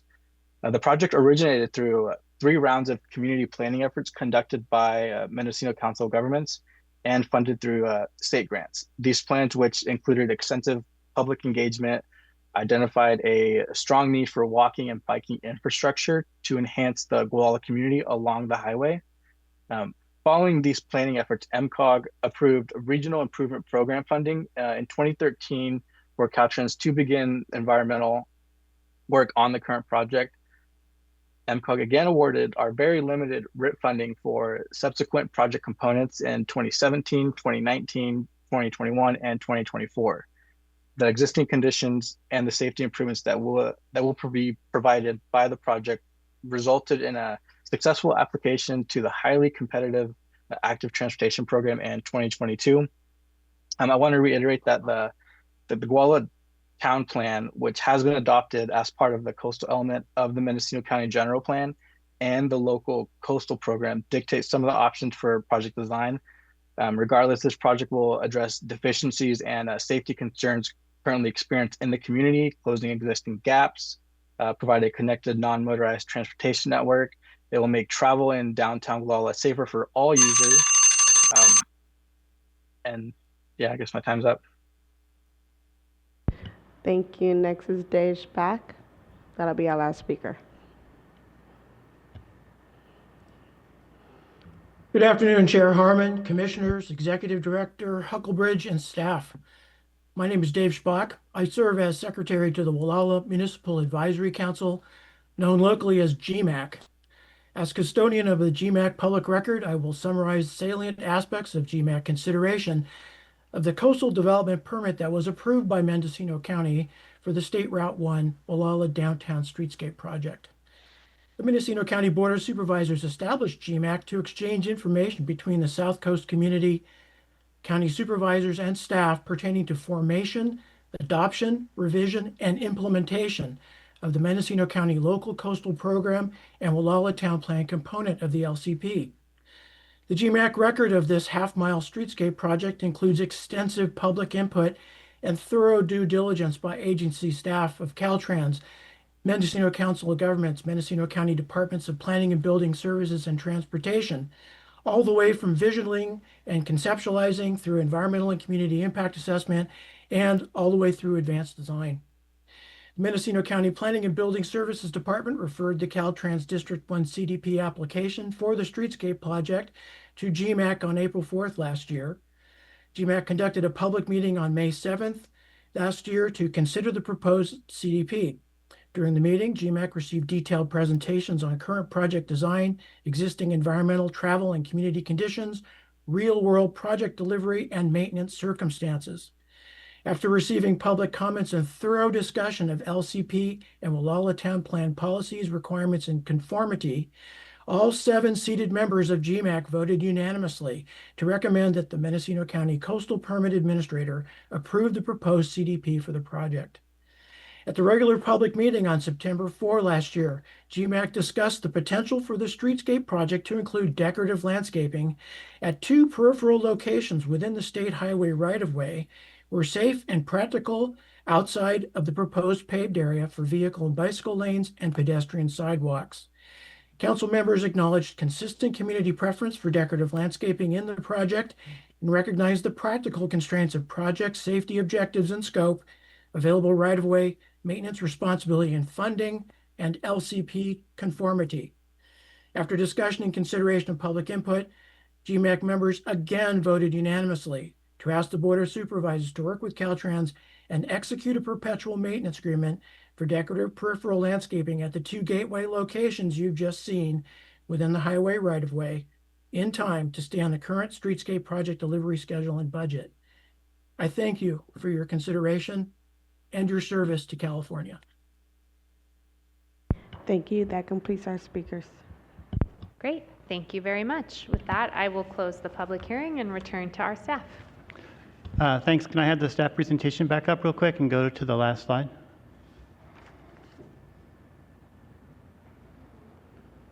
Just real quick, first with the parking.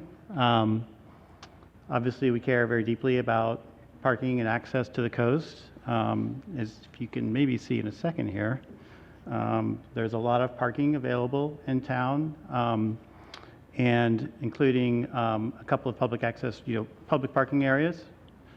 Next, there's an extra slide after that. No? One more? There we go. Okay. So, some of the statements went to public commercial parking, which isn't a coastal act concern really, but I just want to show that there is a ton of public commercial parking here and a ton of parking generally available. Obviously, some of this serves markets only and not the public, but there are a couple of public parking areas there, and the main recreational form here is a coastal trail that runs along the bluff. Other coastal access points are nearby, but separate. You'd still have to drive them, and they have separate parking. The town plan calls for converting some of this market parking, that there's a lot of space taken up for it, to designate that for public parking over time, and we think that's the way to go rather than not include bike lanes and sidewalks. And you can take it down now if you want. Just real quick on the returning to the landscaping issues, there was a comment that the county found it consistent with the LCP because of physical, as in money reasons, and that wasn't a valid objective. The county found it consistent with the LCP for a lot of different reasons, and as I mentioned before, we're happy to walk through those if we want, but it wasn't just that, oh, there's a lack of money. There was the statement again that the Caltrans is ripping out landscape and replacing it with concrete. Again, the areas they're putting in are being put in for sidewalk and bike lanes, not just random concrete, and no landscaping is being removed from the project. And finally, I just want to mention too, you heard a couple of points about the funding, and I think that's different here. We usually see bigger projects funded through the SHOP program that have more robust funding and can return to CTC for potential funding. This one, as you may have heard, is sort of a stitch together of various active transportation grants that are very vulnerable, and not a lot of them exist. And I would love to sit here and tell you that our Complete Streets projects are robustly funded, and this would be something where right away could be acquired through that kind of funding, but that's not the case with our Complete Streets funding, which is a situation that's only getting worse. So that concludes my other comments. Thank you very much. Okay, now I'll return to the commission for comments, questions, a motion. Mr. Williams, would you like to make a comment? Put you on the spot there. Yeah, thank you, Chair. Just to say a couple of things. Want to thank Caltrans and Commission staff for the informative presentations, as well as the appellants for bringing forward their concerns.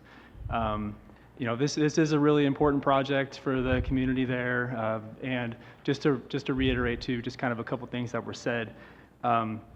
From a resourcing perspective, so what Mr. Allen spoke to, there is a lot of rebalancing of different resources right now, just because of all the budgetary constraints, and so it is real that if there is a delay, it could expose the project to some risk and could be delayed for the foreseeable future, and that we don't want that to happen. There's a lot of good things that are in this project, and there is over 5,000 square feet of landscaping, and as well as the bike lanes and the sidewalks. So just want to reiterate those points. Thank you.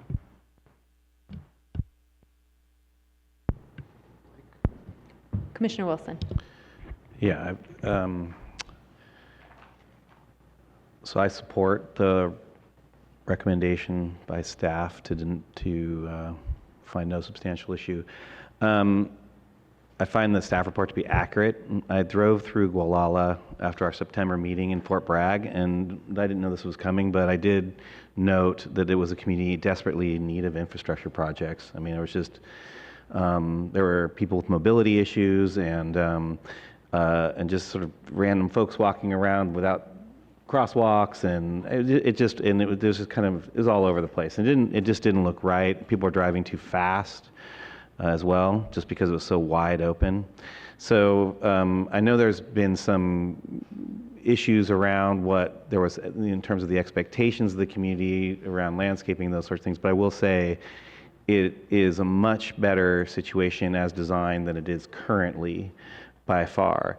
And I just invite people to just walk across the street here, across the highway for a minute and see how bad it can be, even just here in this county, right here on 101.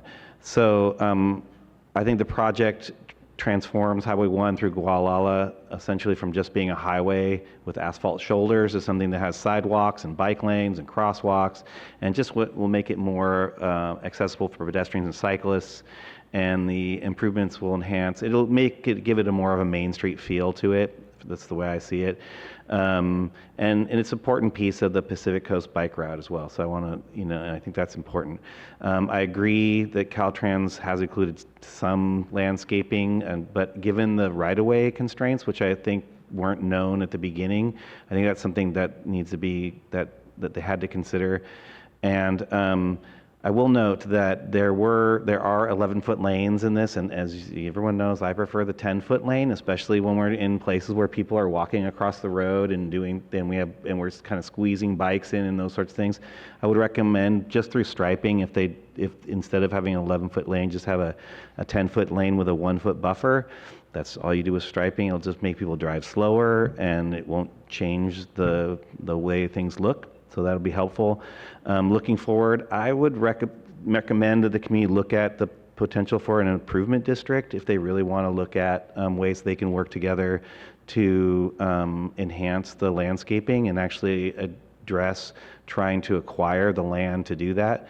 But also through improvement districts, you can create ways to do shared parking and those sorts of things so that one business doesn't have all the parking and it just goes to one thing, but you share those parking areas, and so that people can get out of their cars and walk from one business to another. I think there's a lot of potential in Gualala. I love that space. It's really great. I actually stopped in and looked at the art gallery there, and it was a wonderful place. So I think the county did a good, thorough review, and I support the findings and see no substantial issue at this time. I'm happy to make a motion if no one else wants to do it. Commissioner Kelly. Yeah, I want to comment on staff's thorough report as well as some of the issues presented, and I just want to give respect to our Caltrans representatives here and understand that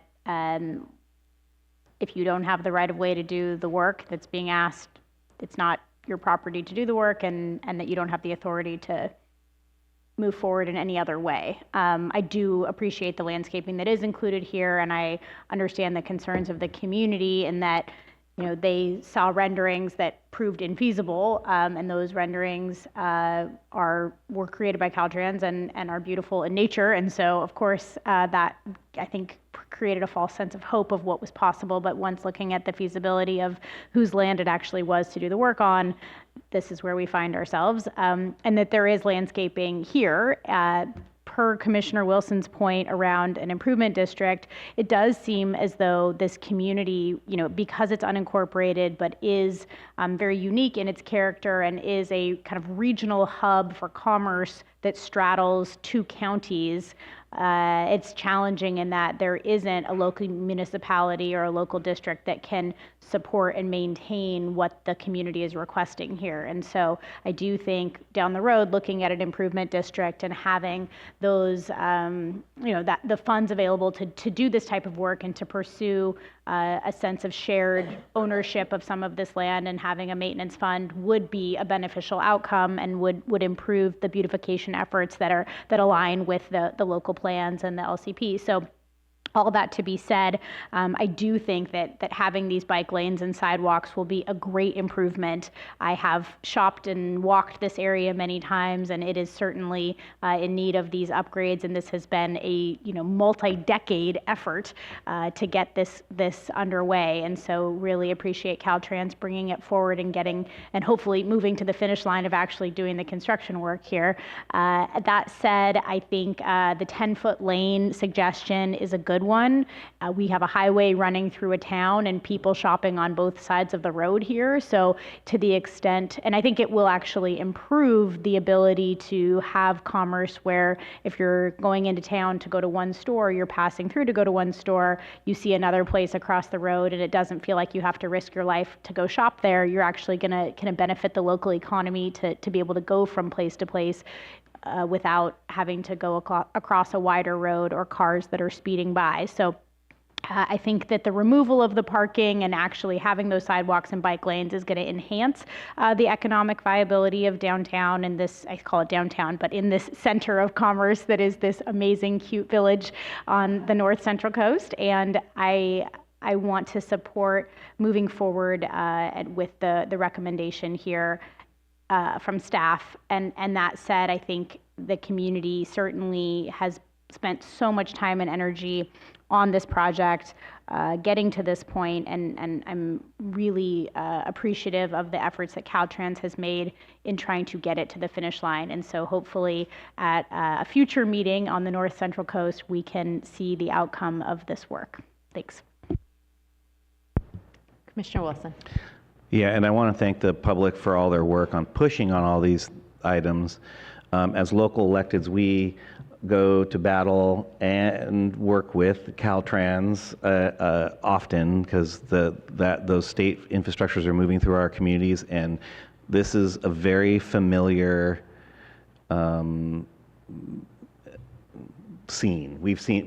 Those of us who are in local government, we're there with you. We understand this and have been there, and so I just want to acknowledge that even what the benefits that are coming from this and what's happening now is through Caltrans working with the local folks to go as far as they can to make this place safer and better. And with that, I move that the Commission determine that appeal number A-1-MEN-25-0050 does not present substantial issue with respect to the grounds on which the appeal has been filed under Section 30603 of the Coastal Act regarding consistency with the Certified Local Coastal Plan and/or the public access and recreation policies of the Coastal Act. I'm asking for a yes vote. Second. This will be my last motion of the day. So. It's a motion by Commissioner Wilson, a second by Commissioner Kelly. They're asking for a yes vote. May we have a roll call, please? Commissioner Moreno. Moreno, yes. Moreno, yes. Commissioner Wilson. Yes. Wilson, yes. Commissioner O'Malley. Yes. O'Malley, yes. Commissioner Escalante. Yes. Escalante, yes. Commissioner Hart. Yes. Hart, yes. Commissioner Jackson. Aye. Jackson, yes. Commissioner Kelly. Yes. Kelly, yes. Commissioner Lopez. Yes. Lopez, yes. Commissioner Kalmick. Yes. Kalmick, yes. Commissioner Nothoff. Aye. Nothoff, yes. Chair Harmon. Yes. Harmon, yes. The vote is unanimous. Thank you. No substantial issue has been found. Okay. Now we will move on to 13A, please.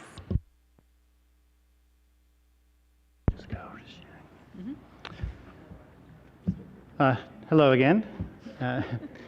Item 13A is an application from Caltrans for the repair and maintenance of the Albion River Bridge. You have the presentation coming up? There we go. Okay. The Albion River Bridge is a very unique older bridge constructed in 1944. Because of wartime shortages on concrete and steel, it was built primarily from pressure-treated timbers assembled into trusses that support wooden bridge piers. The Albion River Bridge is now over 80 years old, and components of the wooden structure are deteriorating. Next slide, please. The bridge is located in the town of Albion on Scenic Highway 1 over the mouth of the Albion River, approximately 15 miles south of Fort Bragg. At 960 feet long, the Albion River Bridge is a very important and critical connection for the Mendocino coast. Next slide, please. Here we can see closer views of this bridge structure in the project work area. The proposed repair and maintenance project will replace deteriorated timber scabs throughout these northern timber towers and inspect and potentially replace various connectors at the base of these towers under the bridge. The maintenance project is essential for maintaining the bridge's structural integrity in the near term, preventing further degradation, and more importantly, ensure the continuing safety of the traveling public. Next slide. Here you can see a closer view of one of these timber scabs that will be replaced. These timber scabs are used to join adjacent pieces of timber to increase the strength of the structure and maintain its structural stability. Next slide, please. Staff did receive several comment letters supporting and opposing the project, and we published an addendum yesterday in response. But in particular, the Albion Bridge stewards opposed this project, asserting that the project is not properly before this commission as a consolidated CDP, and opposing the potential 20 full bridge closures at night. The addendum covers these issues, but real briefly, because the project will be removing these timbers that you saw, it will affect the structural integrity of the bridge, and it's simply not safe to drive across the bridge as these timbers are being removed. So this Caltrans does propose 20 overnight full bridge closures to take place between October of this year and May of next year. However, the project proposal and special condition 4 of our CDP limit the closures to from 9 p.m. to 5 a.m. at night, only during weekdays, and they may not occur after May 1st to avoid the summer peak travel times and high visitor season. There are also various emergency measures in place for emergency crossings, procedures to notify the community, and messaging signs that will be placed at 7 highway junction locations throughout the Mendocino coast to alert travelers. So overall, staff believes this repair and maintenance project is necessary to maintain public access up and down the coast in the near term, and its condition protects coastal resources. The staff recommends the condition approve CDP application 1-25-0828, and the motion to approve the project is found on page 4 of the staff report. This concludes our presentation. Thank you. Great, thank you very much. Are there any ex partes? Okay, seeing none, we will open the public hearing and I'll turn it over to Simone. We have one speaker, Jim Hyde. Jim. Been moved to panelists. Promote to panelists. If you can unmute yourself, please.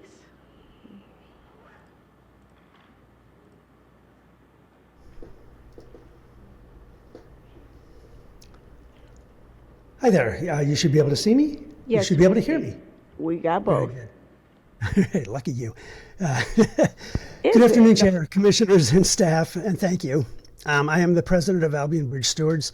We're an incorporated nonprofit that advocates for the preservation of the Albion River Bridge, a state and national historic landmark that spans a state-designated wild and scenic river, which discharges into a bay containing one of Northern California's healthiest kelp forests. To be very clear, we support repairing and maintaining the Albion River Bridge. We're glad Caltrans wants to do this. We want the bridge to be structurally sound. We want it to be preserved. But what's being proposed here isn't good maintenance planning. For years, as shown in our comment documentation, inspection reports have pointed to deferred upkeep, and independent experts have said that this bridge can last decades with proper routine care. So the solution should be steady, proactive maintenance, not shutting down the only coastal highway at night. And that is a particularly important issue that we want to address. It's not reasonable for a rural coastal community. We do roll up the sidewalks pretty early around here, but we don't roll them up that early. Those hours are not off hours. They're when restaurant workers get off shifts. They're when nurses drive to or from work. They're when locals and visitors return from a dinner, a movie, a visit to a loved one in a hospital. They're when people might need emergency care. And during fire or medical emergencies, that bridge is our only up-coast escape route. Closing it creates real public safety risks. There's a restaurant, for example, they submitted a comment just south of the bridge, whose staff and owners live literally about 200 yards north of the bridge. They would be looking at a 3-hour or so, 100-and-some mile detour just to get home at a distance of about a quarter of a mile. There is also a fundamental process issue, one of jurisdiction. Today we provided an additional public comment reply to the staff's addendum, but in short, this isn't on tidelands. It is not a coastal water project. It should follow local review through Mendocino County. Maintain the bridge, but don't isolate the bridge along the way. Analyze real alternatives, ideally keeping one lane open, but at the very least, adjusting the full closure window so that it begins later Thank you, at sir. night. Thank you. Thank you. We only have 5 speakers on Zoom, and they're just available for questions. Other than that, that's it. Great. Thank you very much. Okay. I will close the public hearing and return to staff. Mr. Allen? Don't have much to respond to. Just real quick, we understand it's difficult to have a full lane closure, obviously, and it affects people, but we feel the 9 to 5 is a pretty good solution here, especially given the limits of time and the days. I haven't seen the most recent submittal that he mentioned just was submitted, but we did cover the jurisdiction in the addendum, and we're happy to dig into those questions if you have them. And then the other thing I'll note is there's a Caltrans project manager for the project is available on Zoom to answer more detailed questions you may have. Okay, great. Thank you. I'll return to the commission. Comments, questions? Vice Chair Hart. I want to talk a little bit about the situation with these, for example, these restaurant workers, Peter. So generally, the detour seems reasonable, unless if you live in, do you know what I mean? If you live on one side, and is there, and I'm curious too, for Caltrans, is there some kind of something that could be done for that specific problem, for example, for these restaurant workers? Like, is there ever anything that can be done to help them? Because I'm totally supportive of the I will support the project. I was just curious if there's anything that could be done for these particular problems. I haven't heard exactly if there's a different time that might work better for them, but we could look into that, or we could explore, moving the time that it starts later. But of course, that also means probably you would go later in the morning. Maybe the Caltrans person can tell us exactly how much time they need to really make this. But obviously, the less time that they have fully closed, the more time the project might extend overall, and so you could end up extending the 20 days. I was thinking more about guiding them there's a across or balance something like there. that. I was thinking more about guiding them. Is there a way to get, and I think the answer is probably no, unfortunately. I mean, I don't know if you've been to this bridge. I've been to this bridge. It's a really unique structure, and there's just not a lot of leeway and a lot of directions. I would, of course, defer to the project manager if they have other ideas, but my understanding is they're trying to minimize the closure. That was always the goal. Minimize the closures to get the work done as quickly as possible. And so this was sort of where we landed as a good compromise. But it will affect, it'll affect the community while the bridge is closed. But for safety purposes, having the bridge be safe overall is obviously critical. And it is during the winter months, not after May 1st. So the summer, tends to be busier and later. So.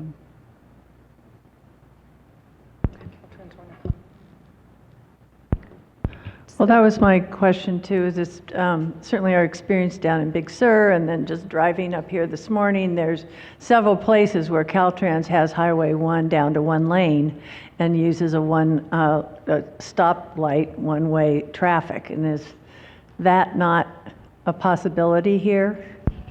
I think my understanding was that part of what they're doing is repairing the base structure of the bridge, and so the concern is that it wouldn't be safe for any vehicles on the top while they're doing that. So it doesn't, so in your solution, for example, or where they've done that in Big Sur, wouldn't be appropriate for the type of work that they're going to do. But again, maybe we could ask the Caltrans project manager to weigh in on that if there's any of the piece of the work that, for example, could be done with a 1-lane closure, or if it is all, if a full closure is really required. And thank you. We have 5 members from the Department of Transportation on Zoom. It's Arlene Frank, Kelly Eldridge, Stan Brandenburg, Jonathan Jackson, and Rochelle Hadley. Which one of you? I believe it's Kelly Eldridge. Just Eldridge? ask them, put her in first. Okay, we're moving Kelly. And real quick, it is the unique structure of this old wooden truss bridge. You actually have these wooden timbers. And so when you remove one, it affects the structural integrity of the entire bridge. And so it's just not, normally a one-lane closure might be appropriate with a concrete bridge or a steel bridge, but here it's, the whole structure is so integrated it becomes more unstable, and so having trucks and vehicles passing over it is more difficult. But they might have additional answers or be able to give us more context on the restaurant workers. Thank you.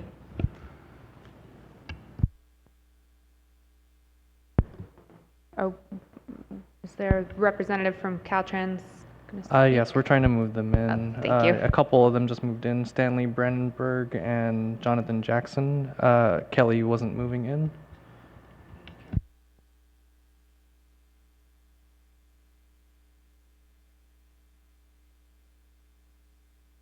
Okay, Kelly is moving in now.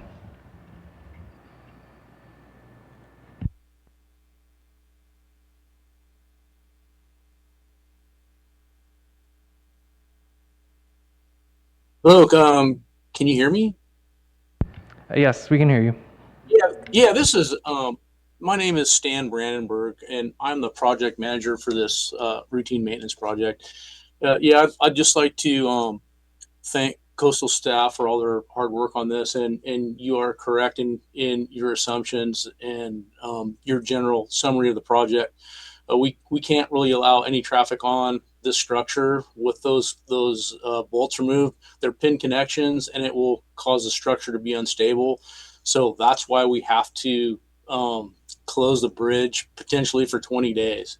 I mean, and that, like you said, it's going to be in the off season and, later in the evening. So it is our intent to get in and out of there as fast as we can. Hopefully the contractor can complete the work before 20 days, but that's the general focus of this project. Thank you. Commissioner Kalmick, then Commissioner Jackson. So 20 days for a couple hours, and we've got people on either side of the bridge. So I've got kind of two questions. One is from an emergency standpoint, someone has a heart attack at bridge closure, how quickly can the bridge be reopened? Is the emergency plan contemplate having medical personnel on both sides of the bridge while it's closed? Because it seems like it's a 3-hour round trip. I'll defer to the district through the chair. There would be some kind of emergency action plan to address those kinds of issues, and I can let them answer that question. Okay.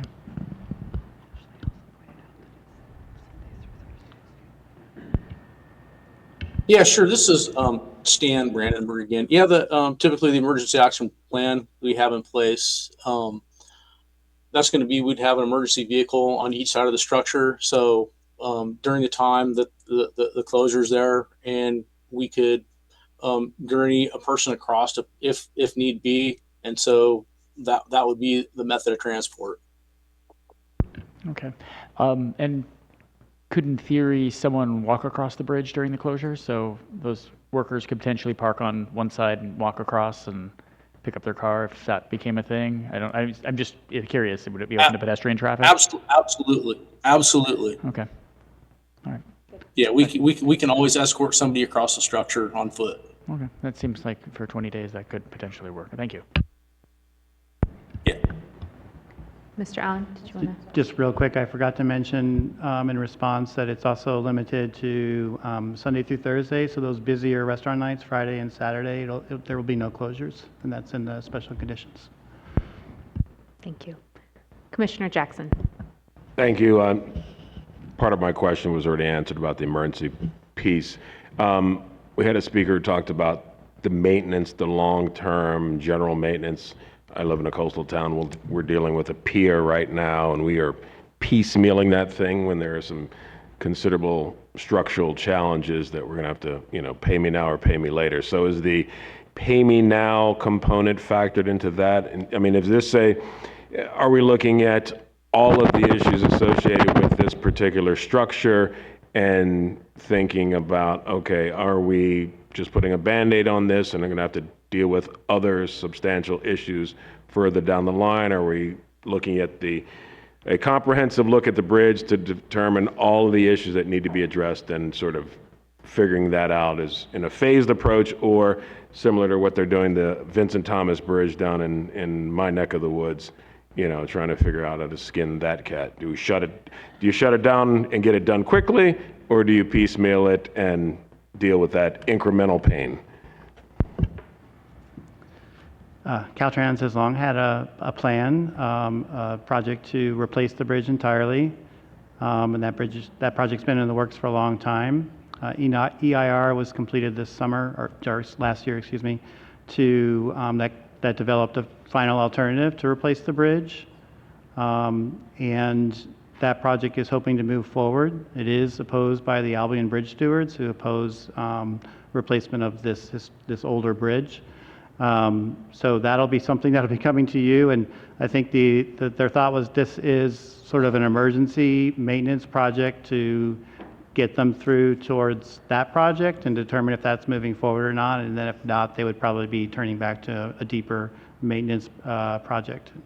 Looks like, I'm not sure if somebody from Caltrans has something to say in that regard, but that, your question is, yeah, their intent is to replace it entirely and not have an ongoing maintenance issue. They could be forced into that kind of situation if they can't get that project through, but that'll be coming in the future. No, I appreciate that. I know a lot of smart people are looking at this, and this isn't all of a sudden, oh, what a great idea, right? We never thought of that, right? No, I understand that. And maybe this is one of those where at some point the bridge is replaced and this is restored as a pedestrian bridge similar to the one we have at Fort Bragg. So maybe that's the ultimate goal. So you keep the charm and the character and it's pedestrian, but at the end of the day, if we're throwing good money after bad on a structure that isn't intended to withstand the forces of today, then, so anyway, I figured you guys were all on top of things. Thank you. Thank you. Any additional comments, questions, a motion?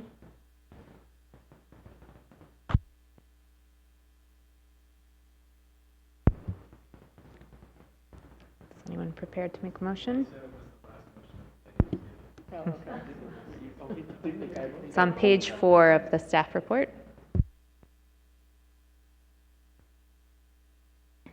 I move that the commission approve coastal development permit application number 1-25-0828 pursuant to the staff recommendation and recommend a yes vote. Thank you. That's a motion by Commissioner Kelly, a second by Vice Chair Hart. They're asking for a yes vote. May we have a roll call, please? Commissioner Wilson. Yes. Wilson, yes. Commissioner O'Malley? Yes. O'Malley, yes. Commissioner Escalante? Yes. Escalante, yes. Commissioner Hart? Yes. Hart, yes. Commissioner Jackson? Aye. Jackson, yes. Commissioner Kelly? Yes. Commissioner Kelly, yes. Commissioner Lopez? Yes. Lopez, yes. Commissioner Kalmick? Yes. Kalmick, yes. Commissioner Notoff? Aye. Notoff, yes. Commissioner Moreno? Moreno, yes. Moreno, yes. Chair Harmon? Yes. Harmon, yes. The vote is unanimous. Thank you. The permit is approved. Okay, and now we will move on to item 14, the Deputy Director's report for the North Central Coast District, please. All right, thank you. In the North Central Coast District Director's Report this month, we are reporting 1 permit waiver and 2 emergency coastal permits. We are not aware of any objections or controversy regarding these matters, and so the question is whether 4 or more commissioners object, and if not, then the commission will concur. Thank you very much. Any ex partes? Any public comments? None. Thank you. Do 4 or more commissioners object to any of the items in the Deputy Director's report? Seeing no objections, the commission concurs. Thank you. And now I believe we're on item 17, the Deputy Director's report for the Central Coast District. Yes, thank you, Chair Harmon. And in the Central Coast DD's report this month, we're reporting 2 waivers, 1 CDP amendment, 1 extension, 4 emergency coastal permits, and 1 LCP certification review, which is the City of Marina's adoption of the suggested modifications to its coastal hazards amendment the Commission approved in November. We're not aware of any objections or controversy regarding these matters, and so the question is whether 3 or more commissioners object to the items in the report, and if not, then the Commission will have concurred. Thank you, Mr. Khan. Any ex partes? Any public comments? We only have one just available for questions, which is Natalie Teeter. Only if you guys are available for questions. Great, thank you. Do 3 or more commissioners object to any item in the Deputy Director's report? Seeing no objections, the commission concurs. Thank you. All right. Okay, final item. Final item. That will take us to 19A, an appeal in Los Osos in San Luis Obispo County. And I'll have Devin Jackson, lead planner on this project, give the staff presentation. Devin.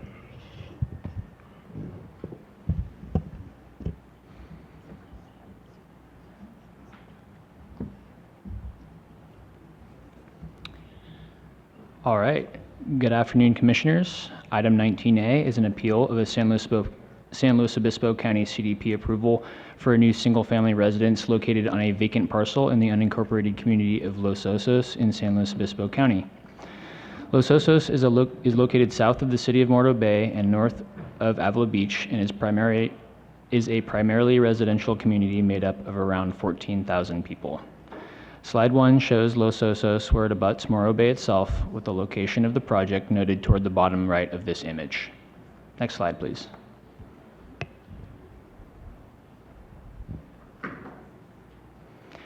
Slide 2 shows a rendering of the county-approved project.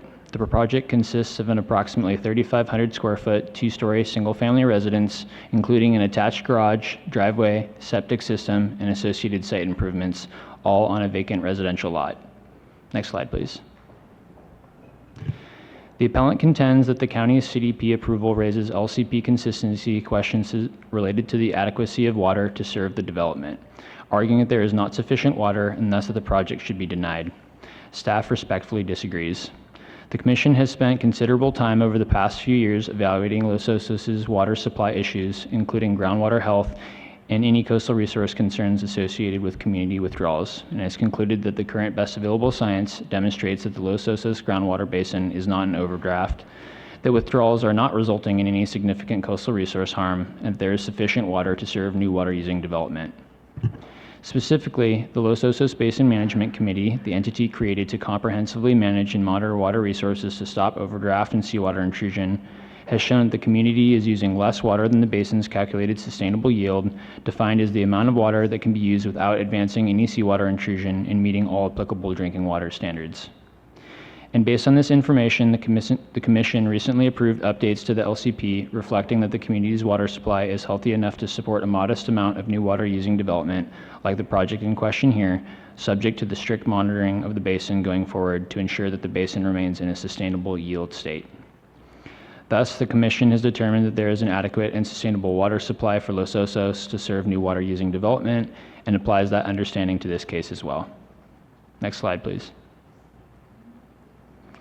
Staff therefore recommends that the Commission determine that the appeal contentions do not raise a substantial LCP conformance issue and that the Commission decline to take jurisdiction over the CDP application for this project. The motion and resolution to implement staff's recommendation is found on page 4 of the staff report. This concludes staff's presentation. Thank you. Thank you very much. Are there any ex partes? Okay, seeing none, we'll open the public hearing and I will turn it over to Simone. No public comments. Oh, wait, yes. Sorry, I looked at the wrong one. Sorry, April Fools. We have Patrick McGibney. Patrick, if you can go ahead and speak.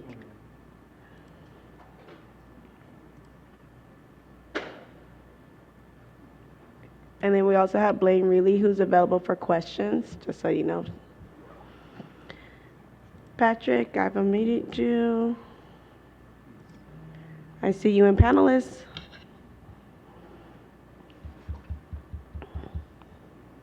Let's try it differently. Okay. Can you hear me? Yes, we can hear you. Hello? Hello. Go ahead and speak. Thank you. Okay. Thank you, Commissioners. I am Patrick McGibney, the appellant and the chair of the Los Osos Sustainability Group, and I'm asking for 5 minutes to present our appeal. Okay. Please be as brief as possible, sir. I will. Thank you very much.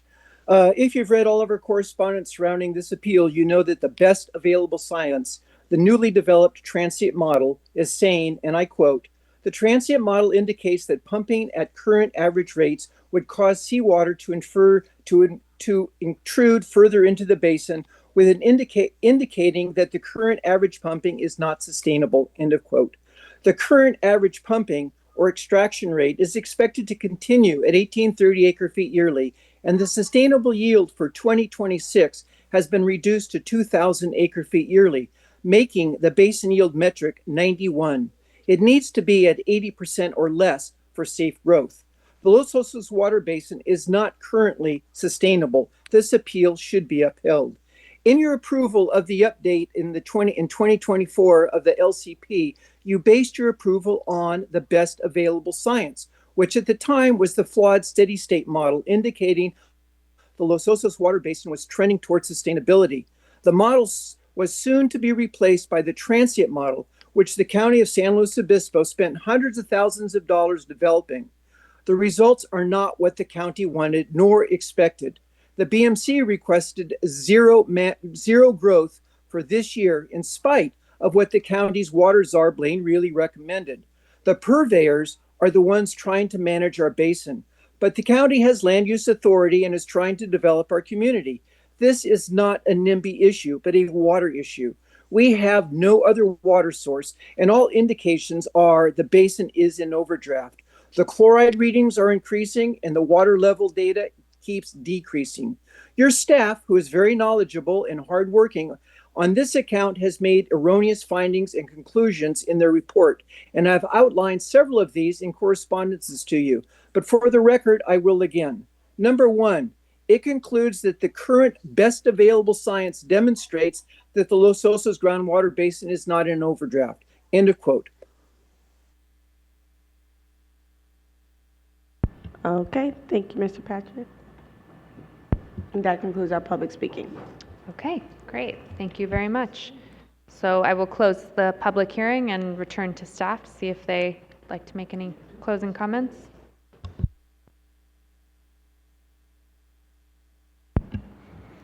Yeah, so when we were looking at this problem in the LCP, it says in the Estero area plan that we have to meet the LCP test, which is that the amount of extraction for the water basin is below the sustainable yield.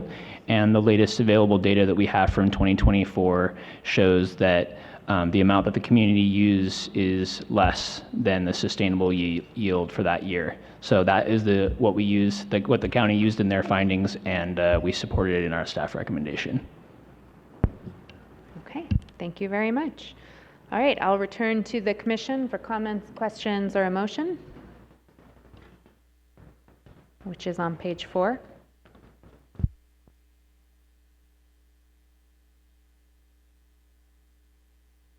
Commissioner O'Malley. Yeah, okay, I'll make it. Wait, which one? Right. Oh, I move that commission determine that appeal number A3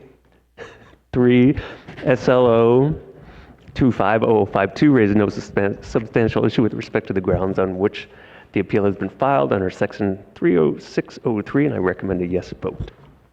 Thank you. Is there a second? Second. All right, that's a motion by Commissioner O'Malley, a second by Commissioner Wilson. They're asking for a yes vote. May we have a roll call, please? All right, Commissioner Hart? Yes. Hart, yes. Commissioner Jackson? Aye. Jackson, yes. Commissioner Kelly? Yes. Kelly, yes. Commissioner Lopez? Yes. Lopez, yes. Commissioner Kalmick? Yes. Kalmick, yes. Commissioner Nothoff? Aye. Nothoff, yes. Commissioner Moreno? Moreno, yes. Moreno, yes. Commissioner Wilson? Yes. Wilson, yes. Commissioner O'Malley? Yes. O'Malley, yes. Commissioner Escalante? Yes. Escalante, yes. Chair Harmon? Yes. Yes, the vote is unanimous. Thank you. No substantial issue has been found. Okay, we're going to be doing closed session tomorrow for the commissioners. So that concludes today's hearing, and we'll see you all back here at 9 a.m. tomorrow. Thank you very much.